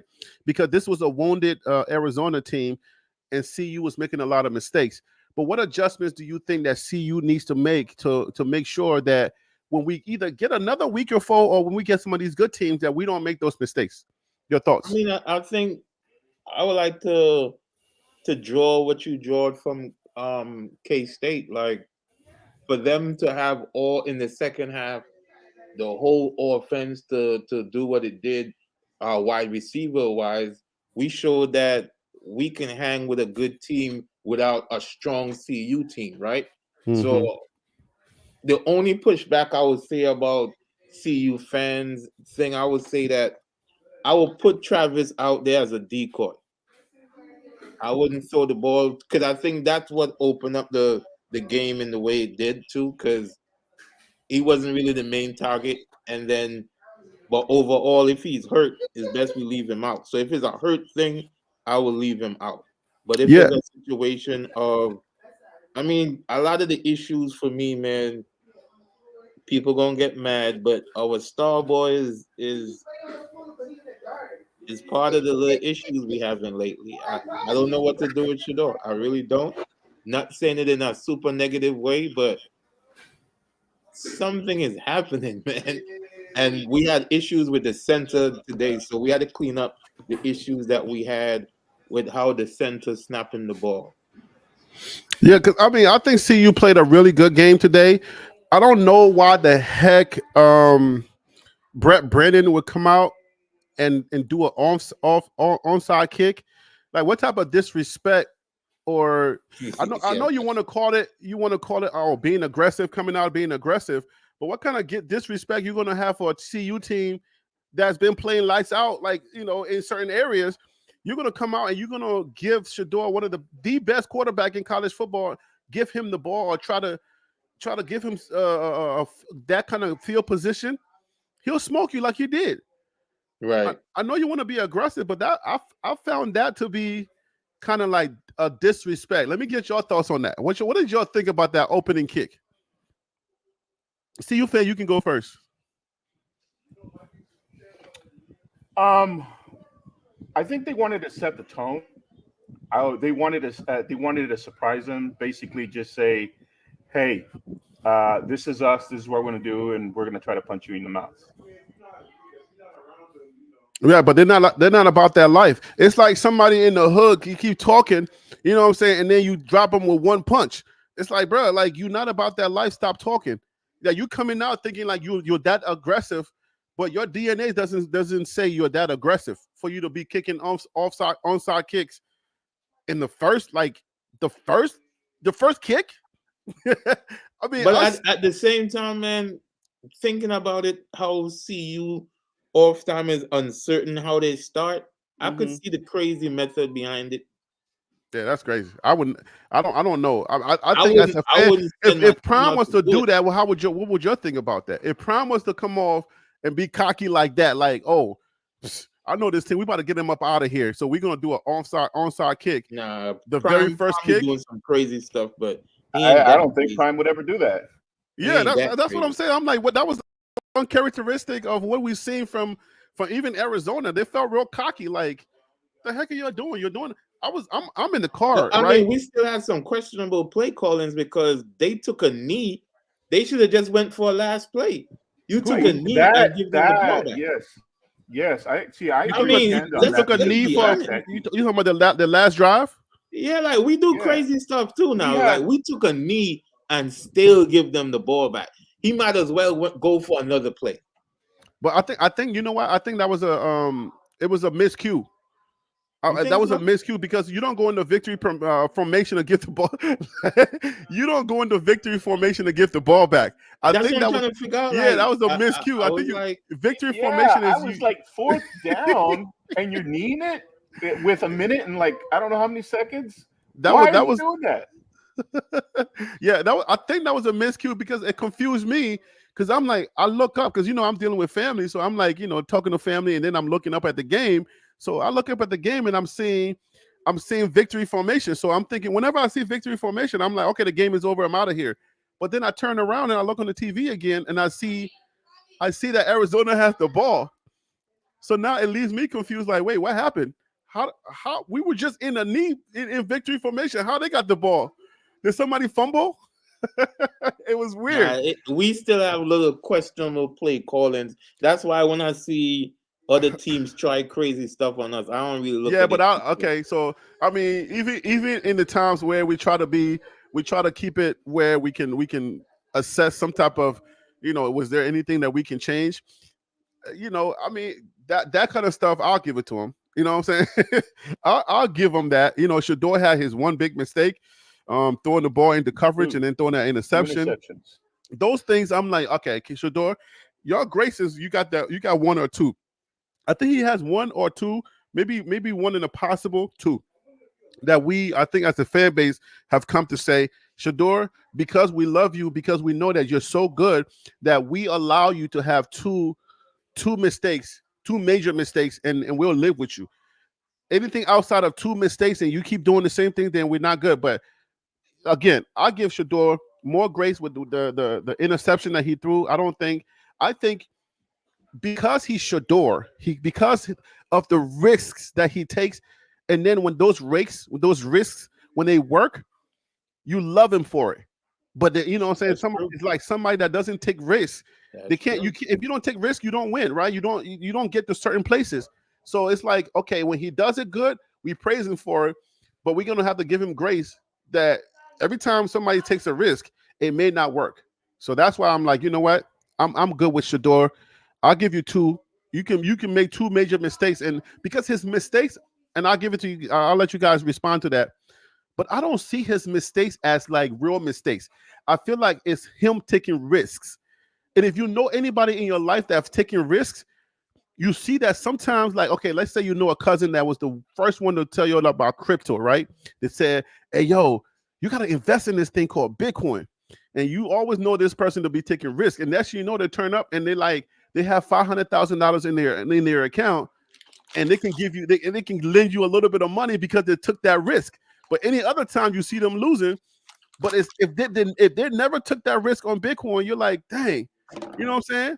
So you can give it to them when they do win, but when they do lose, you gotta say, okay, I get it.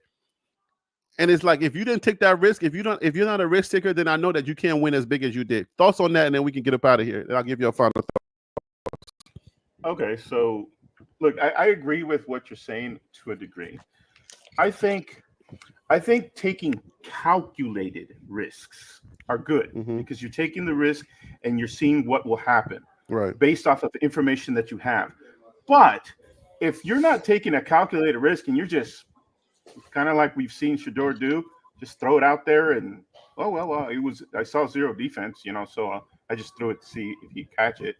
You know, that's not a calculated risk because we're on 4th down.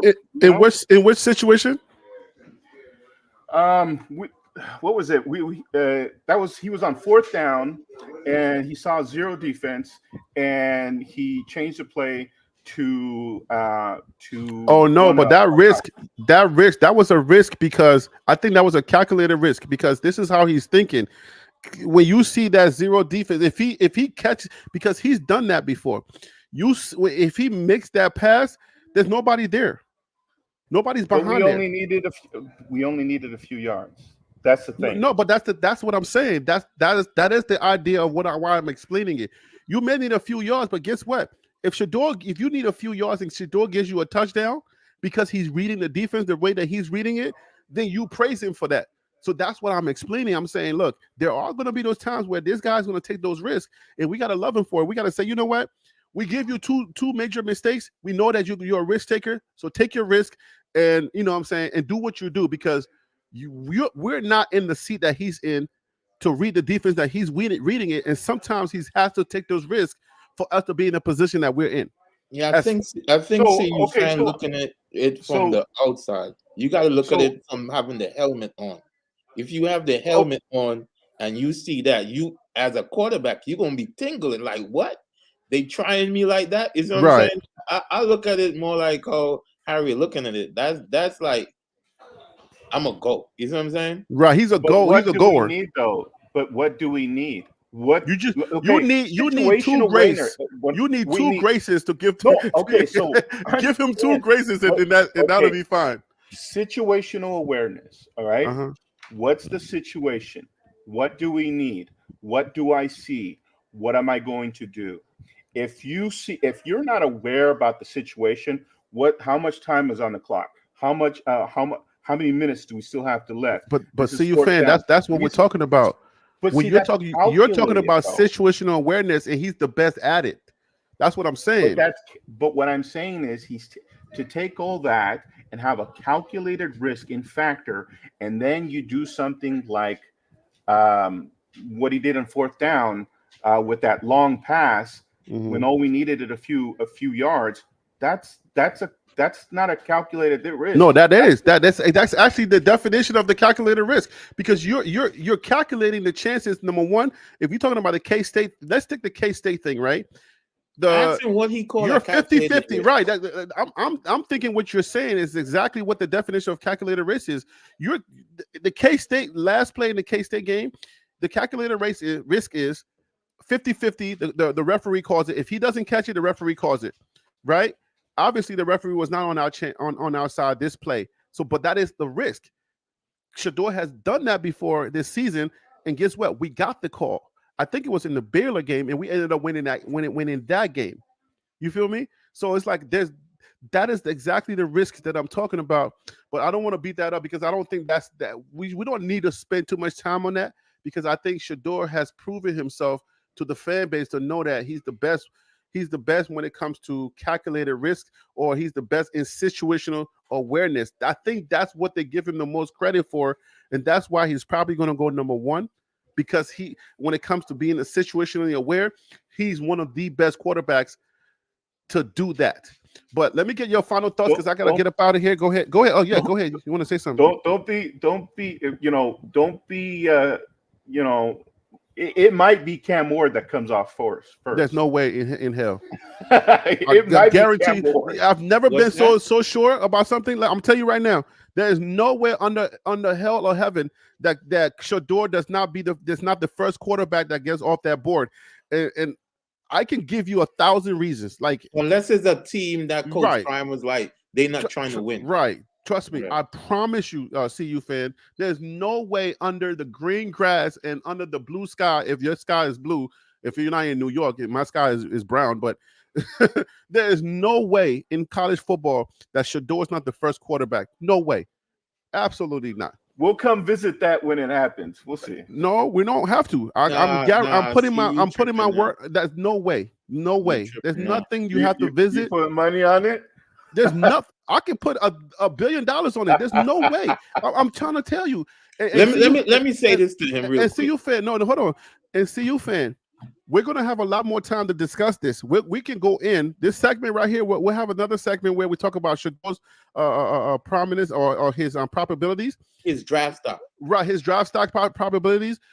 Either on Monday's show or sometime during the week show, we'll have that segment. I just don't have a lot of time. I want to give you a chance to talk, but go ahead, Panda. Let's look at it this way. A lot of times we get mad at Shedeur not throwing the ball away, right? Right. But a lot of times when he roll out, he turn a no play into a play. So that's what we call a risk, right? So when it works out in our favor, hip hip hooray. But we also say in the midst of that, hey man, if you realize nothing ain't going, throw it away. But sometimes when he roll out, man, he extends the play. So we look at today, right? When our Arizona quarterback could not extend the play, which makes Shedeur look so much better when he's under pressure. So when we see other teams get into the quarterback, we realize they can't extend the play. So that is Shedeur draft stuff. I think that's a good point, because well, I mean, I understand what you're saying, but I don't. There's too much to be said, because the QB for Arizona, he extended plays. It was just his offensive line kept on getting holds that brought it back. What do I have to do with extending the plays? See you, man. You just made the point of extension of the plays, and I'm saying the extension of the plays also comes to a point where Shedeur just better at. No, it's not that I don't think the argument is that other quarterbacks cannot extend plays, right? Remember that Shedeur was under pressure last year, just like Fafita this year. Right. It's like a reversal of roles. Right. You see Shedeur, it's like it's reminiscent of what's going on with him right now, and the frustration I see on his face this year. It's exactly the frustration I was seeing on Shedeur's face. Like, if they were CU, they would be throwing their offensive line under the bus, right? Because the offensive line is horrendous. It's terrible. You feel me? But and with all of that, we only got blew out twice. Right. So that's why I think the argument becomes where if you see other quarterbacks in the same running for your life situation and they're not able to execute like Shedeur, it furthers the argument that Shedeur is like that, because when other quarterbacks are under that same pressure, take Cam Ward. There was a game where he was under the same pressure and he was making poor decisions, right? The same thing with Fafita. If Fafita's, keep in mind that he's only a sophomore, guys. So we can't score him. We can't grade him. Shedeur is a senior who's been under pressure forever. So, but the argument is that Shedeur is the better quarterback in most situations because of his ability to always be under pressure, but to come out the victor as far as being able to extend the play. I think that's the argument. Let me get your final thoughts so I can get up out of here. It is 8:27. Let's end at 8:30. But let me get your final thoughts and so we can get up out of here. My final thought is basically that we did exactly what we said we were going to do defensively. We showed up, and I believe we're going to continue to show out because Livingston has made his adjustments. I know some people are talking about different things about how he made phone calls to the NFL to try to get, but that's what coaches do. They try to talk to people to try to see what the best way to beat an offense is. But Livingston again proves it again that he's the biggest. He's the best decision Prime made for Colorado. I know this is going to extend a few minutes, but do y'all see Livingston getting a head coaching job? Because I feel, why do I have this feeling that Livingston is about to get a head coaching job, and we're not going to have him? Maybe we need him for at least one more year. I know. I want him for one more year, but I feel like that guy's going to be up out of here because you got the coaching carousel is about to come up, and coaches are going to start getting fired left and right. You feel me? So, and when you got a guy like Livingston who's out there and he's doing so well his very first year, he's a great decision maker. That's a head coach. He's a coordinator already. I know they say that I think the trajectory of a head coach is, I think, offensive coordinator or just coordinator. I don't know, but I think it depends on what the program wants to do. But once you're a coordinator, it might be a defensive-minded team. It might, you know what I'm saying? Right. He in line.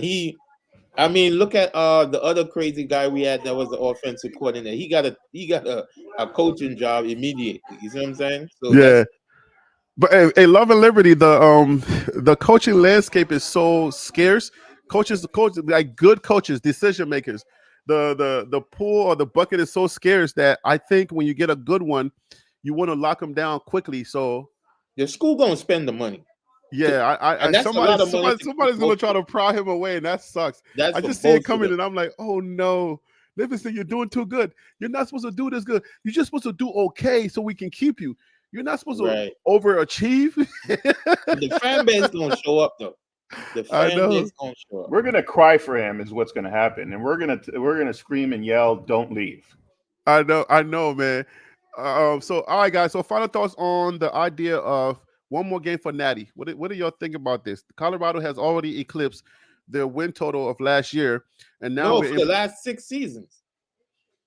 Well, let's just deal with last year, okay? I don't want to go. Yeah, my brain is too fried for me to be thinking about last 6 seasons. But Colorado just eclipsed their last year's wins, and now we are in position to send Peggy to a bowl game.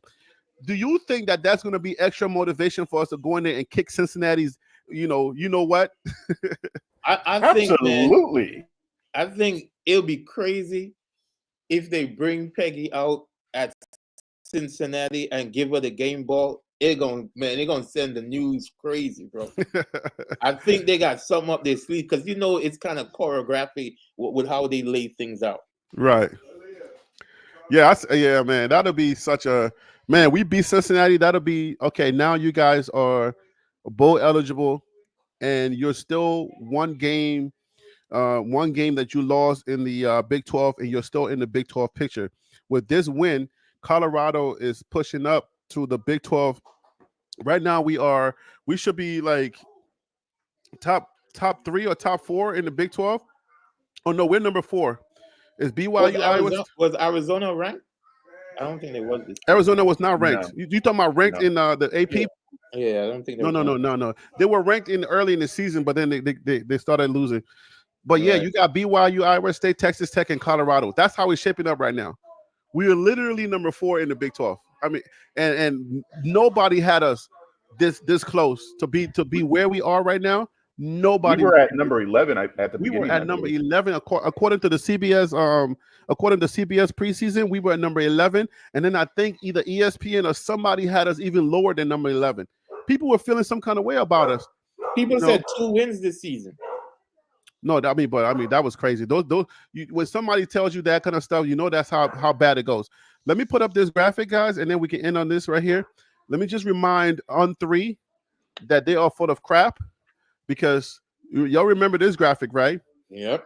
We're supposed to lose out on this graphic right here, and now it looks like Colorado is in position to actually win out. So On3 is about to look like some serious haters, because Colorado wins out, and they're gonna look like fools, because I think that was crazy, the fact that they did that. To do that is to like have disrespect, like they don't like the Arizona coach trying to do an onside kick on the first drive. Like, come on, man, don't do that, bro. The next time you do that, somebody your fan base should let you have it at the end of the game. If Coach Prime was to ever do that, he would, and we lost the ball, he would hear it, bruh. The media is going to be like, oh, he's not learning. You know what I mean? They'll be going in. Right, man. Hey, CU fan, did you give your final thoughts, or was that Panda? No, I gave my final thoughts on Livingston and the team, and all right, Panda, let's get your final thoughts. Let me get up out of here and get on the road. I mean, my final thoughts, I think I said 8. I looked at us winning 8, and it's looking very possible. I'm giving us Cincinnati. I'm giving us Utah, because I really feel confident about Utah. Okay. And we play Oklahoma. Which other game we play at home? We play Kansas at home. I don't know. I feel good about Kansas too, though. Kansas is a terrible team this year too. Yeah, that's what I'm saying. Like, I really see us pulling off at least. I say 8, man. I say 8. I say 6 for sure. A possible 8. Yeah, I mean, on this channel we're 8. So I'm standing on 8, because I think Colorado has 8 in it. Remember, I said 10 and 2, then I came back and like, hold up, wait a minute. Yeah. From the beginning, I've had them 8 and 4. Yeah, so this is the current standings for everybody. We're about to be up out of here. I know y'all got to watch the Georgia game, and I got to get on the road. But this is listen to my Bama panel. For you two guys that are still you're willing and you're wiping your tears away, we get to celebrate while you guys go cry, DC and Phil. I said, just hold on, brother. We know how it feels, and now you do too. I just want to just make sure I rub that in real good. Like, we take alcohol and we rub it in your sore to make sure that you understand how we feel. So well, we really got to win that Cincinnati game, because it's conference. Get down, girl. Get down. Get off of me. So no, I'm just. Oh my God! Why are you barking at me? Get out! Get away! Oh, I can't wait till Phil come on Monday. I can't. Yeah. Stop barking. Get out of here. So yeah, I just want to know. They gotta feel. Sometimes your guys that are on these, that are the fans of these, these world beaters, when they lose, you gotta take solace in that, because it's rare that they lose, but when they do, you gotta celebrate a little bit, because they're here with us, and they know that we are the team that we can lose any game. For them, they can sit back every week and enjoy their lives, while we're always like cardiac kids, and we're sweating and stuff, and they're sitting back and eating chips and watching 3 different screens like Phil be doing. So today, guys, I take alcohol and I pour it into your sore, and I hope you feel that burn, because my Colorado did win and you guys lost. So Liberia, I don't know what y'all say on the island, Panda, but in Liberia we say "war me." So let's give a war me to let's give a war me to DC and Phil. I know Phil hitting that bottle hard right now. So everybody laugh at Georgia thing. Woe me to Phil and DC right now. All right, so this is how it stands, guys. It's BYU 4-0 in the conference. Iowa State is 3-0. Texas Tech is 3-1. And Colorado is 3-1. So Colorado is number 4 in the Big 12 right now.